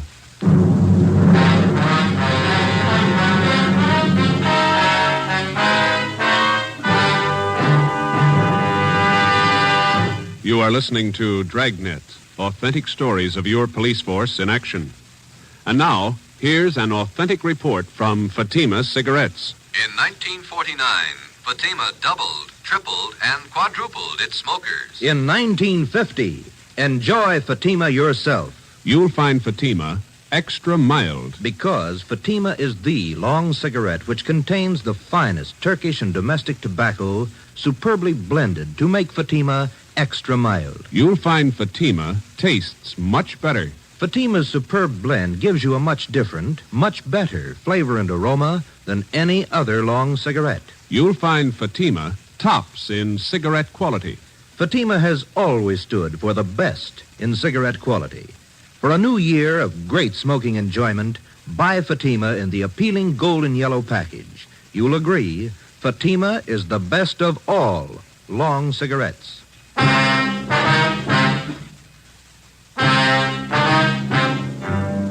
In the course of his career, the police officer is afforded 2 diverse views of the criminal. At first, the rookie cop is taught to distrust the criminal at every turn, without exception. He's schooled in the 1,001 ways in which the criminal operates, his psychology, his mode of operation. Then, when he's thoroughly acquainted with the methods of the criminal and how best to detect them, the police officer starts to learn the most difficult lesson of all: how to distinguish between the confirmed criminal and the lawbreaker, in whom there is hope of rehabilitation. After 9.5 years of police work, my first experiment in this field was with Max Tyler. I'd given him 2 chances to prove himself, and he'd lost on both of them. So did I. 2 months before his parole hearing, which might have given him his freedom, Max Tyler had suddenly decided to escape. How he figured it, I didn't know, but it was my job to find him. At 5 o'clock that afternoon, Ben and I met in the Chief of Detectives' office. 2 officers, Holland and Grayson, from the State Adult Authority Escape Detail, were there. How did Tyler manage his escape, Grayson? Well, same old story. They figured they could trust him up there. He had a good job on the prison farm. They trusted him. When did they find out he was gone? On the early morning count, have you checked his relatives out in Inglewood yet? Yeah, we have. We've got the home staked out. We're covering all the places we figure he might go. How about Mrs. Tyler? You get in touch with her Friday? Her relatives told us that she's on a weekend vacation with the 2 kids, staying with friends down at Laguna Beach. We got a call in to them. Should be hearing from them soon. I understand Tyler's a friend of yours, Friday. He was ready for parole. Yeah, I was trying to help it along. I thought the guy deserved a break. He didn't need you, Joe. He made his own. Well, no use feeling bad. You weren't the only one fooled, Friday. You had the prison officials buffaloed, too. Yeah, I know. I helped convince them. You got any leads on Tyler at all, Grayson? I mean, from the time he broke prison? Pretty strange. They traced him as far as Stockton, and then they lost the trail completely. The Stockton police in on the search? Yeah, sure funny. The guy has no money, no car we know of, no change of clothes. You figure he's getting help from somebody? Could be. Excuse me a minute. Brown speaking. Yeah, just a moment. You, Friday. Oh, thank you. Friday? Yeah. When? Where? Just a minute. Will you hold on, please? It's the Tyler's friends down at Laguna Beach. Mrs. Tyler there? No, she called him last night about 7 o'clock. Told him she'd changed her plans. She wasn't coming. She told them where she was going? She wanted to know which highway would take her to Stockton. We told the Tyler's friends in Laguna Beach to contact us immediately if they heard from either Mr. or Mrs. Tyler. We got out an APB on Dorothy Tyler, and then we drove out to interview her relatives in Inglewood. They told us that Mrs. Tyler had the 2 children with her. She had left their house at 6 p.m. the night before by taxi. As far as they knew, she didn't own a car. We talked with some of her friends in the neighborhood. The only thing they could tell us was that she had not borrowed a car from any of them. We drove down to the telephone exchange where she was employed as an operator, and we spoke with a manager, a Mr. Ralph Cartwright. I'm sorry, gentlemen. This is Mrs. Tyler's night off. Is there something I can help you with? When is Miss Tyler due back at work, Mr. Cartwright? Well, she's working the 10 to 7 starting tomorrow, due in at 10 a.m. We understand that she's on a weekend vacation, huh? Yes, you see, today was payday, so she asked me if she could have her check ahead of time. Said she had to have the money for the weekend. Did you give her the check? Oh, my, no. I couldn't give her the check ahead of time. But I did do her a favor, just to help her over the weekend. What was that? I loaned her my car. We got a complete description of the car together with a license number and called the office. The information was broadcast to all units throughout the city and teletyped to all points in the state.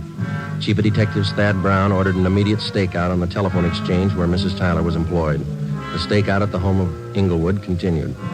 Another day passed. We checked with the bank where Mrs. Tyler maintained her account. It was 10:25 a.m. when we got back to robbery detail. Gentlemen, what'd you find out? Miss Tyler closed her account 3 days ago, withdrew all her savings, $46.55. They're not going to go far on that. Any word about that car she borrowed? Teletype came in about an hour ago. They found it just outside Santa Barbara, abandoned.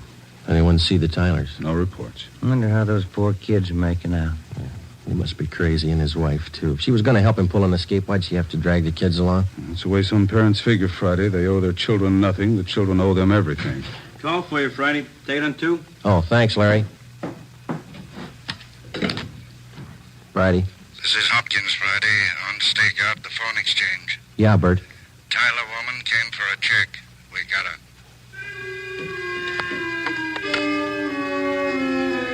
Dorothy Tyler was brought into the city hall. With her was one of her children. He was delivered to the juvenile authorities for the time being. Mrs. Tyler was brought to the interrogation room. She refused to admit anything to the officers from the adult authority. She said she wanted to talk to me. I went in. She threw her arms around me and started crying. Joe, you won't let him get Max, will you? You won't let him. I'm after him as much as they are, maybe more. Where is he? I can't tell you. Why'd you do it, Dorothy? Why? Oh, you know why, Joe. You know why. I had to see him. I had to be with Max. It's a bum deal. You traded days for years. They can't get him.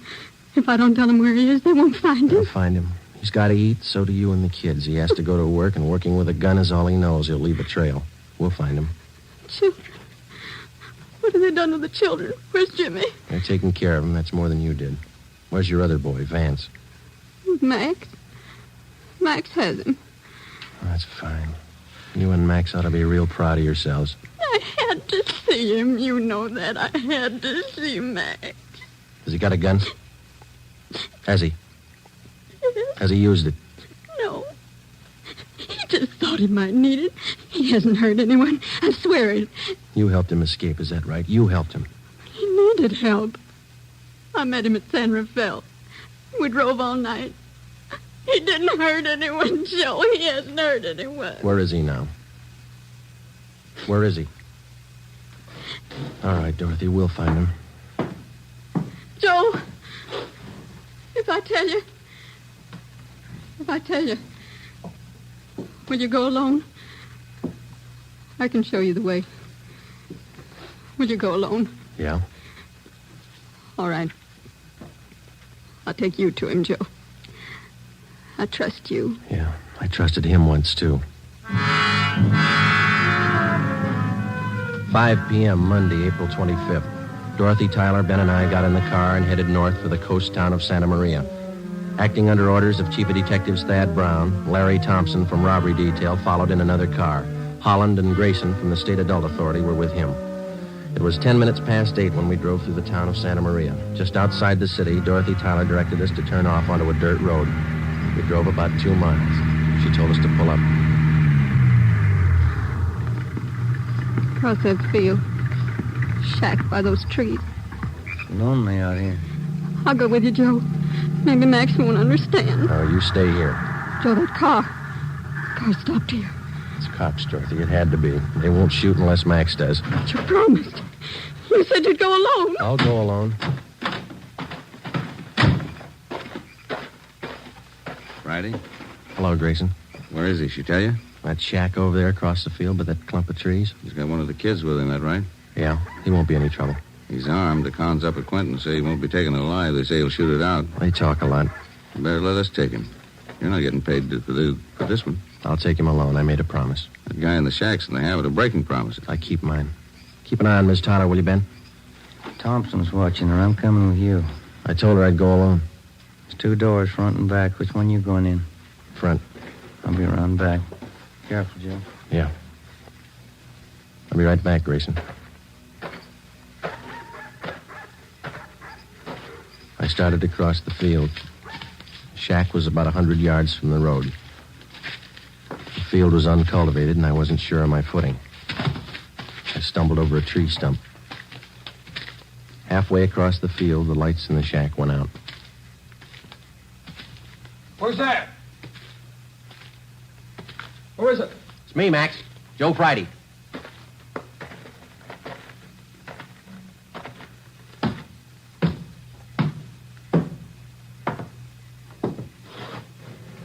Max?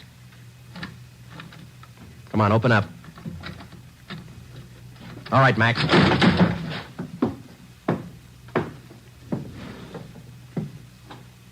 Why the gun, Joe? I never thought you'd take me with a gun. I never thought I'd have to kick down a door to get you. You've changed a lot, Max. How'd you find me, Dorothy tell you? Where is she? Outside. Your boy over there, Vance. He's sleeping. He's okay. Put out your hands. Put out your hands. Oh. I'm sorry, Joe. Yeah. You've been good to us. I won't try to explain. Neither will I, Max. Come on.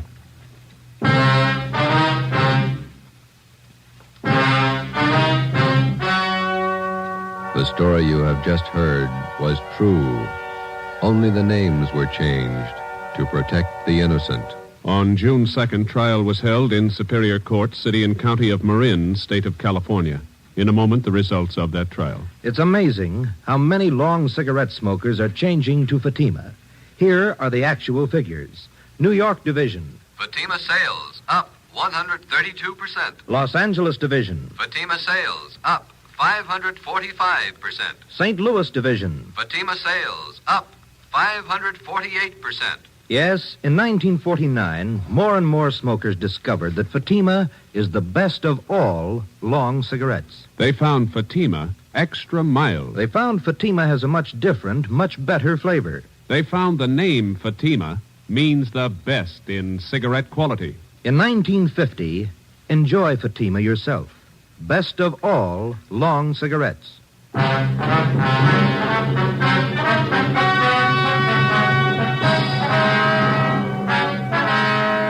Max Tyler pleaded guilty to the charge of escape and was sentenced to the term as prescribed by law. He was returned to San Quentin and then transferred to Folsom Penitentiary, where he is now serving his sentence.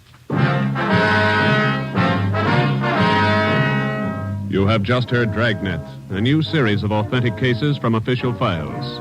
Technical advice for Dragnet comes from the Office of Acting Chief of Police, W.A. Wharton, Los Angeles Police Department. Dragnet honors the state of California and the men of the California Highway Patrol, another of America's outstanding law enforcement agencies. One of these men, Highway Patrol Commissioner Clifford E. Peterson, outstanding administrator and educator in the field of law enforcement, dedicates his life to making yours more secure. Fatima Cigarettes, best of all long cigarettes, has brought you Dragnet from Los Angeles. Be sure to hear Mr. and Mrs. Ronald Coleman in the Halls of Ivy starting tomorrow on NBC. Dr. Weir's mystery will be continued shortly. Say, by the way, Doctor, is mystery your sole pleasure? Young man, what could be more pleasant than mystery? Well, music, for instance. That's music, why, of course. Have you ever heard my clanking of chains? Doctor, I'm afraid you've got me wrong. I mean the kind of music men hum or whistle when they feel on top of the world. And, gentlemen, one of the many things that give you that tip-top feeling is the pleasure of being well-dressed. Perfect taste is a criterion, and in hats, there's nothing smarter than an Atom. From stem to stern, your Atom hat gives off that look of quality. You see quality in the carefully molded shape, and in the richness of the genuine all-fur felt, and in the subtle color shade. Next time you pass an Atom hat store or authorized dealer, stop in and try on an Atom. Once you see and wear an Atom hat, you'll agree that today, as before, Atom is one of America's outstanding hat values.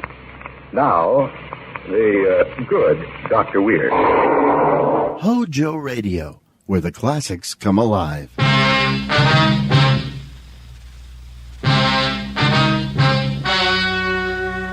Ladies and gentlemen, the story you are about to hear is true. Only the names have been changed to protect the innocent. Fatima Cigarettes, best of all long cigarettes, brings you Dragnet.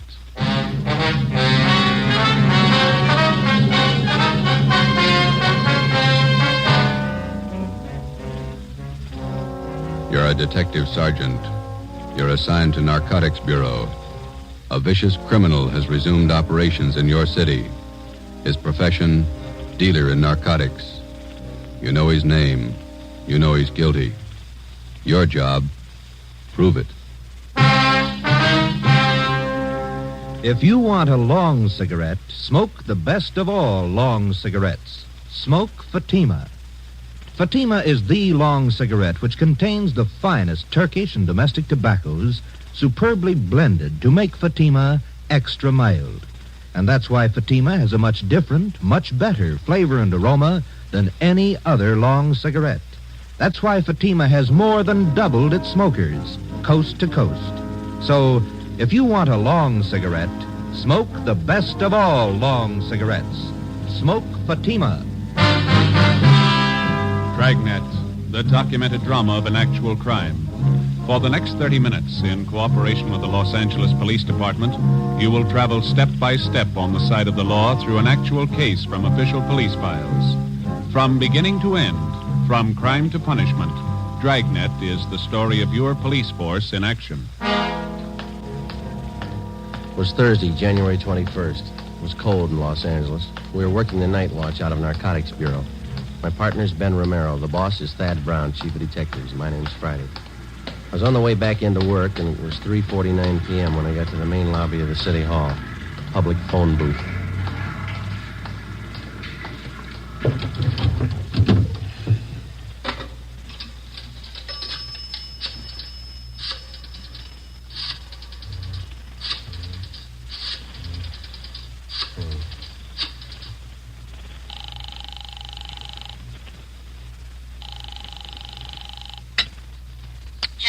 Hello, Ma. This is Joe. Joseph, you said you were going to be home at 4 o'clock. Oh, I couldn't help it, Ma. They changed the schedule. I got my stuff all right. Thanks for packing it. Well, I put your socks and your clean T-shirts on the bed. Did you put them in your bag? Yeah, I got them. Got them off the clothesline right after you called. They weren't quite dry, or I would have packed them for you. I got them all right. Listen, Ma, I'll call you whenever I get the chance. Now, don't worry. How long are you going to be gone? I haven't any idea. Maybe a month. All depends.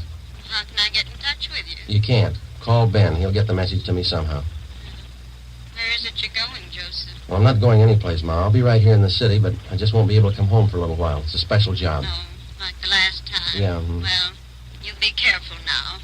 Watch what you order when you're eating out in those awful restaurants, Yes. and get your rest. Yes, you ma'am. need plenty of rest. Yeah, okay, Ma. I'll be all right. I was shopping today. I bought a nice loin roast for dinner tomorrow night. Now, you won't be here. Well, why don't you invite the neighbors over? The Newtons? That'd be good company for you. Well, maybe I'll ask your Aunt Elizabeth over. Yeah. Now, don't worry. If you want to get in touch with me, you deliver the message to Ben, okay? Yes, all right.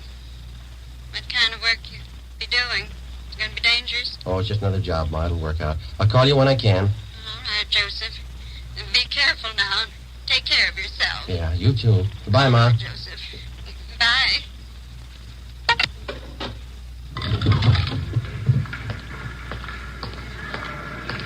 I left the phone booth and started down the corridor. I went up a short flight of stairs and turned left. The afternoon crowd in the city hall seemed heavier than usual. I walked past the elevators and turned right down another corridor. It was 3:58 p.m. when I got to room 24, Narcotics Bureau. Captain White? Hi, Joe. You want to take these? Yeah, sure. It's my badge. Okay. There's all my identification and my gun. Right. I'll take care of them for you. These clothes look all right? Just a minute. Now, let's see. Yeah. I don't like that tie. Romero, Yes, Gibber? let's see your tie. Yeah, swap with Friday, will you, Ben? Christmas tie's pretty loud. Mine's not. That's the idea. Here's some stuff to carry in your pocket. Social security card, ID card, all made out to Joe Kyber. Mm-hmm. Some book matches from St. Louis, a couple from Reno, Nevada. Okay. You pick up another gun? I loaned him my .25 automatic. It's small. It's easy to carry. Suit yourself. I don't have to tell you to be careful. No. It's a chance we've been waiting for, Joe. A lot depends on you. I'll do what I can. Just one thing I want to tell you. Take your time. Take all the time you need. Don't push it. I understand. No time limit. Your time's up when they find out who you are. Captain Lynn White and I left the Narcotics Bureau together with Ben and Johnny Bingham. We went down the hall to the office of Chief of Detectives Thad Brown. As in most major narcotic cases, the plan involved the coordinated work of all three offices, the federal, state, and our own local bureau. The operation involved a great many men and a lot of time. When we got to the Chief of Detectives office, two men were with him. Bill Craig, the agent in charge of the Federal Bureau of Narcotics for the Southern California area, and Inspector Virgil Beckner, head of the State Narcotics Bureau for our district. All of us had one common goal, the apprehension and conviction of two men, Arthur Belmont and Ralph Costello. The first man on the list, Ralph Costello. Chief Brown outlined the overall plan. Craig, your federal men have been tracking Costello off and on for 3 years now. Beck's of your state agents. Same for our men. This time we can't afford to miss. You figure an undercover man working locally? Is that right, Chief? Yeah, Craig, you'll start right from the bottom, work up the line till he gets to Costello, if he gets there. Beck? Where are you going to start? Captain White, would you lay it out for Beck and Craig? Yeah. Friday here's going to handle the job. He's got his full instructions. Joe, you want to fill him in? All right. I'll make my first contact tonight. I'll meet in a bar down on South Pico with another one of our undercover men, Benny Arredondo. He'll introduce me as Joe Kyber to one of his informants. The informant is supposed to help get me into the Flats gang. The same bunch running on the south end of town? Yeah, small-time peddlers, precurious, a little bit of everything. Go on, Friday. When I get in the gang, I run with them until I find out where and how they make their buys. After you get a contact, you make buys all the way up the line and get as close as you can to the town. Yeah, that's right. You worked out your contact with us? He knows that under no conditions will he be seen around the department here. It's been set up that I have a hotel room lined up down on the east side. Romero here and Captain White will be my only contact with the office. I'll be using the name Joe Kyber. Sounds all right to me. How about you, Craig? How about that informant Friday? Can you count on him? Arredondo thinks a lot of him. He says he's a good man. He's the first rung on the ladder. He's got to be solid. Well, if he's not, we won't have far to fall. Depends on how you look at it. You can kill yourself in the bathtub. 8 p.m., Thursday, January 21st. I checked in at the Casino Hotel on Terminal Street. I registered as Joe Kyber, Omaha, Nebraska. I was given the key for room 5. The rent was $7 a week. I unpacked a few things I had in my bag and went down the hall and took a shower. I went down to the lunchroom on the corner. I had an egg sandwich and a cup of coffee. was 11:18 p.m. when I walked into Blue Wright's Bar and Grill. I ordered a beer and sat down. I watched the missing persons program on the television set above the bar. Lose somebody, Kyber? Hello, Benny. Been here long? I just got here. Where's your boy? Sitting over there with that fella in the blue suit. Name's Gene. Who is the guy in the blue suit? One of the Flats gang. Gene's lining up your introduction now. Guy's name is Ludwig. I call him Lud. He knows me as Steve. Right. What do we do? Sit tight till Gene gives us the word. The tie of yours looks like it's on fire. Look all right? I wouldn't wear it. Lud would. Get in the hotel okay? Yeah, all set. Room 5. Gene wants us. Let's go. Okay.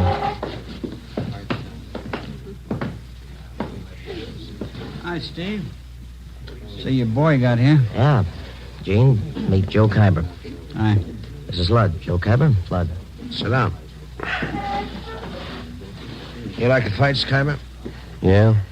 I got nothing out here in that line. I used to go to the Garden when I was east. I got some fine cards at the Legion. Where? Hollywood Legion, Friday night. Some classy-looking fighters out there. Where's that? Out in Hollywood. Nice little stadium. I'd like to go with you sometime. Tomorrow? I got a date. Maybe next week. Bring her along. A lot of women go. Not this one. Okay. Are you guys hungry? I could eat. Yeah. Joe? Sure. How about here? Nobody eats here. Well, steam table over there. The stuff smells pretty good. So does garbage if the wind's blowing the other way. Let's get a French dip sandwich, huh? How about Galbraith's over on Sotelo? Okay. How about you guys? Sure. Let's go. All right. You from the east, Kyber? Omaha, Memphis, all around. Yeah. You don't talk very much. You do. You talk tough. Are you tough? Sometimes. This place we're gonna go eat, sometimes the meat's tough, too. Yeah? Just like a piece of tough meat, you can always cut it down to size. The following week at the fights, I met some of the other members of the Flats gang. They were a typical group of hoodlums. Unlike fiction writers have portrayed them, generally gangs of this type do not operate under a gang leader. Each member considers himself the best of the lot. For all practical purposes, they didn't need a leader. But as in any group, some men are more dominant than others. Lud was one of these. Because of his tough manner, I observed that the gang members placed confidence in Lud. It was then that I decided that I had to be tougher than he was if the gang was going to accept me. 5 weeks went by. March 7th. There was still no mention by any of them that they were either using or dealing in narcotics. Come on in, Kyber. Sit down. Lud? Kyber, meet Jerry Phil. Hi. I picked up the tickets for the basketball game tonight. Good seats?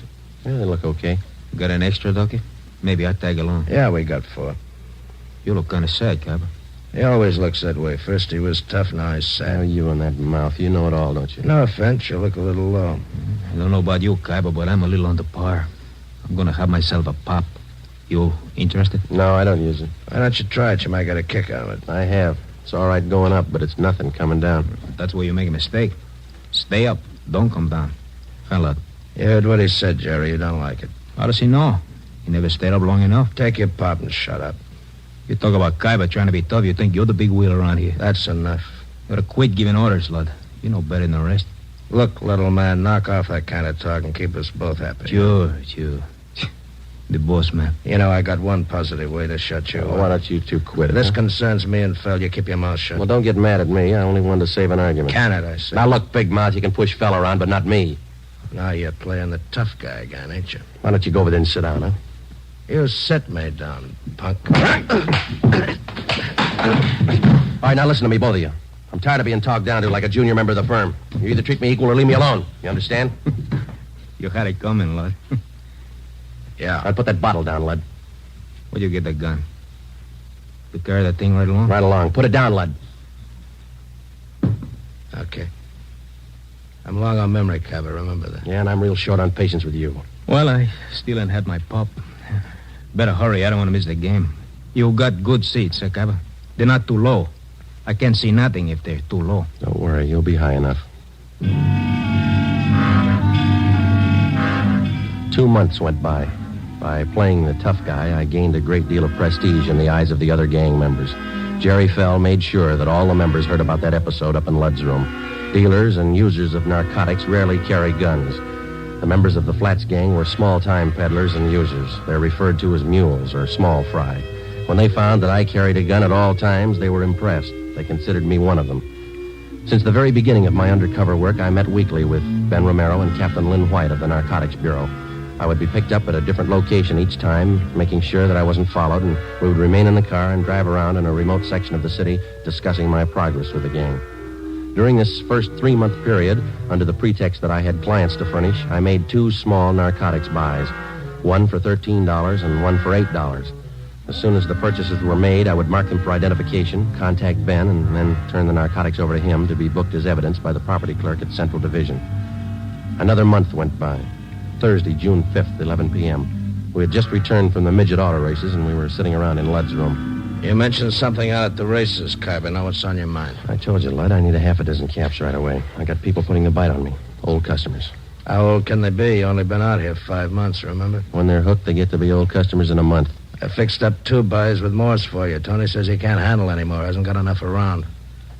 You got on board late, you know. All of us are ahead of you. Tony can get more. Who's his source? Couple of guys. I know him. How about an office to one of them? You deal with Tony. You said he hasn't got enough. That's right, I did. Okay. How much do you want? They're your customers. What's it worth? They'll pay. What's the guy's name? Costello's one of them. He'll have enough for you. Who's the other guy? You deal with Costello for now. Where can I meet him? Morsel will set it up for you. I got to meet him in an hour. Come in. Police officers. Shake it down, Donahoe.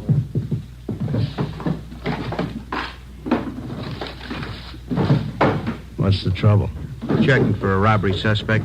Find anything, George? Room's clean. We don't know anything about a heist. You'll have to come downtown and answer a few questions. What's the matter with you, fella? You look like we spoiled your party. Yeah, you spoiled it.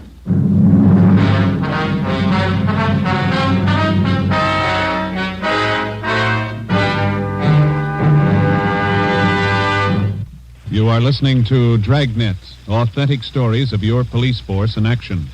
Now, here's an authentic report from Fatima Cigarettes. In 1949, Fatima more than doubled its smokers from coast to coast. In 1950, enjoy Fatima yourself. You'll find Fatima extra mild. Because Fatima is the long cigarette which contains the finest Turkish and domestic tobaccos superbly blended to make Fatima extra mild. You'll find Fatima tastes much better. Fatima's superb blend gives you a much different, much better flavor and aroma than any other long cigarette. You'll find Fatima best in cigarette quality. Fatima has always stood for the best in cigarette quality.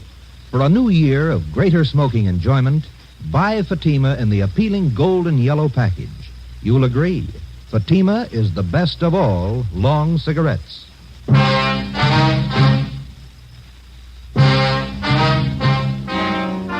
The chance of my being picked up while working on an undercover assignment was one which all of us had considered.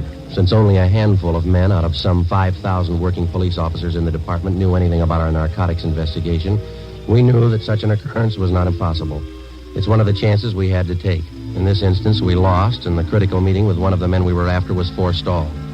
How long our detention at police headquarters would delay my meeting with Ralph Costello was anybody's guess. Could mean weeks or maybe months. I was booked on suspicion of 211 PC, robbery. So was Ludd. The next afternoon, I was taken from cell block 10D2 to the interrogation room. Come on in and sit down, Kuiper. How are you, Friday? It was a tight squeeze. The booking number's been canceled, Joe. Print's been stopped. Those 2 men from robbery who pulled me in, Wynn and Donahoe, I thought I was in trouble for a minute. They had no idea you were in that room. Once they got up there, they had to follow through. Well, they played it right. They remembered their etiquette. If either one of them had said hello before you did, you might have been in big trouble. Well, I'm in big trouble anyway. I had a meet all set with Costello. Almost set, anyway. Just a case of bad timing on that pickup, huh? Well, if they'd have got there 2 hours later, it might have been different. Well, how do you stand now? How close are you to Costello? I need some more money. I got to pay off Ludd. And he'll take you to Costello if you pay the right price? Yeah. Ludd's working through Morse. You know about him. Remember, Friday, if there's any questions when you get back to that gang, you were booked for CCW. You're out on bail. Yeah. I got you another gun, Joe. 32 automatic, okay? Yeah, thanks. I couldn't go back with the same one. What about the federal and state men? How are they doing? Pretty good. Federal men picked up Costello in Fresno. He was connected with the sale of 6 cans of H. Mm-hmm. That much heroin up there. No wonder Ludd can afford to hold me up. He knows there's a shortage down here. Case isn't too strong against him. When it looked definite that we had him, they were going to call you off. He's out on bail. Costello's back down here now. Yeah. Seems like we get our hands on the guy, but we can't hold him. Narcotics in their possession or under their control. That's what the book says. That's the way we got to get him. We'll get him that way. It's up to you now, Friday. Stay with it and keep your chin covered. Well, if you need anything, Joe, call. Your mother's been over at the house for dinner a few times. She's okay. Thanks. Tell her I'm all right, will you? Sure. She worries a lot about you, Joe. Anything happened to you, it'd just about kill her. That makes two of us. I'll see you. Before I left the city hall, Captain White drew out some more money from the Secret Service Fund. This fund is for the sole purpose of undercover work. This latest amount was for the narcotics buy that I hoped to make with Ralph Costello. An hour before I left, Ludd was released on a writ that he had arranged for. Saturday, June 7th, 9 a.m. I checked back into my room at the Casino Hotel. During the 3 weeks that followed, I kept asking Ludd to arrange a meeting for me with Tony Morse, the next man on the ladder, on the way up to Costello. Ludd kept stalling me. Another week went by. Captain Lynn White, Ben, and I held our regular weekly meetings. On July 6th, Ludd told me that a meeting with Morse had finally been arranged for 8 p.m. that night. I called Ben and told him I'd meet him and the captain immediately after I talked with Morse. At 8 p.m., following the instructions Ludd had given me, I was in the downstairs waiting room at the subway terminal at 5th and Hill. I was told to wait by the apple vending machine.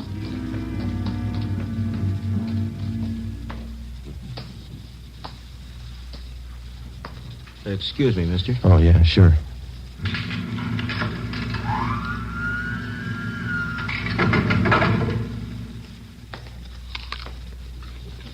Carver? Yeah. You, Morse? That's right. Want an apple? No, thanks. Well, sit down. All right. Now, what'd you have in mind? I got a couple of $100 to spend. Can you handle it? Who sent you? You know who sent me. Sure I do. I just want to hear you say it. Ludd. We can handle it.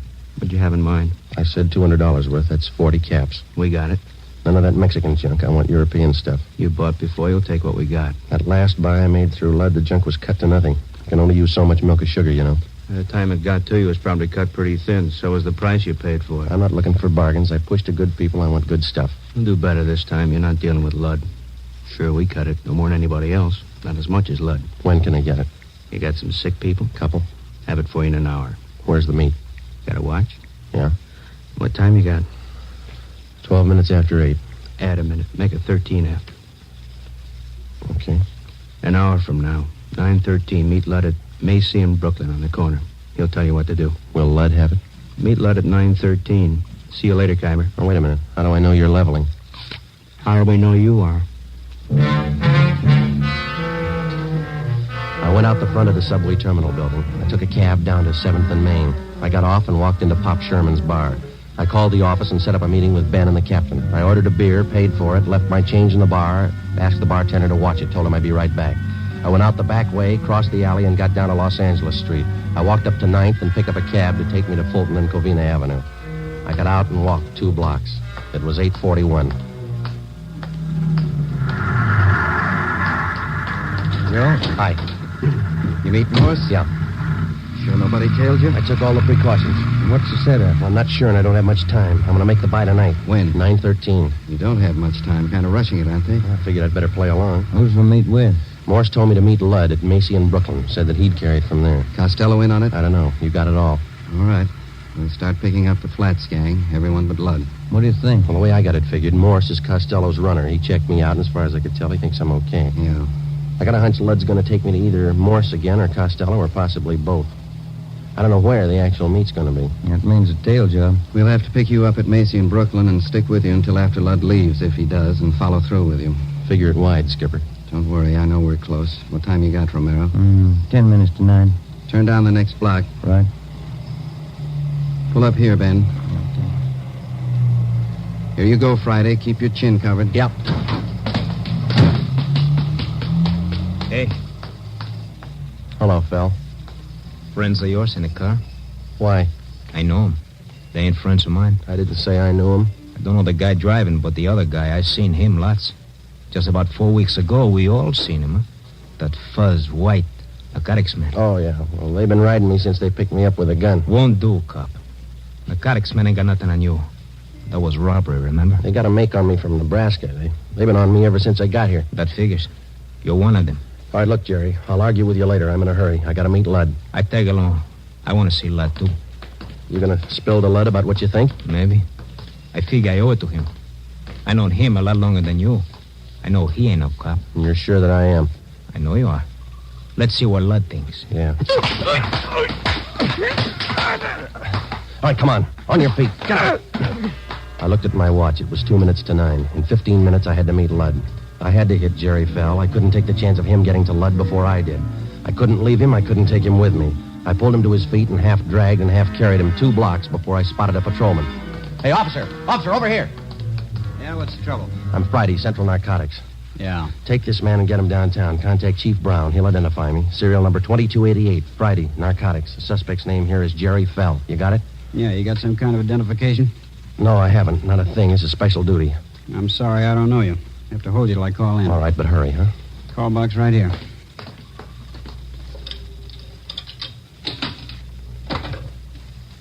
This is Carlson, box 117. Check on a matter with the Chief of Detectives Brown, will you? Yeah, that's right. Have a man here who identifies himself as Friday. What's your first name? Joe Friday. Tell him to hurry. Yeah. Joe Friday, Central Narcotics, serial number 2288. Says he's in a hurry, holding a suspect, Jerry Fell. I'll hold on. Yeah, my watch says 5 after 9. What time you got? I got 6 minutes after. It might be a little fast. Any cab stands around here? 4 blocks up the street. Which way? That way. Yeah. Okay, I will. Thank you. Okay, Sergeant. Sorry to hold you up. Need any help? No, you just hang on to this guy. Don't let him go. I started to run. Macy in Brooklyn. 6 blocks away, and I had 8 minutes to make it. A narcotics buy is one date you're not late for. Either you're there at the specified time or there's no deal. The veteran narcotics peddler knows that that's the only safe way for him to operate. A minute one way or the other could mean an arrest. I ran. You're out of breath, Khyber. Anything wrong? No, the cab broke down. I didn't want to be late. Yeah, you got 40 seconds. That's cutting it pretty thin, but it'll do. Come on. All right. Right here. By this lamppost? That's it, right in front of it. Don't move to the left or right. Stay put. They'll handle the rest. So long.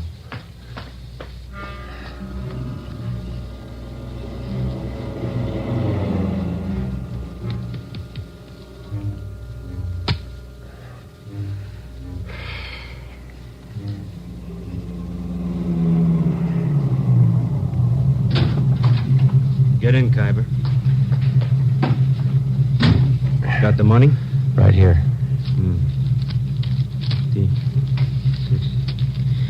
200. Here's your package. Okay. That's it. Joe Khyber, meet Ralph Costello. Hi. Hello. Out this side, Khyber. Okay. I'll see you.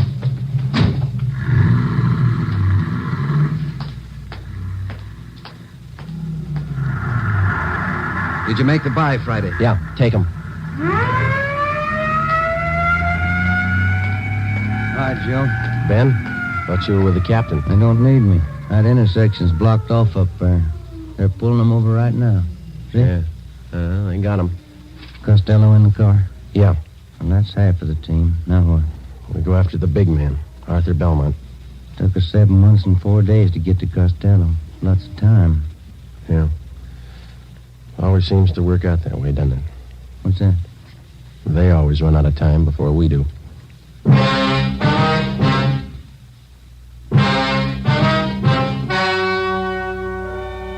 The story you have just heard was true. Only the names were changed to protect the innocent. On July 6th at 10:45 p.m., Ralph Costello was taken to the Narcotics Bureau, the interrogation room. In a moment, the results of that interrogation. It's amazing how many long cigarette smokers are changing to Fatima. Here is the actual report. From coast to coast, Fatima has more than doubled its smokers. Yes, more and more smokers every day are discovering that Fatima is the best of all long cigarettes. Smokers find Fatima has a much different, much better flavor and aroma than any other long cigarette. They find that Fatima is extra mild because it's the long cigarette which contains the finest Turkish and domestic tobaccos superbly blended to make it extra mild. Enjoy extra mild Fatima yourself. Best of all long cigarettes.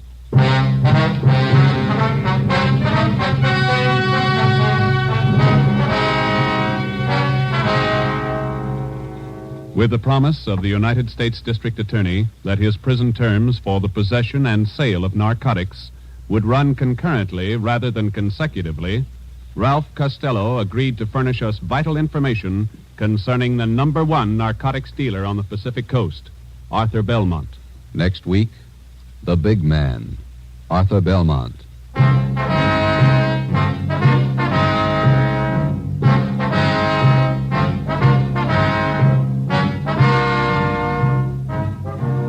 You have just heard Dragnet, a new series of authentic cases from official files. Technical advice for Dragnet comes from the Office of Chief of Police W.A. Wharton, Los Angeles Police Department.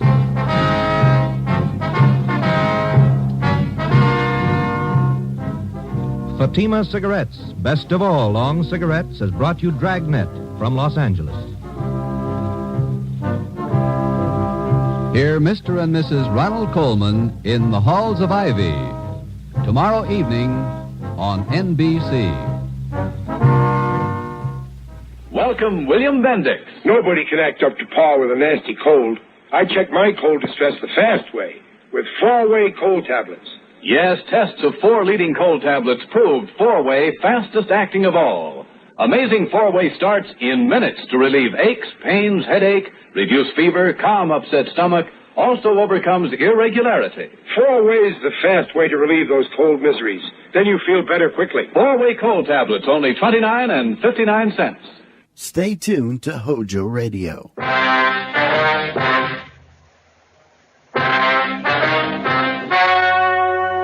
The story you are about to hear is true. Only the names have been changed to protect the innocent. Fatima Cigarettes, best of all long cigarettes, brings you Dragnet.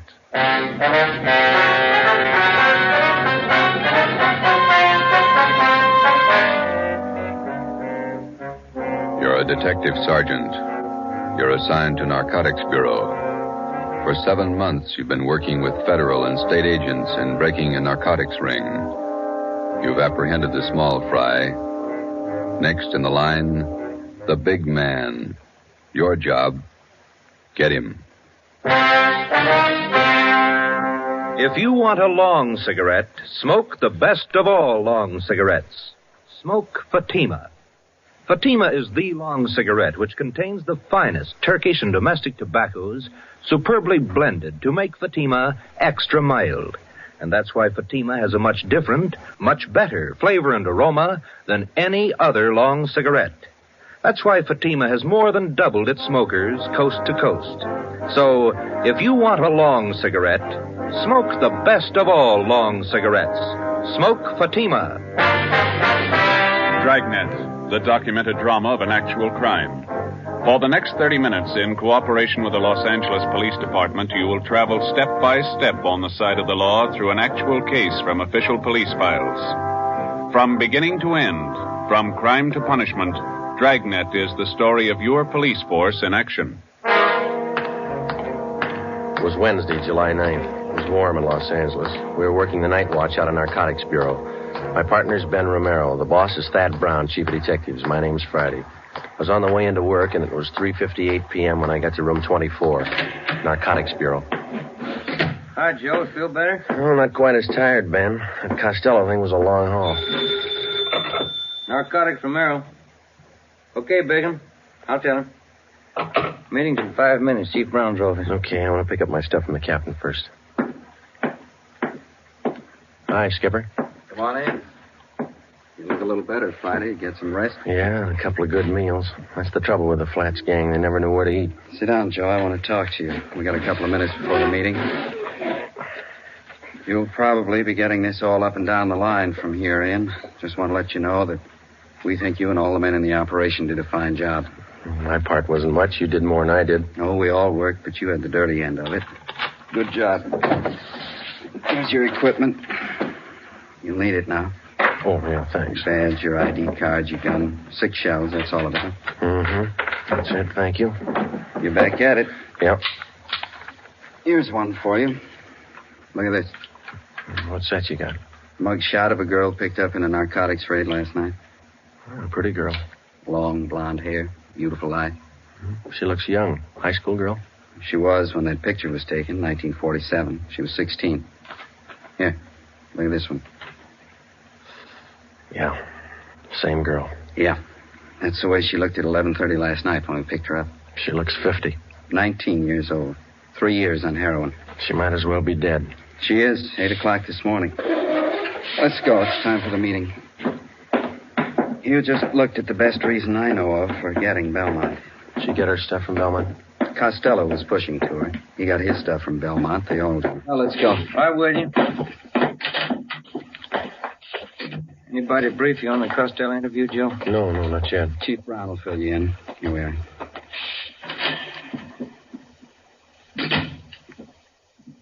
Chief?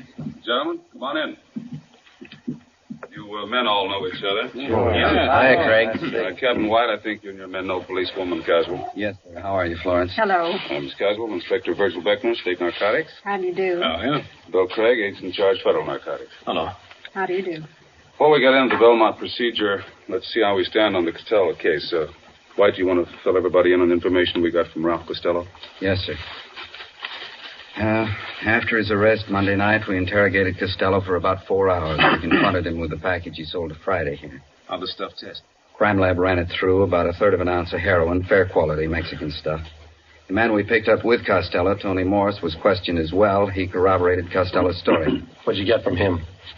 Well, he told us he had a great deal of information on the big man in the operation, Belmont. But he wouldn't tell us a thing unless we made a deal with him. What kind of a deal? He wanted everything. But we finally agreed that the only thing we might possibly work out was his prison term. Mm-hmm. We called in the U.S. District Attorney. We talked another 4 hours. How'd it work out? District Attorney told Costello the only thing he'd do for him was to have his prison terms run concurrently rather than consecutively. Not much to pay for what we got. Costello gave us enough to enable us to start moving on Belmont right away. We've had his M.O. confirmed. We've got a list of most of his pushers. Now we can get to him. Any definite plan, Chief? White and I have been talking it over here with Craig and Beck. We worked out what we think might be a pretty good plan. Craig, do you want to lay out how your men are going to handle it from the federal end? We'll work from out of town to the center here. We'll check his contacts across the state lines. We've already traced his connections to the east, New York syndicate. We'll keep working that in. Beck, how about your state narcotics men? We'll work inside the state line here. We've already checked out part of his operations. We've located sources in San Francisco, Bakersfield, Fresno, as far south as San Diego, Lower California. We'll draw all those ends up tight. Keep moving. You fellows will both give us a hand if we need assistance. You bet. That's right. Fine.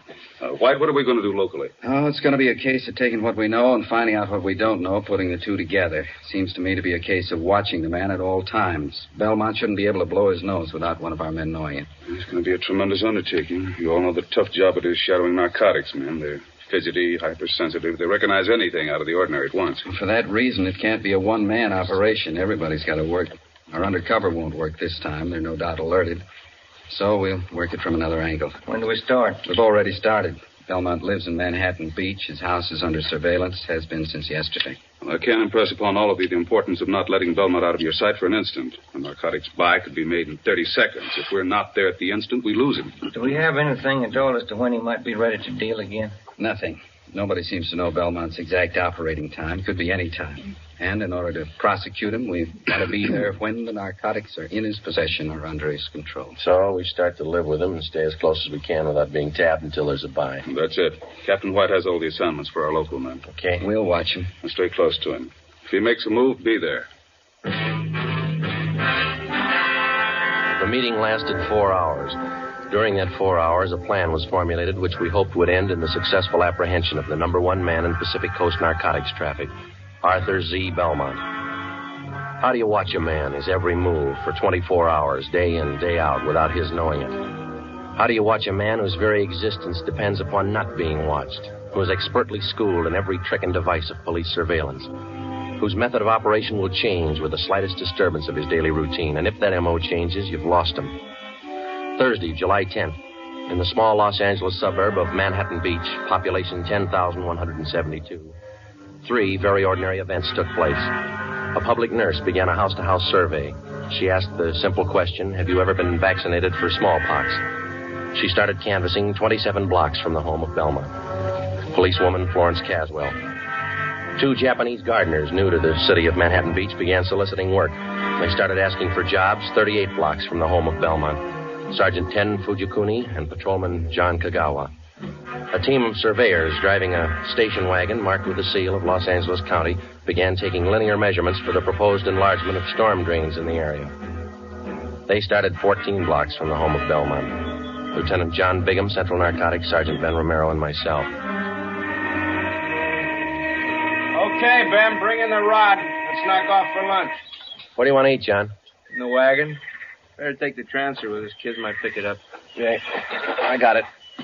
I can't keep the sand out of my shoes. Might as well get used to it. We're a long ways from home. Yeah. 9 years on the job is the first time I ever brought my lunch in a paper sack. Who knows, Joe? This might change your whole way of living. You bet. You want to sit in the front? No, I'm getting back. Fellas, have a look at the local paper? No, why? Manhattan Beach Sentinel, down the bottom of page 1 in the box. Read it. Yeah, let me see. Mm-hmm. Well, it's good. What is it, Joe? Read it out loud. Well, it says preliminary work on storm drains started. Surveyors. Well, it goes on to say that surveyors have started taking measurements for the new drains. Captain Whiteside, they had the story planted, even got a release from the Planning Commission. It won't hurt us a bit. Well, you said lunchtime. I've got enough here for the whole department. 4 hard-boiled eggs. See what kind of sandwiches I drew. Deviled egg. Look here. She even put them on egg bread. I hate eggs. Looks like the captain driving up the street. Mm-hmm. Yeah, that's him. Driving a city car. Chief engineer. How's it going, Bigham? Fine. Slow. Had your lunch? What do you got? Deviled egg sandwiches. Got plenty. Can't stand them. How about ham and cheese? Yeah, thanks.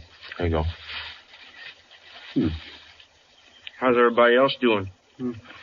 Very slow. It takes time. Got to keep taking our time. If we tip it before we got close enough, Belmont's on his way. Mm-hmm. How long are we going to have to keep our distance? Not much longer. We can't take the chance of starting everybody out right on top of Belmont. It might look funny to him. Anybody else would be okay. The average person, your operations might look normal, but we can't afford to try to get it by Belmont that way. With a hop cutter, you never know. It's not so much that we don't know. We just can't take any kind of a chance. That's what I mean. He might have started right on Belmont's front lawn, and he's never got wise. But we wouldn't want to risk it. Belmont been out of his house today? On the go quite a bit. Left his house at 9:13 a.m., went down to the ShopRite market, bought a half-pound of bacon, 2 dozen eggs, loaf of bread, whole wheat. Sergeant Hodges waited on him. He's clerking in the grocery department. Oh, yeah. Then he drove over to his neighborhood gas station, got a full tank of ethyl and 2 quarts of oil, 30 weight, drove home, got back at 9:42. He's still there? Yeah. About time you guys were back at it, huh? Right. Okay, Ben. You want to grab some of the gear? Yeah. Hey, Joe, give me a leftover bread crust, will you? I'll give him to Seagull. Yeah, sure. Here you go. Well, foot by foot, we're getting closer to Belmont. Hope nobody tips it. Nobody should, unless you don't trust those gulls. We surveyed the city of Manhattan Beach for 5 weeks. Policewoman Caswell, posing as a nurse, continued canvassing. Everybody concerned with the job of standing watch over Arthur Z. Belmont carried out their routine day by day. Daily reports came in from everyone in the operation. These reports would be sifted at Central Narcotics and progress reports compiled for the use of those in the field on the Belmont case. All police cars, as well as city cars, such as we were employing, were equipped with 3-way radio communication. All personnel were in constant contact with one another. Wednesday, August 12th, it was the decision of Captain Lynn White that the idea of our posing as city surveyors had been exhausted. Further use of this could possibly arouse suspicion. Belmont lived at 1227 Ocean Avenue. 2 days before we were called off the surveying job, the city leased the private residence at 1216 Ocean Avenue. A van load of furniture was moved in. Drapes and curtains were hung. Regular deliveries of daily newspapers and milk were made to the house. To all outward appearances, the house was occupied by an average family. Actually, it provided another blind from which we could continue to observe Belmont. Shortwave radio equipment was installed in an upstairs room. Ben and I were assigned the night watch. Another car just stopped in front of Belmont's house. How many does that make? 3 cars. Just a minute. Yeah. A couple of guys getting out. Went up the front door. Where? Let me see, huh? Take a look. Watch curtain. Uh-huh. Yeah, Belmont answered the door. He's letting him in. Something's doing. What do you think? I don't know. You called Captain White, didn't you? Oh, an hour ago. Just after the first car pulled up. He'll park in the alley and come up the back way. I better check with everybody again. This portable seemed to warm up slower than our car radio. About the same. Here we go. Unit 140K to Unit 145K. 145K, go ahead. Just checking. Your location the same? That's right. Ocean and Clipper. We got 3 cars to cover now. Stand by. Roger. Unit 140K to 143K. 143K, we got it. Standing by. Location still good? Same. Be talking to you. Stand by. 140K to 149K. 149K, go ahead. Stay put. We got 3 cars now. Yeah, we heard. Still the same spot. Standing by. Roger. Captain just pulled into the alley, Joe. Good. Belmont's porch light just went out. Mm-hmm. Let's see. 3 guys came in the first car, 2 in the second, 2 in the third. Is that right? Yeah, 7 all told. 8 counting Belmont. Maybe he's running for office. Joe, Ben, any changes since you called me? Another car. Hmm? Anybody you know? It's too dark to see their faces. Uh-huh. Dodge Coupe, gray, black package sedan, green Chevy.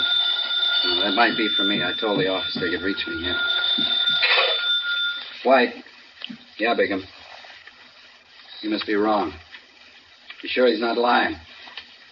All right, thanks. Yeah.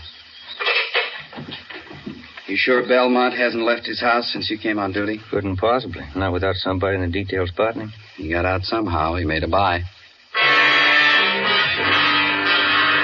Captain White called the office and talked to Benny Arredondo, our narcotics undercover man. He confirmed the fact that somehow Belmont had a meet and successfully completed a narcotics transaction. None of us could figure how, and we didn't know when the meet took place. Arredondo told us that the buy had been made sometime in the past 10 hours.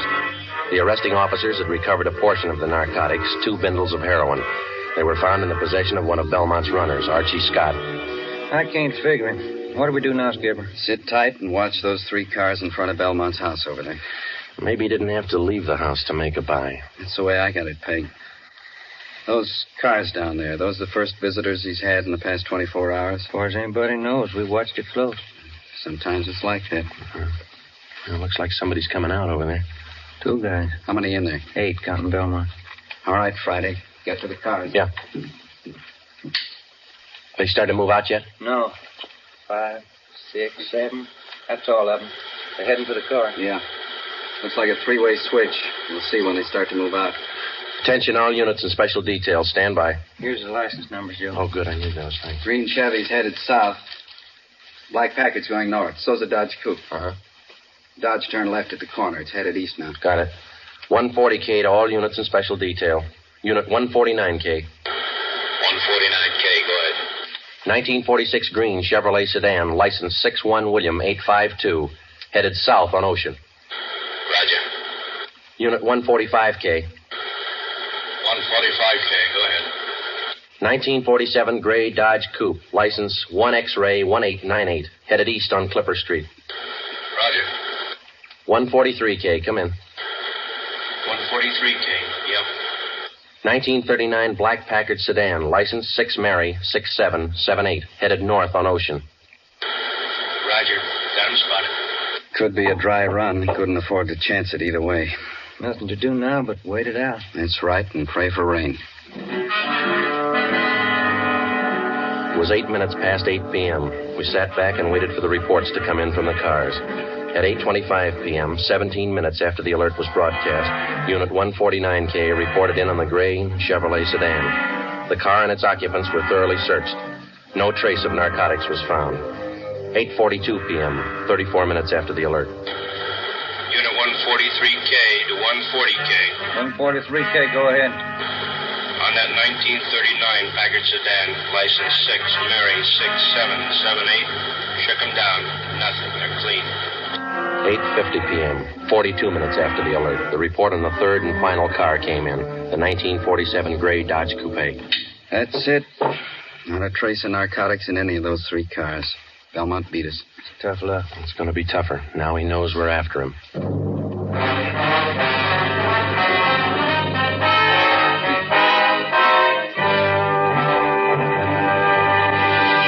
You are listening to Dragnet, authentic stories of your police force in action. Now, here's an authentic report from Fatima Cigarettes. In 1949, Fatima more than doubled its smokers from coast to coast. In 1950, enjoy Fatima yourself. You'll find Fatima extra mild. Because Fatima is the long cigarette which contains the finest Turkish and domestic tobaccos superbly blended to make Fatima extra mild. You'll find Fatima tastes much better. Fatima's superb blend gives you a much different, much better flavor and aroma than any other long cigarette. You'll find Fatima best in cigarette quality. Fatima has always stood for the best in cigarette quality. For a new year of greater smoking enjoyment, buy Fatima in the appealing golden yellow package. You will agree, Fatima is the best of all long cigarettes. The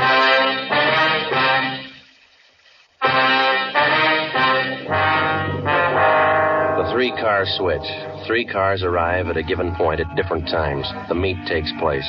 The drivers of the various cars leave the given point at the same time. Each drives away from the point in a different direction, making it 3 times as difficult to follow them. The practice was not new to the Narcotics Bureau or the dealers in narcotics. It usually includes the dry run, in which the actual mechanics of the narcotics are carried out, but neither the merchandise nor the money is on hand.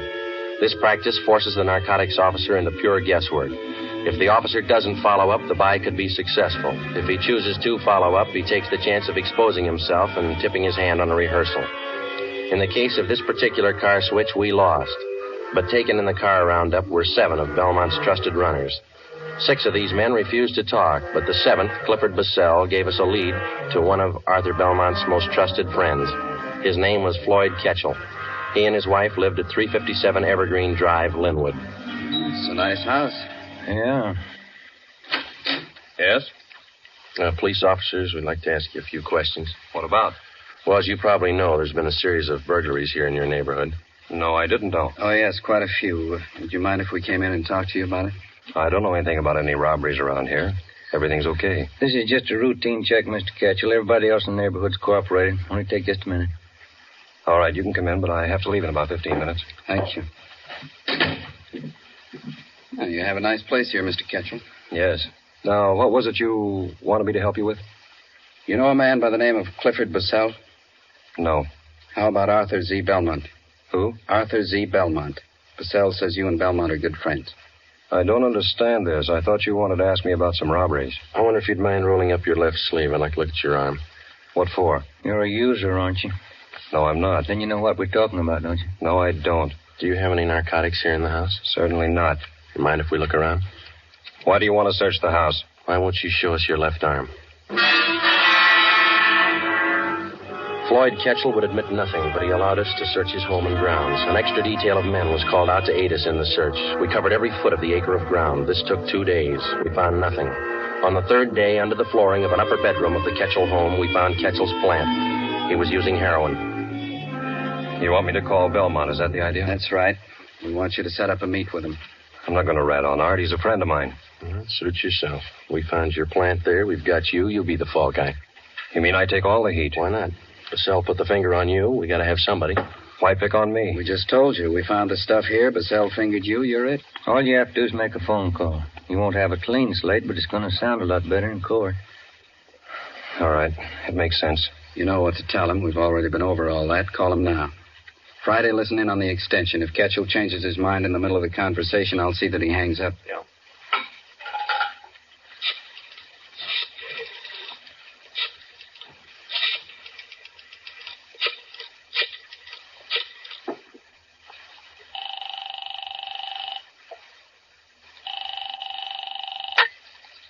Hello? Hi, Art. Floyd Ketchel. Hiya, Ketch. Fine. How's Edna? She's fine, Art. Say, I got a friend on his way to Honolulu. Uh-huh. He wants to take a little package along. Gotta have it. You know him? Is he okay? Yeah. Old friend. You sure? Yeah. Have to be pretty careful. Got hit Wednesday night down the beach. Yeah? Who'd they get? Vassell and 6 guys from New York. Got off easy. It was a dry run. I didn't know that. Nothing in the papers. Isn't hit yet. It will. How much do your friend need? Going to be in the islands for quite a while, so there's a couple ounces should do it. You got the money now? He's good. Can you swing it tonight? Boat leaves from San Francisco day after tomorrow. Hasn't got much time, has he? Okay, you want to pick it up? Yeah. All right if I bring him along? I want you to meet him. Good customer. If you're sure about him, yeah. 8:30 at the store. We'll be there, Art. 1,100 cash. Yeah. Better be okay, Kitch. He is. Better be. I had one dry run this week. I can have another.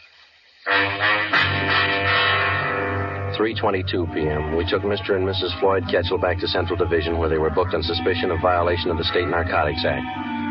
4 p.m. We met in the office of Chief of Detectives Thad Brown. You need $1,100, is that right? Yeah, that's right. How much was in the Secret Service fund? $223. Allotment for this month's all gone. Well, where'd you get the rest of it? Haven't got it all yet. Primera's the banker. How you got it figured, Ben? Well, let's see. I got it all written down here. First off, we got $223 cash. And these fellows all gave us their personal checks. Jack Donahoe and Robert gave us $200. Johnny Begum put up $100. And Captain White's in for $150. Joe put in $35, and 22's all I could swing. That's, $720. You need $380, right? Yeah, that's the way I got to figure. Okay, I think I can make up the rest. How about Wynn's Cadillac? He loan it to you? He's out getting it washed. It's 41, isn't it? Yeah, sedan. A little old, but it looks good when it's washed. Flashy. Oh, that's what you need. You going to make the buy, White? Yeah. Ketchel will be with me. Okay, it's all here, $1,100. Yeah, we've only got one hitch. It's 5 o'clock and the banks are closed. Yeah? Not much time to run around getting checks cashed. It was 5 p.m. We had 3 hours to cash $720 in personal checks. We split up and covered every possible place in the city where we were known and where we knew they would cash them. By 7:45 p.m., we had the $1,100 in cash. The serial number on each bill was listed and the money turned over to Captain White. The scene of the meet was a hardware store on East 9th Street, which Belmont used as a front. Belmont's hardware was located in a small neighborhood shopping district. On Friday nights, the stores remained open until 9 p.m. Promptly at 8:30, Captain White and Floyd Ketchel pulled up in front of the store and went in. Ben and I waited in our car a half a block down the street. It was 8:35. There they are. They're coming out. Must have made the buy. Starting the car. Here they come. Watch for the skipper's signal, huh? Yeah. There it is. Let's go. Okay, pull over here. Come on.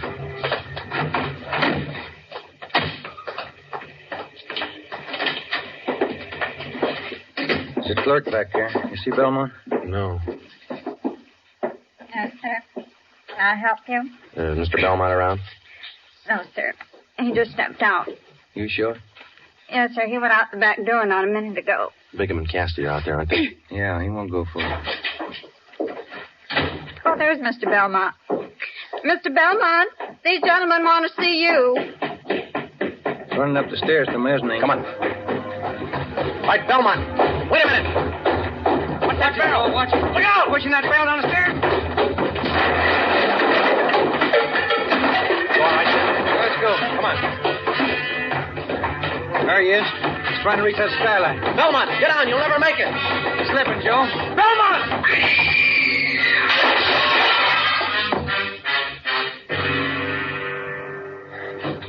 Come on. He didn't do that showcase any good. Yeah, he's through. Piece of that glass right through him. Yeah, it's a rough way to go, isn't it? Yeah. At least narcotics didn't kill him. Didn't it?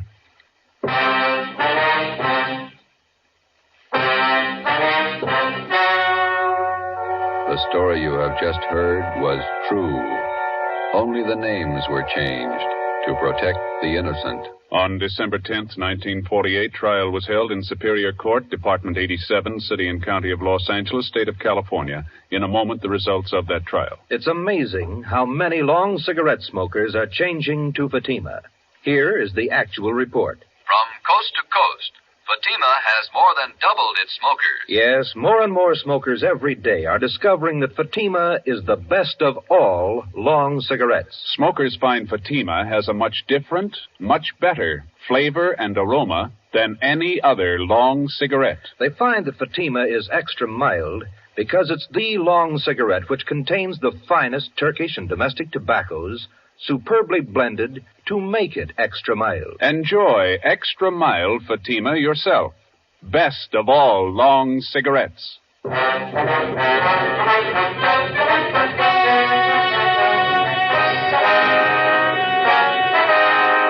12 members of Arthur Z. Belmont's narcotics gang were finally rounded up by federal, state, and local authorities. All 12 were tried and convicted of violating the Harrison Act and the State Narcotics Act. They received sentences as prescribed by law and are now serving their terms in state and federal penitentiaries. You have just heard Dragnet, a series of authentic cases from official files. Technical advice for Dragnet comes from the Office of Chief of Police W.A. Wharton, Los Angeles Police Department. Fatima Cigarettes, best of all long cigarettes, has brought you Dragnet from Los Angeles. Be sure to hear Mr. and Mrs. Ronald Coleman in Halls of Ivy tomorrow on NBC. Bobby Riggs, the holder of the world's professional tennis championship, plays a dazzling game of tennis. And he handles a razor as smoothly as he does a tennis racket. Bobby Riggs is a brush and lather shaver. He writes me that Colgate Lather Shaving Cream helps give him that smoothness in shaving. Here's his letter. Want to know why I'm sold on Colgate Lather Shaving Cream, Bill? Because every shave with Colgate Lather is sweet and smooth and clean as a whistle. That light, fine-textured shave cream makes wonderful whisker-wetting lather. It gets down in the stubble, softens the whiskers fast, makes shaving a breeze. Yes, sir, Colgate Lather Shaving Cream sure covers the court from baseline to net with speed, smoothness, and real shaving comfort. In my opinion, Colgate Lather is tops. Thanks, Bobby Riggs. Your experience should get other brush and leather fans to try Colgate Lather Shaving Cream. That's all we ask, fellas. Just try it. Notice the rich, moist lather that the light, fine-textured shave cream makes. How thoroughly Colgate Lather softens your whiskers. When you use Colgate Lather Shaving Cream, you'll find your razor doesn't pull or scrape. Instead, it cuts through clean and smooth, and it leaves your face truly comfortable. Please, get some Colgate Lather Shaving Cream tomorrow. It's the lather shave of champions. Stay tuned to HOJO Radio. Ladies and gentlemen, this program is for you, not your children. The subject is of vital importance to you as parents. This is the story of a vicious man.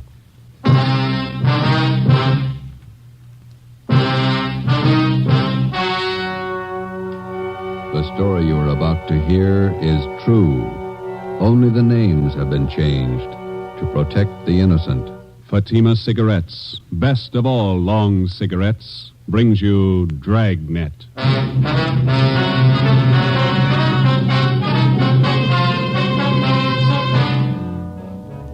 You're a detective sergeant.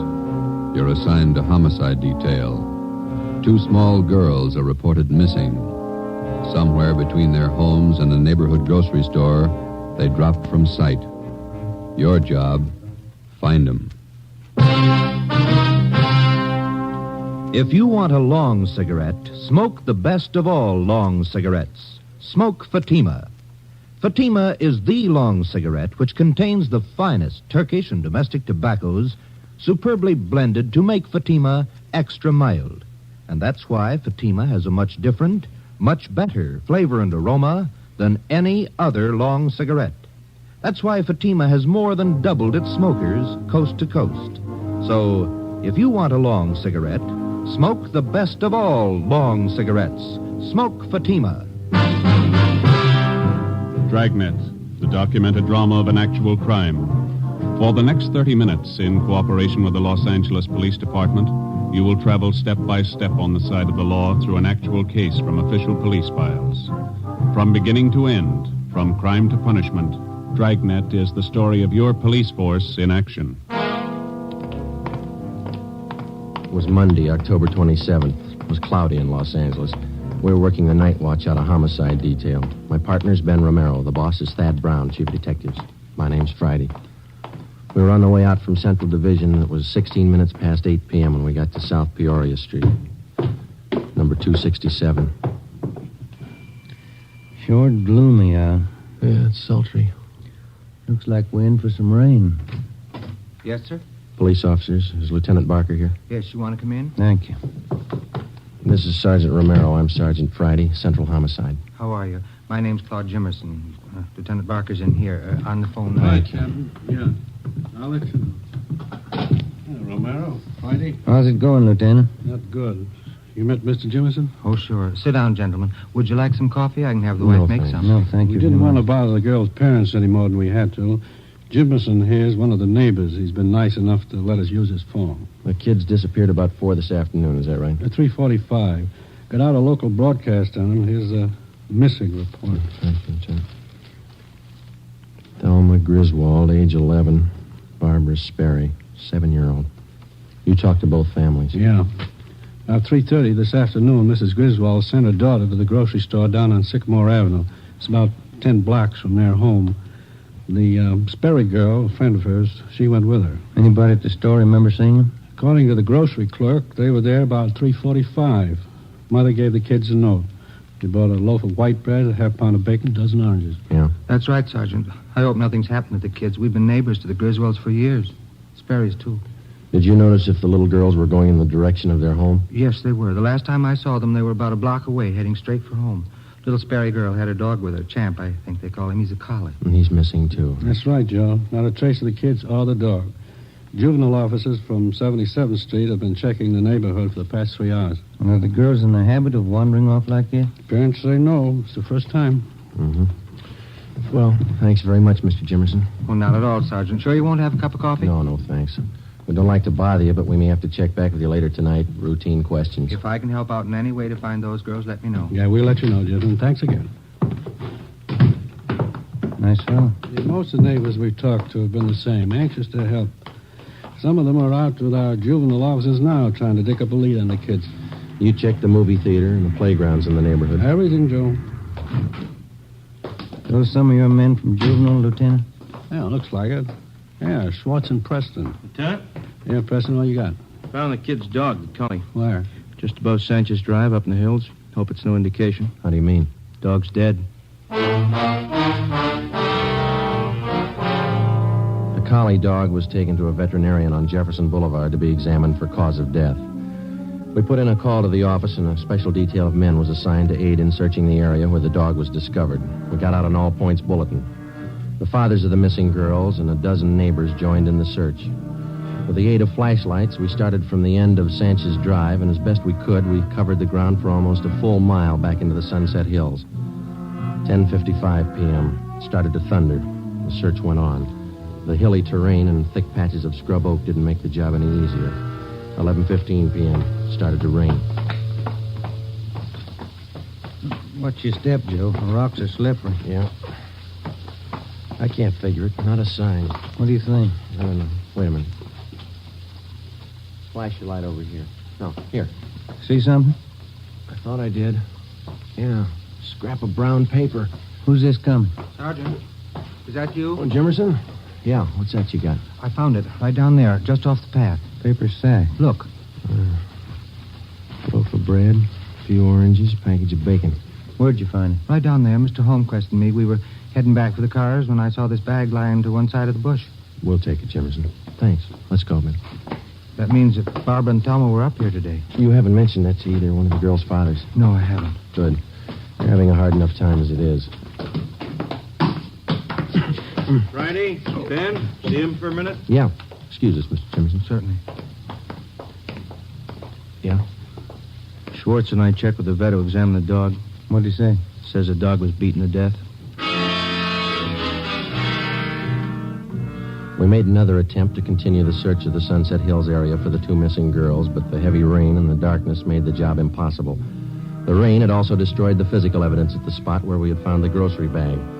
We went back to Jimerson's house and called the office again. Another detail of men was assigned to be on hand to help in the search when it resumed at daylight.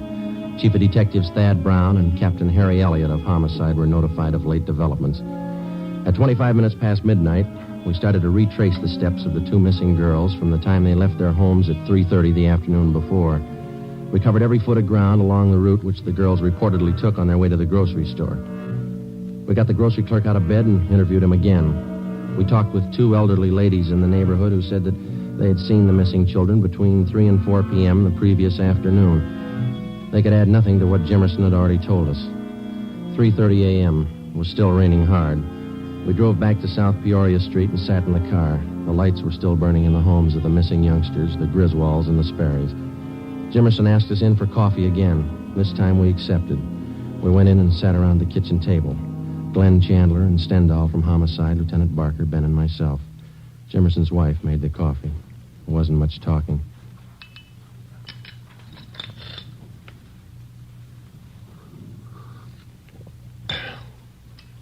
You want more coffee? Oh, yeah. Thank you, Miss Jimerson. Thank you. You want some more? No, thanks. It's fine. You want some more coffee? You got enough there? Sure, Lieutenant. Plenty. Go ahead.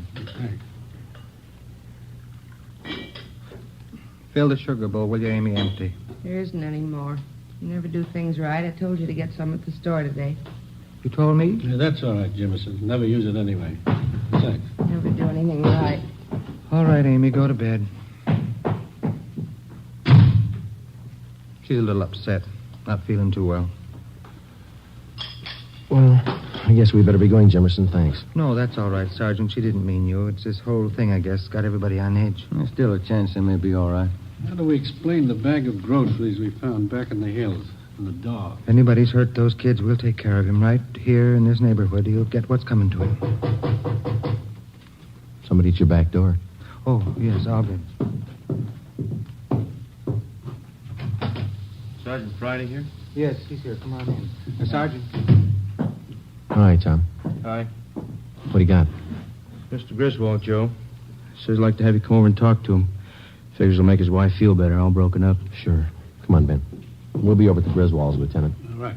Thank you for the coffee, Jameson. Not at all. If you get a chance, tell Griswold how sorry everybody is. We'll help all we can. Sure.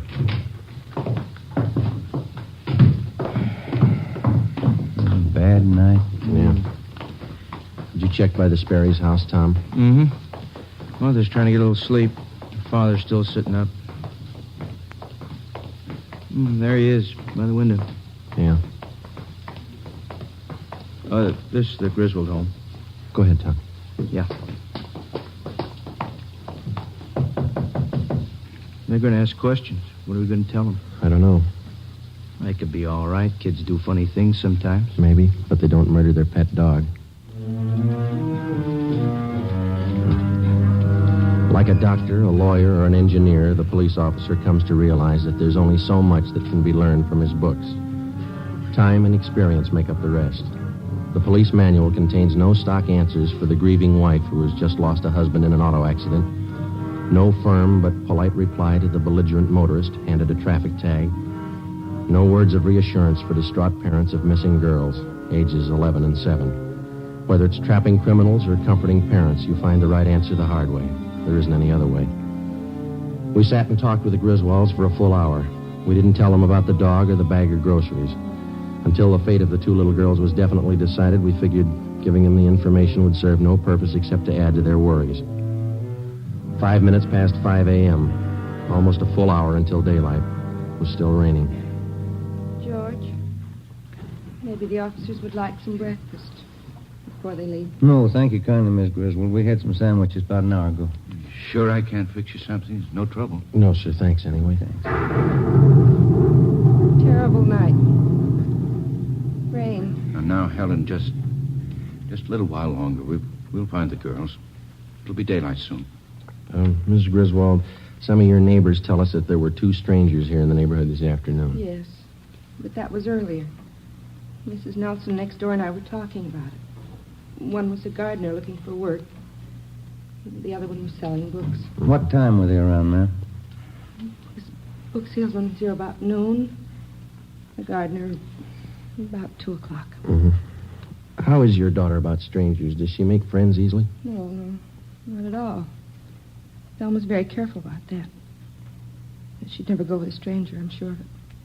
Why do you ask that question, Sergeant? Have you found out something? No, sir. No, we haven't. It's just a routine check, that's all. Can't understand it. And girls. Out in all this rain, something must have happened, I know. Now, Helen, you've been doing fine. Don't let down now. Joe, Chief Brown's car just pulled up outside. Thanks, Tom. Ben? Yeah. Thank you very much, Mr. Griswold, Miss Griswold. Well, thank you, gentlemen. Here, let me show you the door. We'll meet at the end of Sanchez Drive, Mr. Griswold, about 6 a.m. Should be light enough by then. Oh, all right. Oh, Sergeant, there is a chance, isn't there? The girls are all right. There's a good chance. You try not to worry. Come on, Ben. Preston.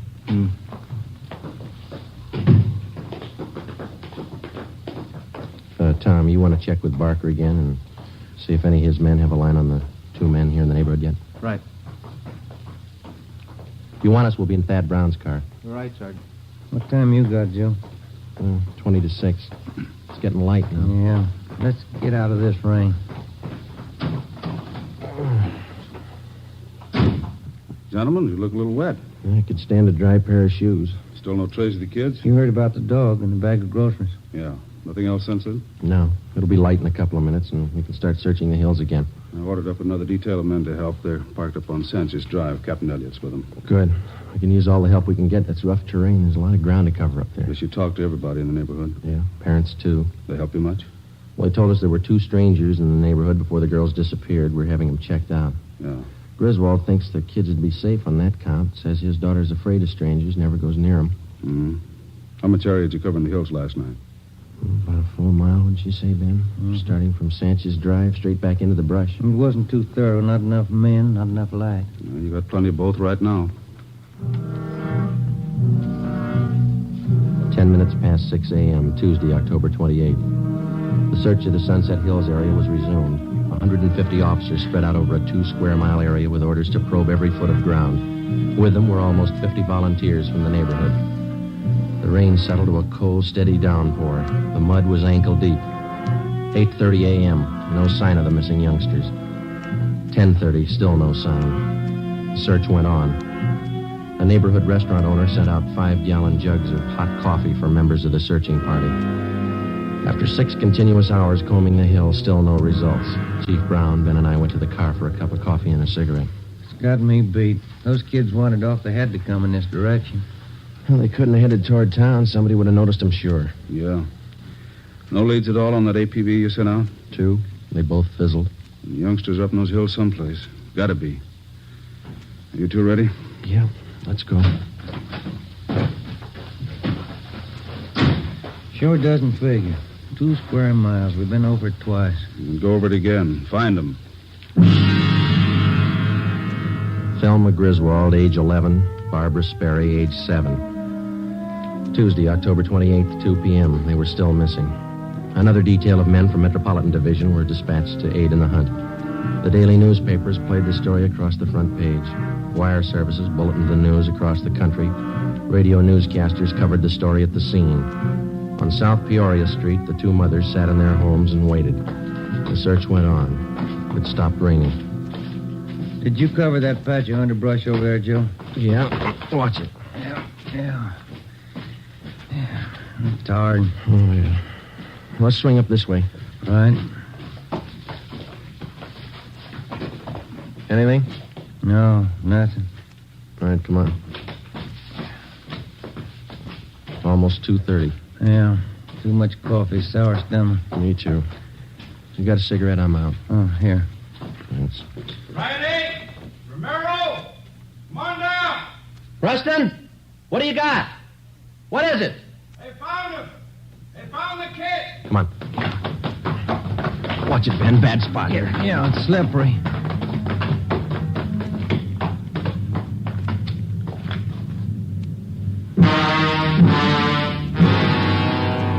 Thelma Griswold had brown hair and brown eyes. About 4 feet 6 inches tall. She had a bunch of wildflowers in her hands.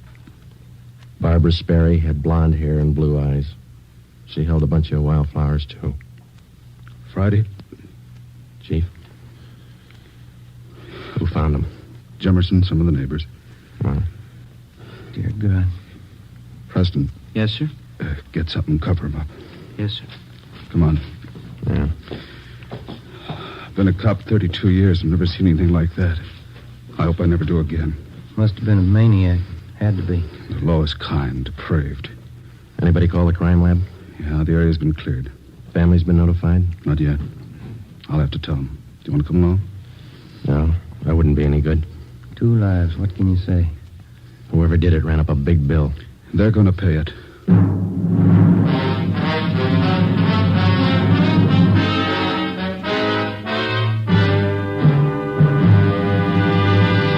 You are listening to Dragnet, authentic stories of your police force in action. Now listen to these authentic reports about Fatima cigarettes. Sales reports show that Fatima has more than doubled its smokers from coast to coast. Smokers' reports give the actual reason for this astonishing gain. Hear what Mr. W.B. Williams of New York has to say about Fatima. I like its even mildness, no irritation. There's something about the taste of Fatima that doesn't seem to be in any other cigarette. In the words of Miss Marie Blacker of Chicago, my friends are switching to Fatima, too. It's much the best of long cigarettes. Listen to this statement by Miss Cecilia Marr of Los Angeles. I like Fatima best. It's so mild and has a wonderful flavor. Yes, from all reports, Fatima is the best of all long cigarettes. Enjoy extra mild Fatima yourself. It's wise to smoke extra mild Fatima.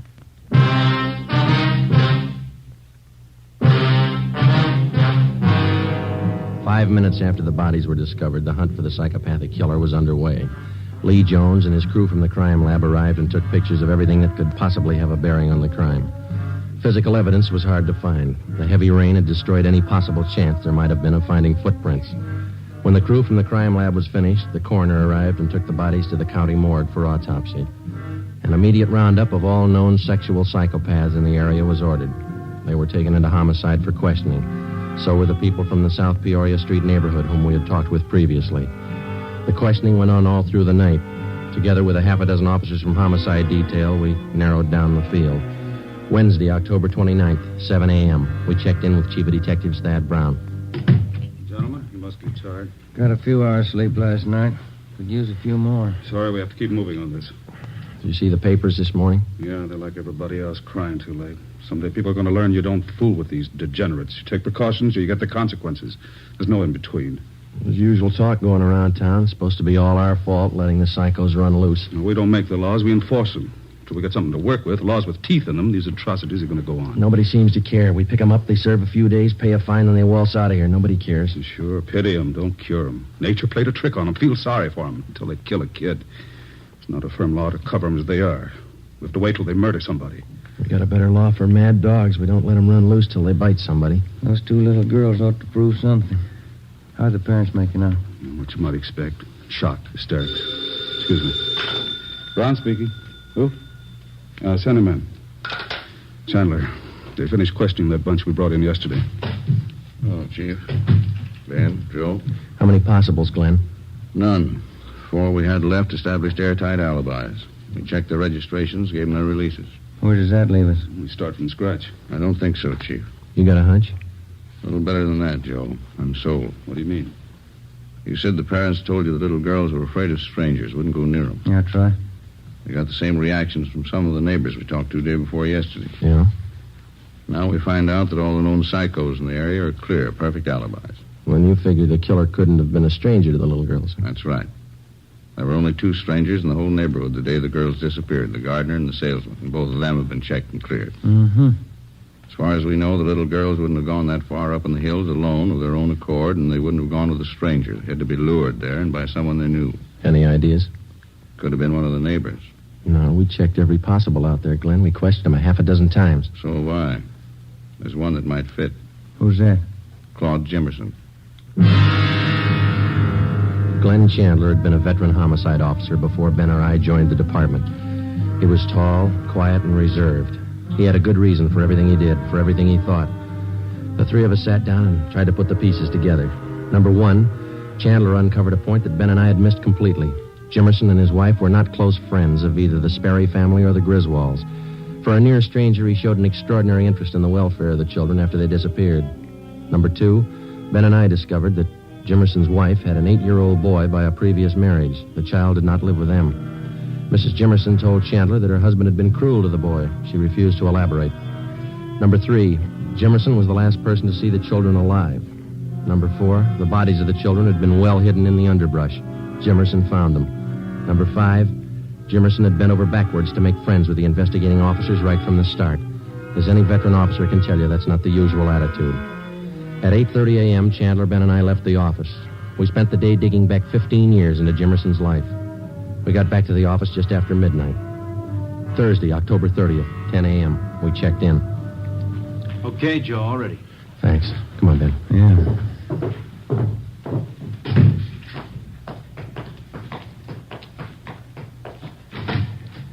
Morning, Mr. Jimerson. Oh. How are you, Sergeant? Glad to see you. Sit down. Sorry to bother you again. Not at all. Glad to help. Anything new turn up? Did you kill those 2 little girls? That's a funny thing to ask. Of course not. You know that. We ask everybody the same thing. Hope you're not offended. Oh, you kind of surprised me. I didn't know. Did you kill those little girls? I don't understand. I told you no. Of course not. It's a stock question. Routine. Did you kill them? Now, look, Sergeant, how many times do I have to tell you no? Sorry. You don't have any children, do you? No, we don't. No stepchildren? No. Why? Before you moved out to South Peoria Street, you and the wife lived out in West L.A., didn't you? Kelton Avenue? Oh, yes. How'd you know? You recall a Mary Gibbs out there? Gibbs? No. 6-year-old girl. You were charged with molesting her. That was back in 1944. They were crazy. They never proved it. Before Kelton Avenue, you lived in Santa Monica on 10th Street. Is that right? Yes. It was an 8-year-old girl. Donna Honrath? That kid lied, too. She asked me to fix her doll buggy. I never went near her. What about your stepson? Why isn't he living with you? Why did your wife send him to live with her sister? Amy's crazy. I never harmed the boy. We didn't get along, that's all. He got on my nerves. You've had 4 jobs in the past 5 years. What were they? I don't know what you're talking about. You were a janitor at a grammar school down the south end of town, then a gardener at a children's playground. Then you were a shoe salesman, children's shoes. Then you worked at another grammar school. What does all this mean, anyway? What are you getting at? Have you ever been in jail? Once. 6 months. There was some trouble. What kind of trouble? I didn't know what I was doing. I was drinking. I didn't mean to bother the kid. Well? That's all, Jimerson. Routine questioning. You can go now. Oh, thanks. I hope you haven't got the wrong idea about me. I like children, that's all. Sure. Thanks for coming in. Well, not at all, Sergeant. Anything I can do to help. Well, goodbye. Say, Jimerson, I almost forgot. There is one thing. Oh? Since you're the one who found the little girls, we'll have to have you identify the bodies. It won't take long. Morgue's just across the street, up the block. Well, I'd like to help you, but I got an appointment. All you have to do is look at them. Won't take you long. Come on, let's go. I'd like to help, Sergeant, but I don't take these things well. I get sick. We'll make it fast. Out this way.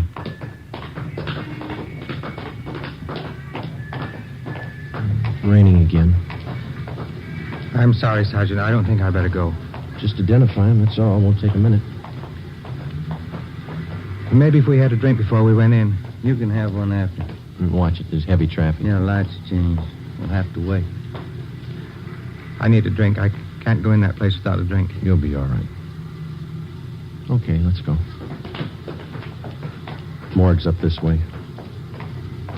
I can't look at him. I get sick. Don't make me. Nothing to it. You'll see. Here we are. We went down the driveway. It's a shortcut.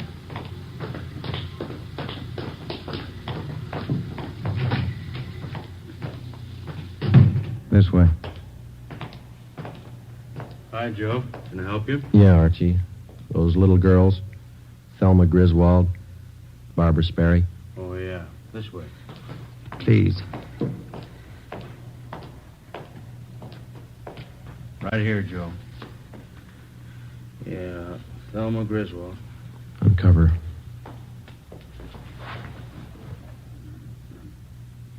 Jimerson? Yeah. Thelma.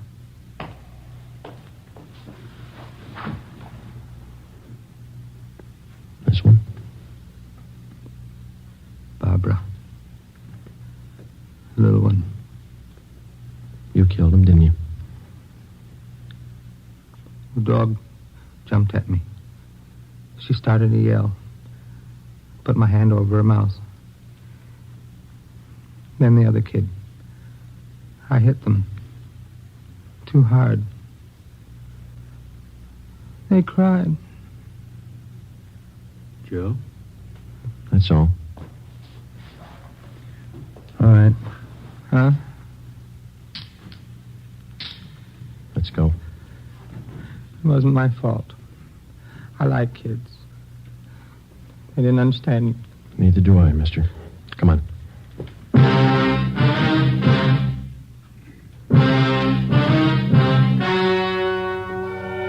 The story you have just heard was true. Only the names were changed to protect the innocent. On March 18th, trial was held in Superior Court, Department 87, City and County of Los Angeles, State of California. In a moment, the results of that trial. It's amazing how many long cigarette smokers are changing to Fatima. Here's the actual report. From coast to coast, Fatima has more than doubled its smokers. Yes, more and more smokers every day are discovering that Fatima is the best of all long cigarettes. Smokers find Fatima has a much different, much better flavor and aroma than any other long cigarette. They find that Fatima is extra mild because it's the long cigarette which contains the finest Turkish and domestic tobaccos superbly blended to make it extra mild. Enjoy extra mild Fatima yourself. Best of all long cigarettes.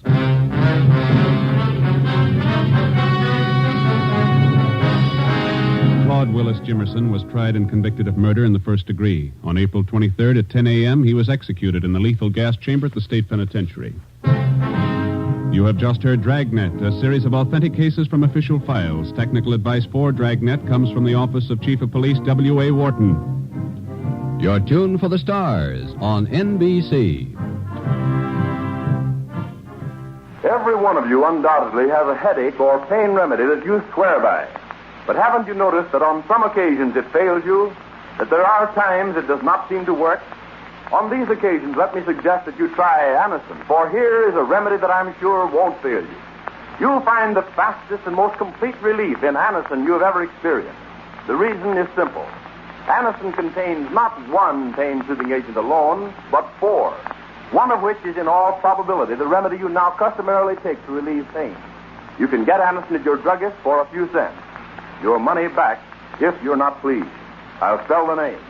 A-N-A-C-I-N. Keep it tuned right here to HOJO Radio for more classic old-time radio.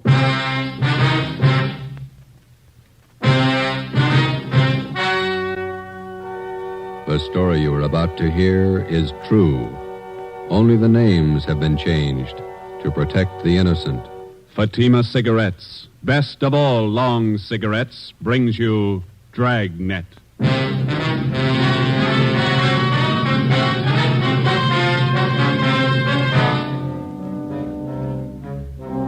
You're a detective sergeant. You're assigned to robbery detail. 16 persons have been robbed and beaten senseless. The victims describe the assailant as a tall, beautiful woman. Your job, stop her. If you want a long cigarette, smoke the best of all long cigarettes. Smoke Fatima. Fatima is the long cigarette which contains the finest Turkish and domestic tobaccos superbly blended to make Fatima extra mild.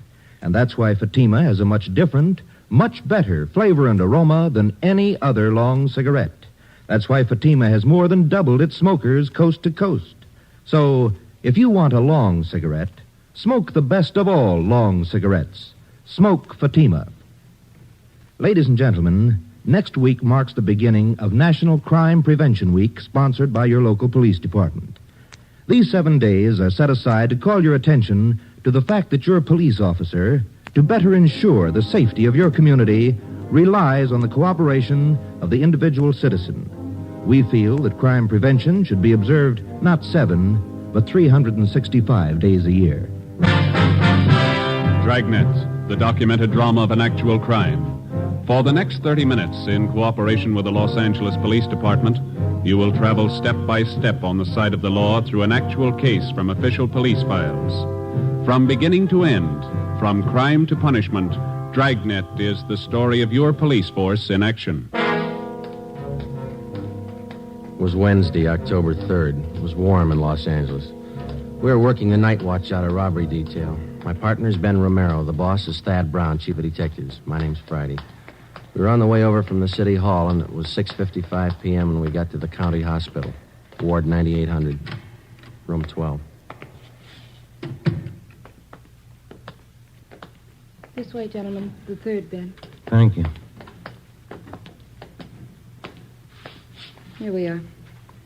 Please try not to excite him, Sergeant. He's had a pretty hard time. Yes, ma'am. Thank you. Make your visit as brief as possible. We will, thanks.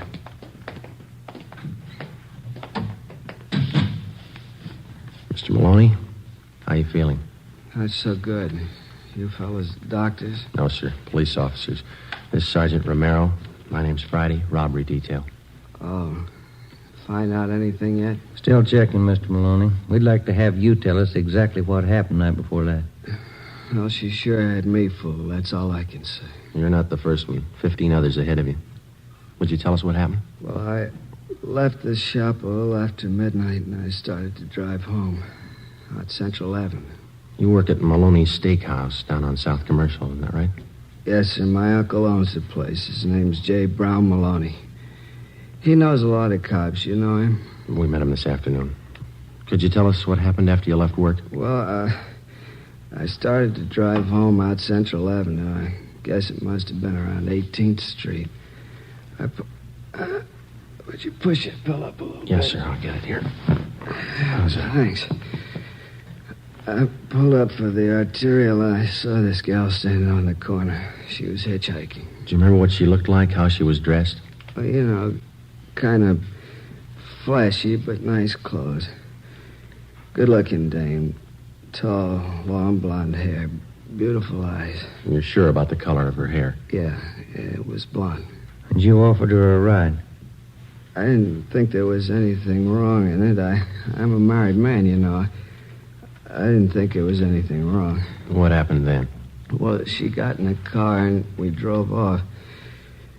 We talked a while and then she pulled a gun on me. Told me to drive up an alley. Where was that? Do you remember? Around 32nd Street, 32nd and Central. And then what? She took my wallet, watch, car keys, everything I had. Mm-hmm. And she made me get out of the car, lay down on the street. I felt her shove that gun again.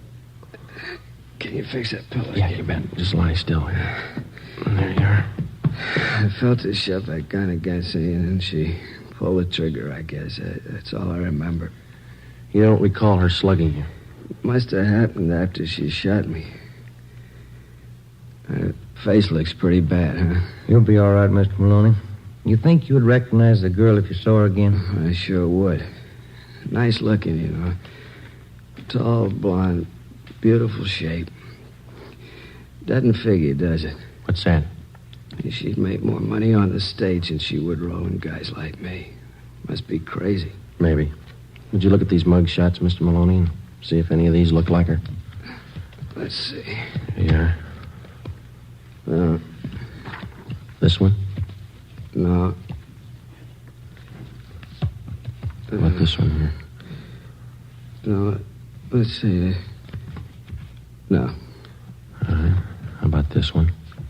No, she was better looking. Well, here's the last one. I don't know. This might be her. The hair was fixed right. Maybe a little more makeup. I'm not sure. All right, Mr. Maloney. Thank you. We'll be back to see you in a day or so when you're feeling better. Okay. Say, my name won't be in the papers, will it? No, sir, not unless you give it to him. I was just wondering, a wife might not understand giving a girl a ride, you know? Yes, sir, we know. Well, thank you, Mr. Maloney. We'll be checking back with you later on. Okay, officers. I hope you get a line on that dame. We're going to try. Goodbye. Sure messed up, isn't it? Yeah. That dame's got some other motive besides money. Psycho. Some kind of a sadist, maybe. Yeah. Find out what you wanted, Sergeant. Yes, we did. Thanks, nurse. What'd the doctor say about Maloney? Is he going to be all right? Well, he had a severe beating, but he'll get over that all right. It's the bullet wound in the back. He'll recover, won't he? The bullet shattered part of the spinal cord. There was nothing the doctor could do. Yeah? Paraplegia. He'll never walk again. We left the county hospital, went back to the office, and got out a local broadcast for the woman whose mugshot Maloney had partially identified. Her name was Beverly Allen. She had a record of 3 arrests and 1 conviction of 240 PC, assault and battery. After we checked in the office, we went across the street to the crime lab. Lee Jones had already examined the bullet taken from Maloney's spine and the cartridge casing found at the scene of the shooting. Both of them bore the same markings as those which had wounded the 2 previous victims. From the striations, the gun had been previously identified as a .45 Colt. Maloney's car was examined. We found nothing. We went back to the city hall and checked in at the stats office. It was 8:35 p.m.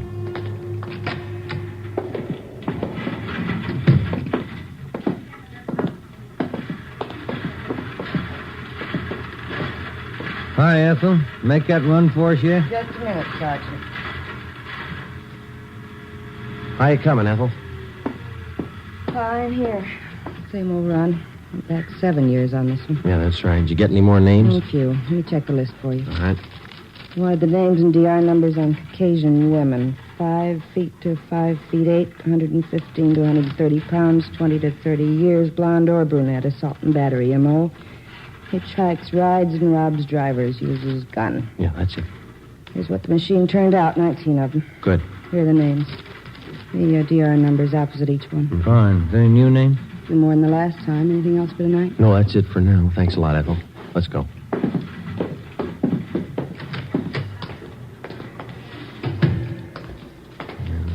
Bad start. How's that? 17 of these names we checked and cleared already. And the other 2? Well, one's Catherine Collins. The other one's Beverly Allen. She might tie in. We got nothing else to go on. You want to get to the record bureau and pull the packages on these 2 names? Yeah, okay. I'll check robbery and see if we have any calls. Huh? Right, Joe. Okay.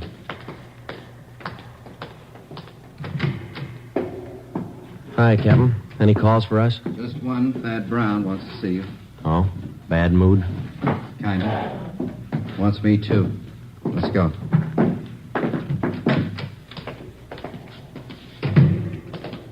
That fellow Maloney tell you anything? Nothing that helped much. Same old story. No reports on that broadcast we put out for that Beverly Allen? Not yet? No. You banking on it? It's first lead in 16 nights. Here we are.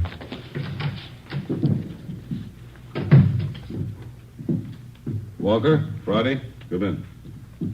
How are you, boss? Sit down. Thank Take you. a look. Woman bandit gets 16th victim.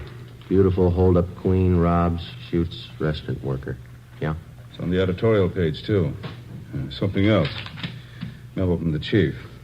Here, letter from the Downtown Citizens Committee. Another one, Civic Club. They all want answers. Men are doing all they can, Chief. We got 2 other teams besides Friday and Romero working the case. Special squad from Metropolitan Division. They're on it, too. I don't care what we've done. We got to do more. 16 nights, 16 robberies, and 3 shootings. 3 victims still in the hospital. When do we blow the whistle on her? We've checked out every possible lead, Chief. We got a warrant out on one suspect. We're checking out another one. Talked to that man Maloney, the one she got last night. Well, what did he tell you? Well, not much more than the other 15 that she took. Descriptions still don't match in one respect. Well, how do you mean? Well, in 10 of the 16 cases we've had reported, the victims tagged the girl hitchhiker as a blonde, long hair. 4 of them say she was a brunette with a short hairdo. 2 of them tell us that the girl had red hair, long. She's using wigs, that's what we figured. Checked every place in town where she could have rented or bought them. No leads. What about some of the bigger supply houses out of town? We've started in checking them. It'll take a little time. And you've got practically nothing on the woman. Same gun, .45 Colt. Lee Jones examined the bullet they took out of Maloney's spine. How's he doing? Not good. The bullet smashed his spinal cord. His legs are paralyzed. When do we stop her? Yeah? Romero? Hi, Chief. Captain. What have you got? Pulled the packages on 2 possibles in this woman hold-up thing. It's no good, Joe. Why not? What about that Allen dame? Jail in Kansas City. I called him. Been in for a month. And the other one? Catherine Collins. I checked Seattle. Been in the hospital up there for the past 3 months in TB ward. Where does that leave you, Friday? Right back where we started. No leads and no suspects. All right, Walker. Starting tonight, we cover every street and alley in the central area until we get that woman. We'll order up more men and more detectives from the Metropolitan Division. Right, Chief. Get out more decoy cars. Have the area covered from sundown till sunrise until further notice. Get that woman. Right. Come on, Joe. Yeah. Hot shot. I get it. A 211 shooting at Gatewood and Cameron. A 211 shooting at Gatewood and Cameron. Let's go. The name on his driver's license said William Gillespie. We found him 50 feet from the corner of Gatewood Alley and Cameron Street. His face and head bore the marks of a vicious beating. There was a single bullet wound in his left shoulder. He was conscious when we arrived. Chief of Detectives Brown, Captain Walker, and Ben checked the area for physical evidence. I spoke briefly with the victim before he was placed on a stretcher and carried to the ambulance. On the way, he lapsed into unconsciousness. I went over to where Ben was standing with Chief Brown and Captain Walker. Take a look, Joe. Captain found over there near the lamppost. Yeah. 45 shell casing, same as the others. How's Gillespie, Friday? Doc says he'll be all right. Badly beaten. Tough dame. She really works him over. Wonder what makes a woman do things like this. What makes a man do it? William Gillespie was taken to Georgia Street Receiving Hospital. The shell casing, which we had found at the scene, was taken to Lee Jones at the crime lab for examination. It compared with the others. Jones confirmed that the markings on the bullet which had wounded Gillespie matched those on the bullet which had been taken from Maloney's back. Both bullets had been fired from the same gun. The Dragnet operation for the woman bandit went on. The men in the special detail covered every street and alley in the central area from 8 p.m. to 6 a.m. the following morning. During the next 5 days, 11 suspects were picked up and brought in for questioning and then released after the victims failed to identify any of them. Well, at least we got her stopped temporarily. She hasn't pulled a caper for almost a week. Yeah, that doesn't bring us any closer to her. I don't know about you, but it's got me beat. 17 jobs, and she's as free today as she was before she started. Joe, Ben, what'd you find? Nothing. The last 4 women we questioned were clear. What about the other men on the case, Ed? Did they get anything? Baxter and Olson are down at the Record Bureau. Be in a minute. They've been out talking to some of the victims again. Tough one. I've been thinking, how about a composite picture? We got enough to work with? Artist in the crime lab's working up a couple of sketches now. Yeah. A lot of guesswork. What about the descriptions of the clothes the girl wears? Anything there we could start on? No, other than the fact that she wears flashy clothes. Hi, Olson. Hi. Any luck? Not much. None of the victims have a very good idea what the dame looked like.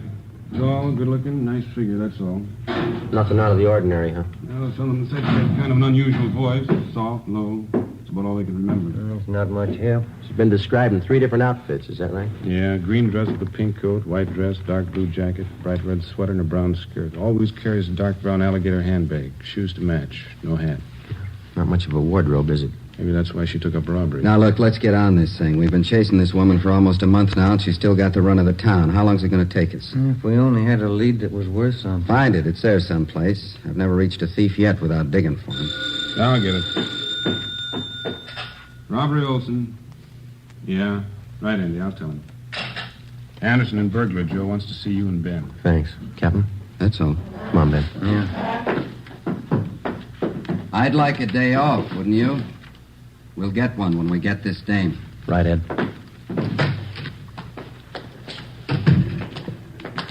This thing isn't doing much for the skipper. It's not doing much for our time off either, is it? That fire department's got the racket 24 hours on, 24 off. Mm-hmm. Sometimes they get 3 days off in a row. That's what you keep telling me. Here we are. Joe, Ben? Andy, what do you got? Checking back on a job out in Hollywood. Heard you were having troubles, came across this thing, thought it might help you out. What's that, Ann? One of the picture studios had a burglary about a month ago. The thief got in the wardrobe department, then next door in the makeup. Mm-hmm. Yeah, let's see. Here's some of the stuff taken. Dress, coat. Oh, here, you can read it. Okay, thanks. Mm-hmm. Red sweater, brown skirt. Hey, look down here, Joe. Where? Right here. Oh, yeah. Took 2 makeup kits and 4 wigs. 2 blondes, 1 redhead, 1 brunette. That's it. Any leads on this job? Not so far, no. We got one thing to go on, a single footprint, size 9. Pretty large size for a woman. I didn't say it was a woman. Print was made by a man's shoe.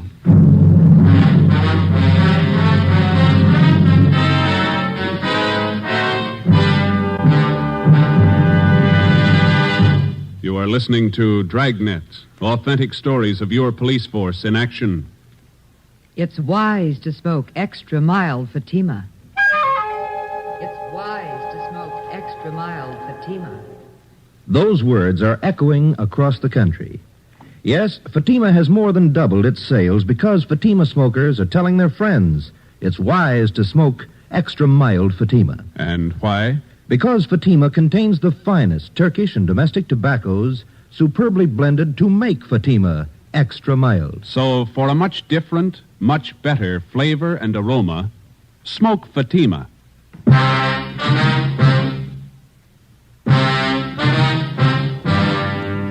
One of the most popular misconceptions of the working detective as offered by the fiction writers is the picture of a man with amazing talents for detecting evidence, analyzing human behavior and motives, and then, almost as if by magic, fitting all the pieces together to form the solution of the crime. The real-life picture is a little different. The working detective has a job.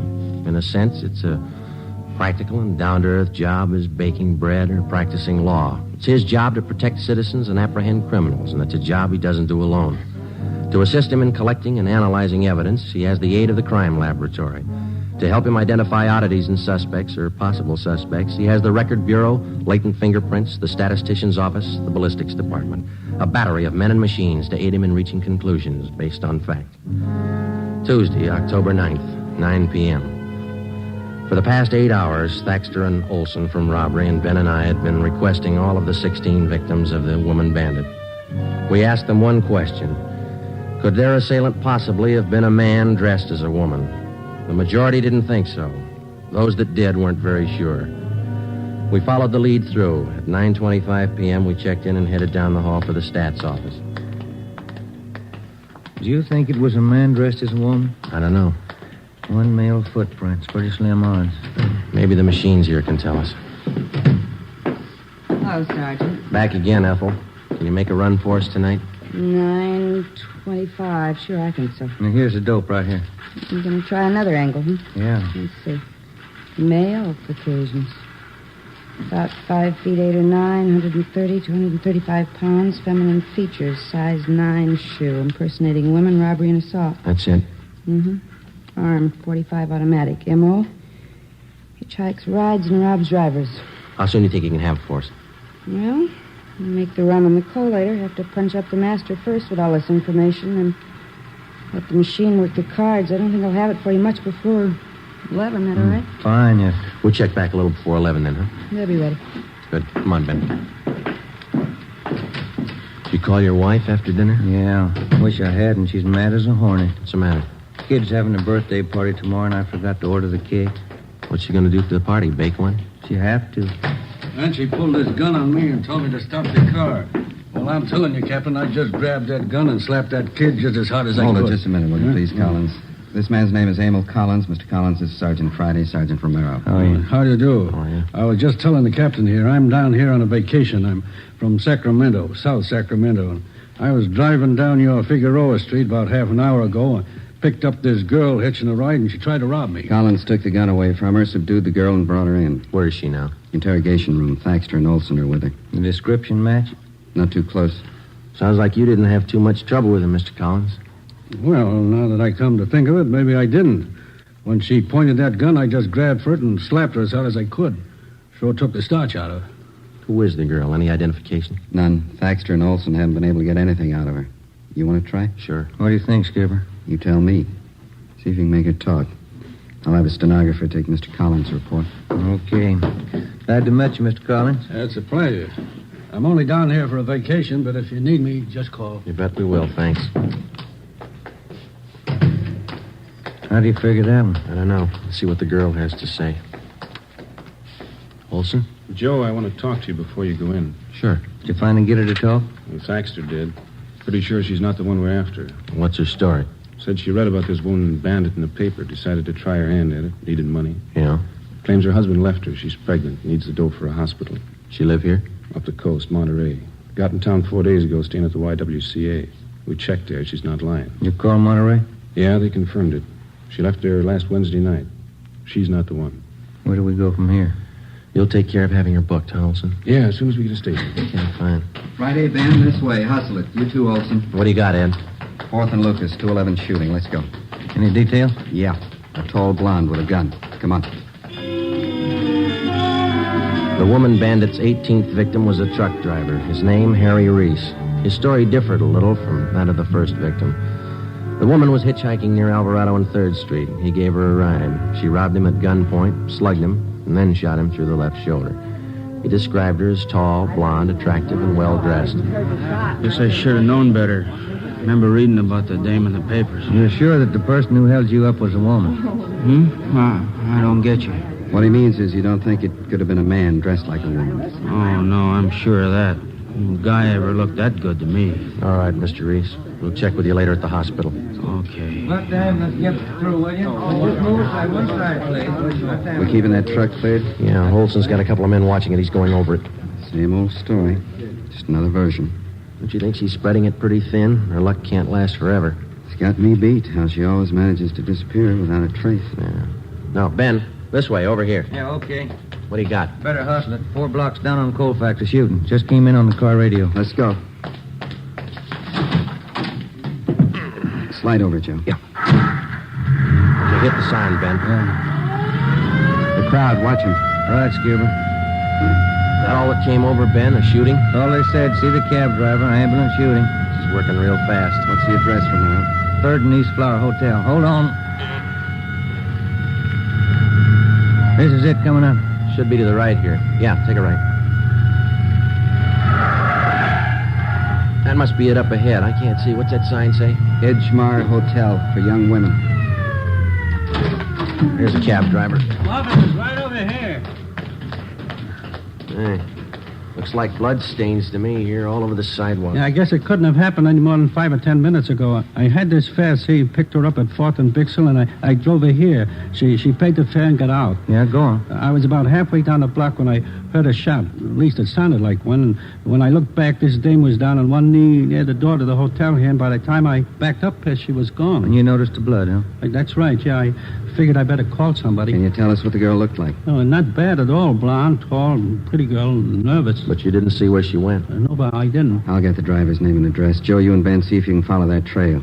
Stuff's all over the place. Right. Over this way, Ben. Yeah. It's not hard to follow. Down this alley between the buildings. How does this figure? I don't know. Let's find out. Here we go. All the way back here. You got your flashlight? Yeah. Here it is. Yeah, this way. Come on. This must be the rear of the hotel. Oh, look. The stains lead over this way to the back door here. Let me try. Okay, inside. Still follow it? Yeah. Careful. Up these stairs. Yeah. Second floor. What's the matter? Did you lose him? No. Just a minute. See anything? Yeah. Stains lead on up the stairs here. Let's go. I just happened to think. This is a woman's hotel. And they ought to keep the back door closed. Come on. 3rd floor. Let's hold it. What is it? Thought I saw a door open down the hall. See anybody? No. Let's go. This way. It's an easy trail to follow. Now, this is it. They stop here at this door. That doesn't sound like a woman. Yeah, you ready? Now, try the door first. Easy. It's locked. All right, come on, together now. Let's hit it. No. Watch it, Joe! All right, you.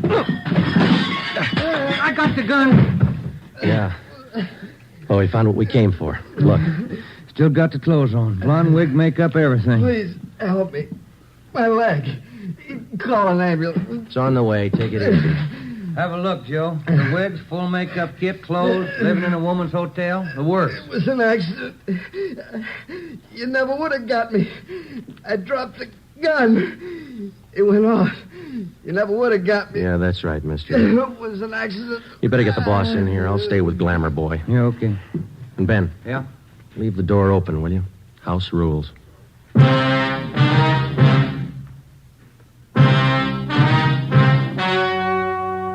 The story you have just heard was true.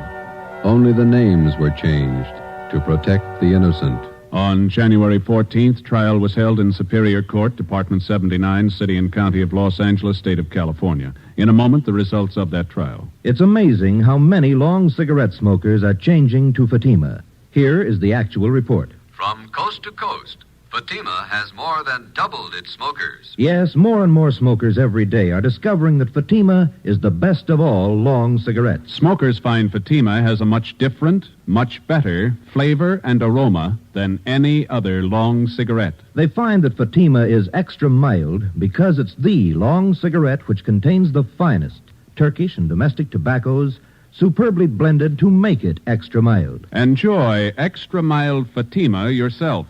Best of all long cigarettes. The welfare and security of your home and your family is a subject of national importance next week, National Crime Prevention Week. The efficiency of your local police department is dependent upon your attitude toward your police officer. Not just 1 week out of the year, but every day in the year. He wants your cooperation. He needs your cooperation for the enforcement of your laws. Help your officer to help you to live in a peaceful, orderly community. National Crime Prevention Week costs you nothing, just your cooperation.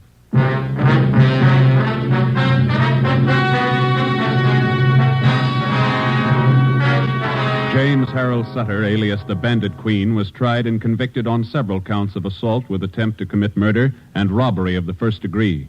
He was sentenced to the term prescribed by law.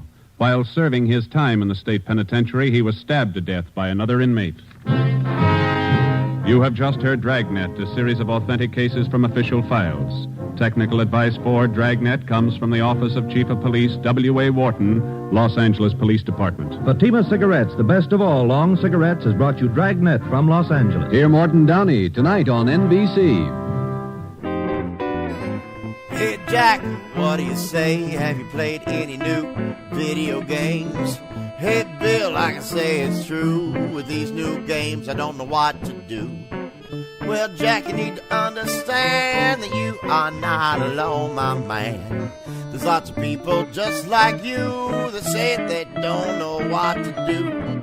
Well, Bill, do you have a way to start me playing better today? Hey, Jack, you know I surely do. Ryan 222 Graph is the place for you. Ryan 222 Graph? Yeah, baby. Better gameplay, better instructions, more fun. Check out the Team Wipe with Ryan 222 Graph right here on YouTube. That's Ryan 222 Graph. Stay cool, baby. Much love.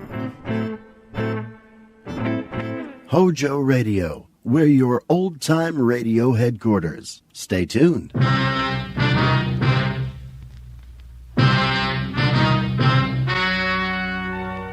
The story you're about to hear is true. Only the names have been changed to protect the innocent. Fatima Cigarettes, best of all long cigarettes, brings you Dragnet.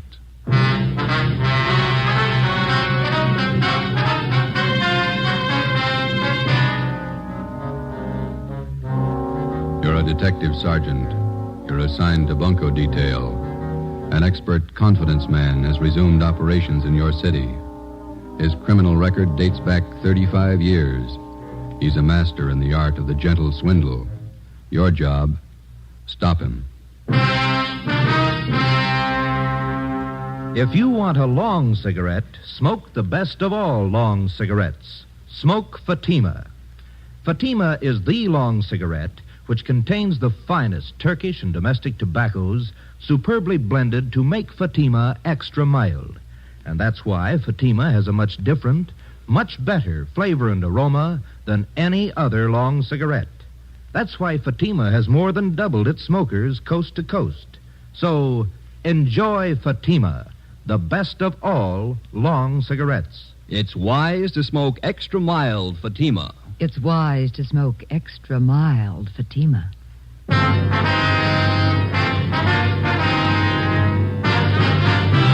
Dragnet, the documented drama of an actual crime. For the next 30 minutes, in cooperation with the Los Angeles Police Department, you will travel step by step on the side of the law through an actual case from official police files. From beginning to end, from crime to punishment, Dragnet is the story of your police force in action. It was Tuesday, July 28th. It was warm in Los Angeles. We're working the day watch out of bunco detail. My partner's Ben Romero. The boss is Thad Brown, chief of detectives. My name's Friday. I was on the way back from the record bureau, and it was 10:45 a.m. when I got to room 38, bunco fugitive detail. Friday? Captain, they're bringing him in now. Sit down. Thanks. There's the mama sheet on him. Oh, Gentleman Wallace. I thought he was out of our hair for good. So did I. The list turned up. I heard he was working New York. Look at the package on this guy. Feels like a good-sized dictionary. Yeah. Check the date of his first arrest there. June 2nd, 1913. He's been in and out of jail all over the country. Look, Lane County, Oregon, forgery. Bum check beef, San Francisco, 1914. Embezzlement, Santa Ana. Parole violation, Seattle, Portland. More checks, Reno. Billings, Montana, forgery, 1920. Dayton, Ohio, Pittsburgh, New York, grand larceny. Bunco Raps, Las Vegas, Cleveland, Chicago. That's only the first page. There's a couple more there. Yeah, it reads like a novel. Just about as long. What's the story on Wallace this time? What have we got? He reached a couple of used car dealers Saturday. Took him for $2,000 each, and we can't touch him. Why not? How'd he work it? Well, Saturday afternoon, he went to a car lot on the corner of South 3rd and Washington, and he bought a 1948 Lincoln sedan. Showed him his identification, wrote a check for $1,500 for a down payment, and drove away. Another bum check deal. That's a little more than that. About 45 minutes after he left, he drove into another used car lot 2 blocks away from the place where he bought the Lincoln. Yeah. Told the salesman there that he didn't like the car and he wanted to trade it in on another one. The salesman offered him $900 less than he paid for it. Wallace accepted and offered them a personal check to cover the balance. And the salesman went for it? Almost. Wallace seemed so anxious to get rid of the car that the clerk got suspicious, but it was late Saturday and he couldn't call the bank on Wallace's check. So he called the place where Wallace bought the car. That's right. He found out the sale was made less than an hour before and that Wallace had given them his personal check for it. And then the 2 used car dealers got on the phone, decided that Wallace was pulling a fast hustle, called a cop, and had him jailed. Hold that light a minute, will you? Thanks. Yeah, then what? Well, when the banks opened Monday morning, they called about Wallace's account. He had enough money in to cover both checks. Wallace got a lawyer and threatened suit against the 2 car dealers. He had both of them cold. They settled out of court for $2,000 apiece. Quick deal. Sounds like a master. He's been grifting for 35 years. Knows the con game any way they want to play it. We can't even book him on a VAG charge. He's got a job. And who's he working for? Plastic outfit out in Pasadena. Salesman. Is he registered under 5238? He is. No, just a minute. Yeah? All right, send him in.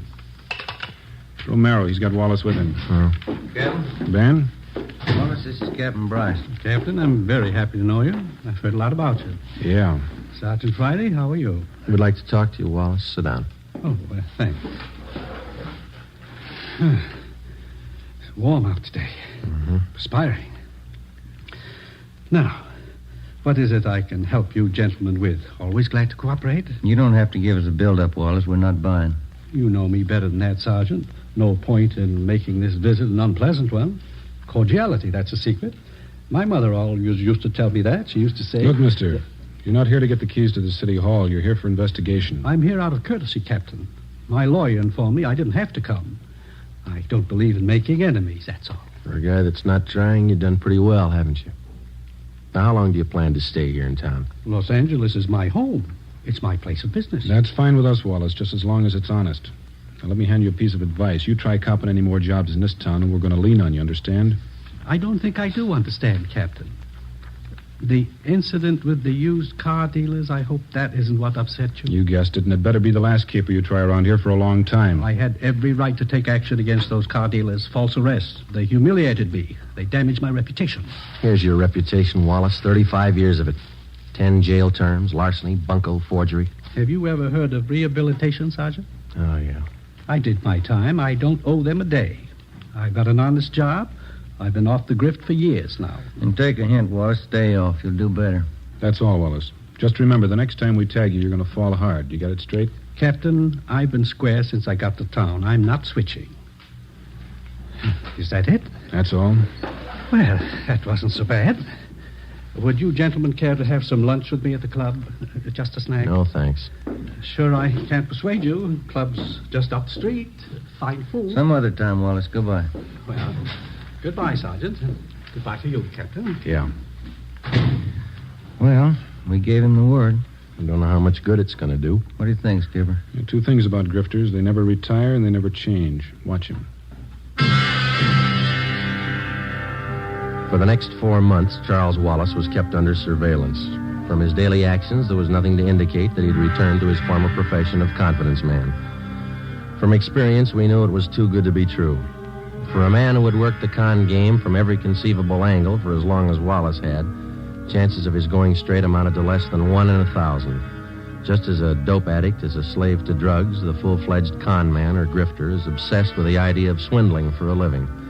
He loves his work and he takes pride in it, just as much as a doctor, a lawyer, or any legitimate professional man. He has a life and a code of ethics all his own, even has his own language. The grifter's victims are wealthy, middle class, and poor, and many more than the average citizen imagines. Wednesday, December 1st, 1 p.m. Ben and I had lunch and checked back in at the office. Food's getting better at the cafeteria, don't you think? Well, beef stew is pretty good. You got an extra coat hanger in your locker?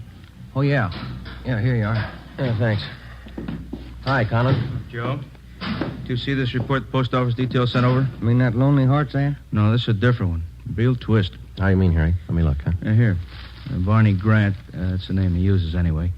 A couple of weeks ago, he planted a small want ad in the newspapers around town. Been cleaning up ever since. How'd he work you? Here, take a look at the ad he was running. Mm-hmm. Remember, tomorrow is the last day to send your dollar to Box 565, Main Post Office, Los Angeles. Was that all? That's all it took. The last couple of days, been getting about 40 letters a day from people in the city. With $1 in each one. Ad doesn't promise a thing. Just send your dollar. People send them. They picked the guy up, Harry? He called for the last batch of letters 2 days ago. Probably pulled out. Postal inspectors checked the address he gave when he applied for the box. They never heard of him there. Barney Grant. Does that sound familiar to you, Ben? Little, yeah. Maybe R&I has a package on him. Friday, see you in a minute. Right, Captain. Ben, you and Colin want to check that name through R&I? I'll be in with the skipper. Yeah, okay, Jack. Well, Friday, close the door, will you? Sure. This is Mr. Sawyer. He's with the Western Central Railroad. Sergeant Friday. Sergeant. How are you? It's about Wallace, Friday. Mr. Sawyer has a complaint against him. We've got the crime report. Gentleman Wallace? Yeah. You want to fill him in, Mr. Sawyer? Well, Sergeant, I'm employed as a standards engineer for the Western Central Railroad. Wallace first approached me about a month ago. He said he was an inventor and he was working on plans of a new type of air brake for use on railroad cars. Go ahead. He said he'd conceived the idea, but that he needed more time and money to perfect his invention. He told me I'd share in half of the profits he got from his idea. It sounded more than fair. How much money did you give him? All I had in my savings account, $3,000. I talked it over with the wife, and the idea looked real good on paper. Yeah. I didn't expect to make too much money for myself out of this, but I thought that if I could get a hold of this braking system, it would certainly help the company out. He took your money, and you haven't heard from him since. Well, I presented the plans to the chief specifications engineer in our eastern office. Yeah? I got an answer yesterday, airmail. Our New York office has been working for 2 years on exactly the same set of brake plans. And how'd he get a hold of them? From the Patent Bureau in Washington. The company has a patent pending on the new device. It's all legal, isn't it? Yes. He simply got the information from them, drew up an exact copy, and submitted them to me. He sold you an invention that your company already owned. Yes, sir. And I'm out $3,000. You know where Wallace might be now? We've checked the boarding house where he was staying. He left there last night. No forwarding address, nothing. We've got an all-out points bulletin on him. Do everything we can. Well, thank you, Captain. Sergeant Friday. You have my card. If there's anything I can do to help, please call. All right, Mr. Sawyer. Goodbye. So long. How long we're looking for, Joe? Well, let's see. What's that, Romero? On that phony ad the post office detail reported this morning. Check the name Barney Grant through the crime index. That's the name the guy used. Yeah? Oh, this is the package on Gentleman Wallace. That's right. His alias list goes for 3 pages. Read them again. Charles French, Walter Grant, Charles Grant, Barney Grant. That's right. Gentleman Wallace, Barney Grant, same guy. We got out a local broadcast, an APB, and a radiogram on Charles Gentleman Wallace. For a full month, there wasn't a sign of him. Then we received a communication from the Denver, Colorado Police Department. Wallace had cashed worthless checks in that city in the amount of $2,500, and then he'd skipped town. But before he left Denver, he managed another deal. He sold 30 cartons of electric razors, which 1, did not belong to him, 2, had been stolen from another con man and resold, and 3, the razors didn't work in the first place. The mechanisms had been taken out and replaced with lead weights. Another 60 days passed before we got the next report on Wallace from Cleveland, Ohio. By means of forged papers, 2 well-versed assistants or ropers, and a fast line of talk, Wallace had sold a Cleveland hardware concern a shipment of 10-penny nails, much below the market price. He collected $1,200 as partial payment for the shipment, but it was never delivered. 8 a.m. Monday, March 3rd. Ben and I checked in for work after a weekend off and found a message in the book to report to Chief of Detectives Thad Brown.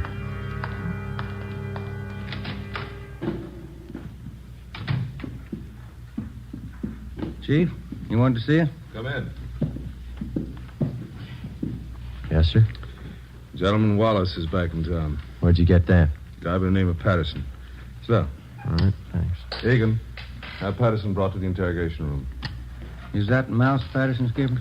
Yeah, small-time grifter. He was running with Wallace as late as a month ago back in Pittsburgh. When was Patterson picked up?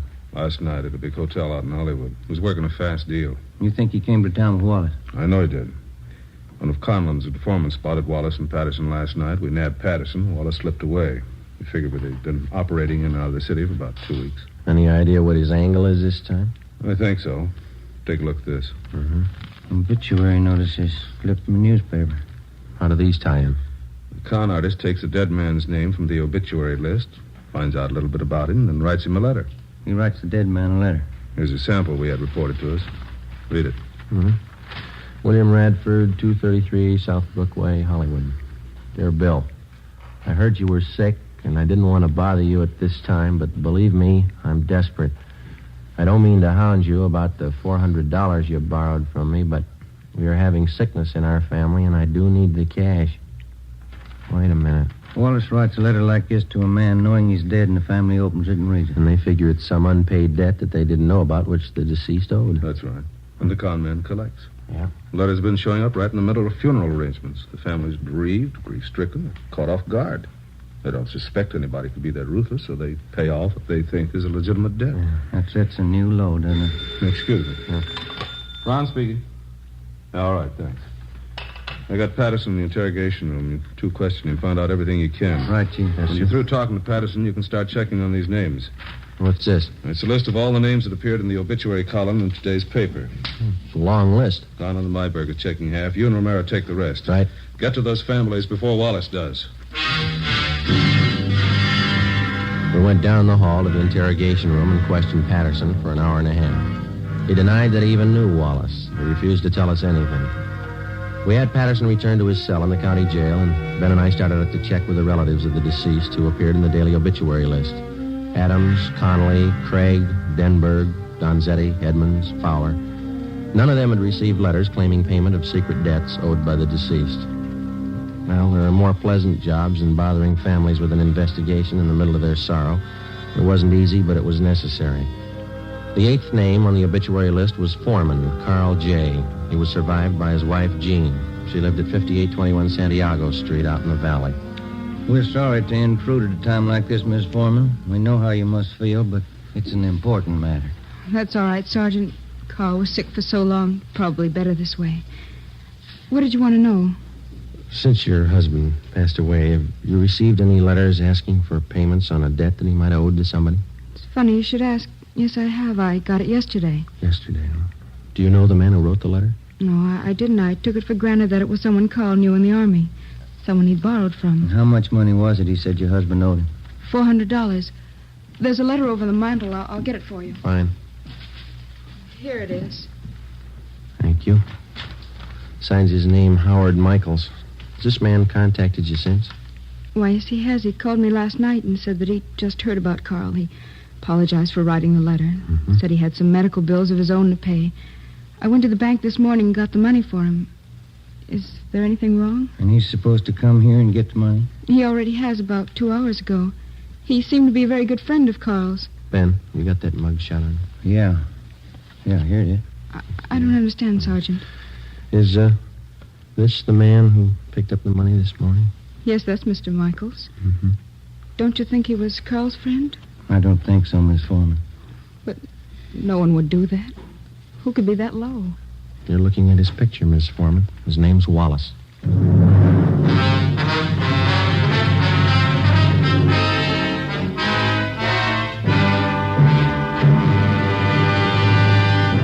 listening to Dragnet for the step-by-step solution to an actual police case. Here, step by step, are the reasons why Fatima has more than doubled its smokers from coast to coast. Step 1. The name Fatima has always stood for the best in cigarette quality. Step 2. Long cigarette smokers discover Fatima has a much different, much better flavor and aroma. Step 3. Long cigarette smokers find Fatima extra mild. Fatima is the long cigarette which contains the finest Turkish and domestic tobaccos superbly blended to make Fatima extra mild. And that's why more and more smokers every day agree. It's wise to smoke extra mild Fatima. It's wise to smoke extra mild Fatima. Yes, the name Fatima on that golden yellow package is your insurance of an extra mild smoke. So, enjoy Fatima, the best of all long cigarettes.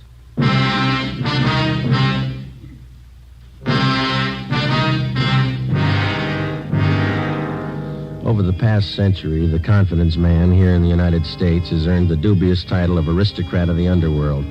Among small-time thieves, cutthroats, dope peddlers, pickpockets, and similar small fry, he's looked up to and respected.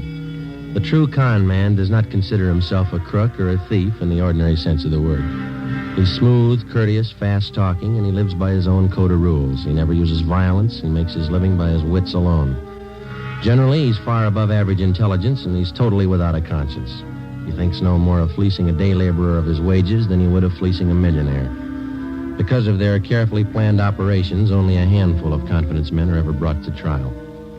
Monday, March 3rd, 6 p.m. Ben and I completed our interviews with the families of the deceased and returned to the office. Hi, you two have any luck? Wallace is the guy. We found out that much. Who identified him?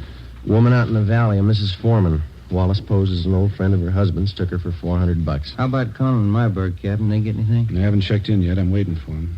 How does Mrs. Foreman make a payoff to Wallace? Through the mails? No, sir. He came out and picked up the dough in person. Yeah, then there's no chance of tracing him through the post office. Seems like he comes up with a new M.O. every day. We checked out the rest of the families of the deceased on the list. The chief gave us no leads. Don Myers in handwriting checked the letter Mrs. Foreman got. The writing matches with the others. It's Wallace. Hi. No, Conlon. Myberg with you? Down the hall in handwriting. Checking a couple letters with Myers. Do any good today, Harry? Some. We found 2 families got phony letters through the mail. Same deal, Wallace. They pay off to him yet? Neither one. Told him to sit tight and call us if the guy should contact him again. Explain the setup. Who are the people, Harry? Let's see. One's an old fella. Oscar Dunn. Lives over in Highland Park. Other's a pretty wealthy family, Bel Air. Here it is. Elizabeth Secor. She's the wife. Mm-hmm. Husband's name, Burton James Secor. Investment broker. Died day before yesterday. How much of a debt is he supposed to have owed? The guy in the letter claims $1,200. Signed himself William Kilbright. The letters mention anything about how the payoff's supposed to be made? The guy wrote he'd contact him by phone first, then make arrangements to meet him. Both families will call as soon as they hear from him. Now, if he doesn't change his M.O., we're set.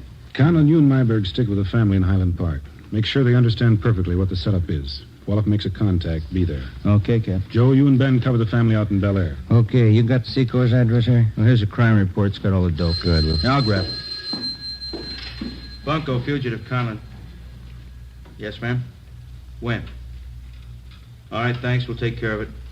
Secors. Wallace just called him. What's the pitch? Wants to pay his respects. He's going to visit him tonight. 7:35 p.m. Monday, March 3rd. Ben and I drove out to Bel Air to the Secor place. It was an English-type mansion with a circular driveway out in front. The wake for Mr. Secor was being held in the living room. The butler showed us into the library where Mrs. Secor was waiting. She told us everything that had transpired since she first received the letter from Wallace following her husband's death. She said Wallace had promised to be at her home promptly at 9 p.m. We waited.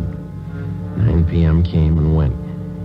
We told her that if the suspect should call, to make any concession, to agree to anything in order to set up a meeting with him. At 10 minutes past 10, the phone in the library rang. Mrs. Secor answered it. I listened in on the extension. I'm terribly sorry, Mrs. Secor. I did want to get out to pay my last respects, but I'm afraid that will be impossible. Oh, I'm sorry you won't be able to come. I'd like to settle up that debt, the money that Burton owed you. I do hope you understand, Mrs. Secor. It's very difficult for me to bring up such a subject at this time of your bereavement, but I do have need of the money. You see, it's my wife. She's quite ill, and, well, there are medical expenses to be met. Oh, I understand. When would you like to come for the money? Well, would tomorrow be all right? My husband's funeral is tomorrow. Oh, I see. Well, where will that be? At the cathedral on Sunset Boulevard. A requiem mass at St. Mary's at 9 o'clock. Well, since I don't want to bother you personally anymore, I wonder if it would be possible for you to leave the cash with the head usher there at the church. Well, yes, all right. I think that would be the best way. All right, then. Good night, and thank you. Yes, good night. I'm sorry. I know that's not easy for you. That's all right, Sergeant. It's strange, isn't it? What's that? One man burns out his whole life making money. The next man spends his time trying to steal it. What does it all mean? I don't know. We got 2,600 men down in the county jail. They all think they've got the right answer.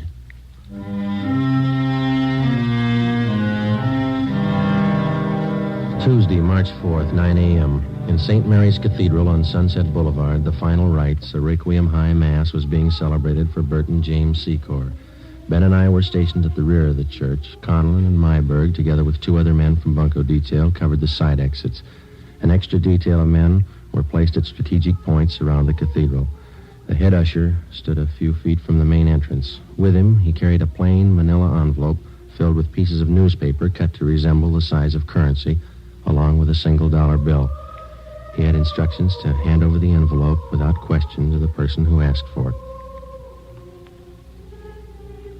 15 minutes past 9, Joe. Yeah. You see that head usher all right? Yeah, I got him spotted. All right. Pretty good-sized crowd here. Secor must have had lots of friends, huh? Yeah. Nice choir. Just wondering, Joe. What's that? Suppose he doesn't show up? Well, that's possible. He might have gotten suspicious. Could be. What time you got now? It's 9:20.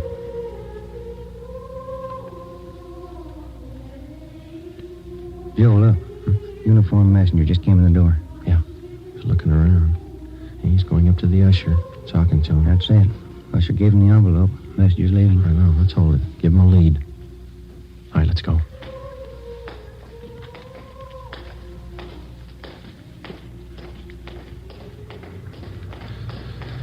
Now, let's go, Ben. Don't lose him. He's getting into that cab. Come on. Slide over. You got the cab number? Yeah, let's move. 10:30 a.m. Ben and I trailed the cab to a bus depot in downtown Los Angeles. We followed the messenger in and watched him check the manila envelope in a key locker. We waited. At 11:45 a.m., another uniformed messenger entered the bus depot, picked up the envelope, and left. We followed him to the Union Railroad station, where he left the envelope at the traveler's aid desk. At 3 p.m., the envelope was still there, unclaimed. No sign, Joe. What do you think? It's a pretty fancy switch he's got worked out. Yeah. What time's the next train leave? 3:25. Coast Limited for San Francisco. 3:21 now. Wait a minute. See that porter over at the desk there? I'm talking to that girl there. I don't know. That's it. She's giving him the envelope. Come on. Yeah.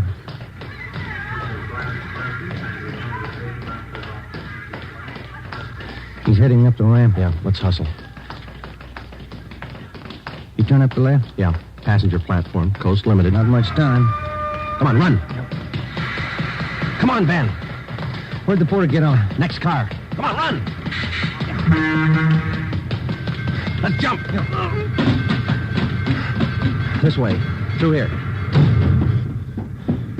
That the same porter? Yeah. He's knocking at the door to that compartment, handing him the envelope. That's it. Let's go. Yeah, it's locked. Knock. Yes? What is it? Conductor. Just a minute. What is this? All right, Ben. Now, look, Sergeant, there's no need for any unpleasantness. Certainly we can sit down and talk this thing over like intelligent human beings. Grab the luggage, will you, Ben? All right, let's go, Wallace. Look, will you wait a minute, please? I'm sure we can come to some agreement. I have plenty of money. Look, right here alone in this envelope, plenty of... There's only $1 here. The rest is newspaper. Yeah. I've been taken. So have a lot of people. Let's go.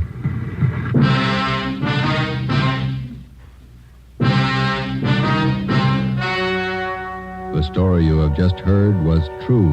Only the names were changed to protect the innocent. On June 23rd, trial was held in Superior Court, Department 87, City and County of Los Angeles, State of California. In a moment, the results of that trial. It's amazing how many long cigarette smokers are changing to Fatima. Here is the actual report. From coast to coast, Fatima has more than doubled its smokers. Yes, more and more smokers every day are discovering that Fatima is the best of all long cigarettes. Long cigarette smokers find Fatima has a much different, much better flavor and aroma. Long cigarette smokers find that Fatima is extra mild because it's the long cigarette which contains the finest Turkish and domestic tobaccos superbly blended to make it extra mild. So enjoy extra mild Fatima, best of all long cigarettes. It's wise to smoke extra mild Fatima. It's wise to smoke extra mild Fatima.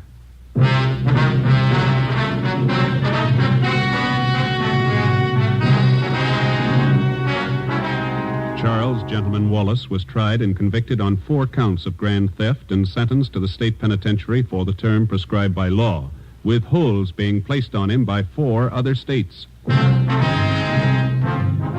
You have just heard Dragnet, authentic cases from official files. Technical advice for Dragnet comes from the Office of Chief of Police W.A. Wharton, Los Angeles Police Department. Dragnet wishes to thank the editors of True Detective magazine for their considerate appraisal of this program. For those of you who may be interested, the behind-the-scenes story of Dragnet appears in the March issue of True Detective. Fatima Cigarettes, the best of all long cigarettes, has brought you Dragnet from Los Angeles. Tomorrow, hear the Ronald Colemans in the charming series Halls of Ivy on NBC.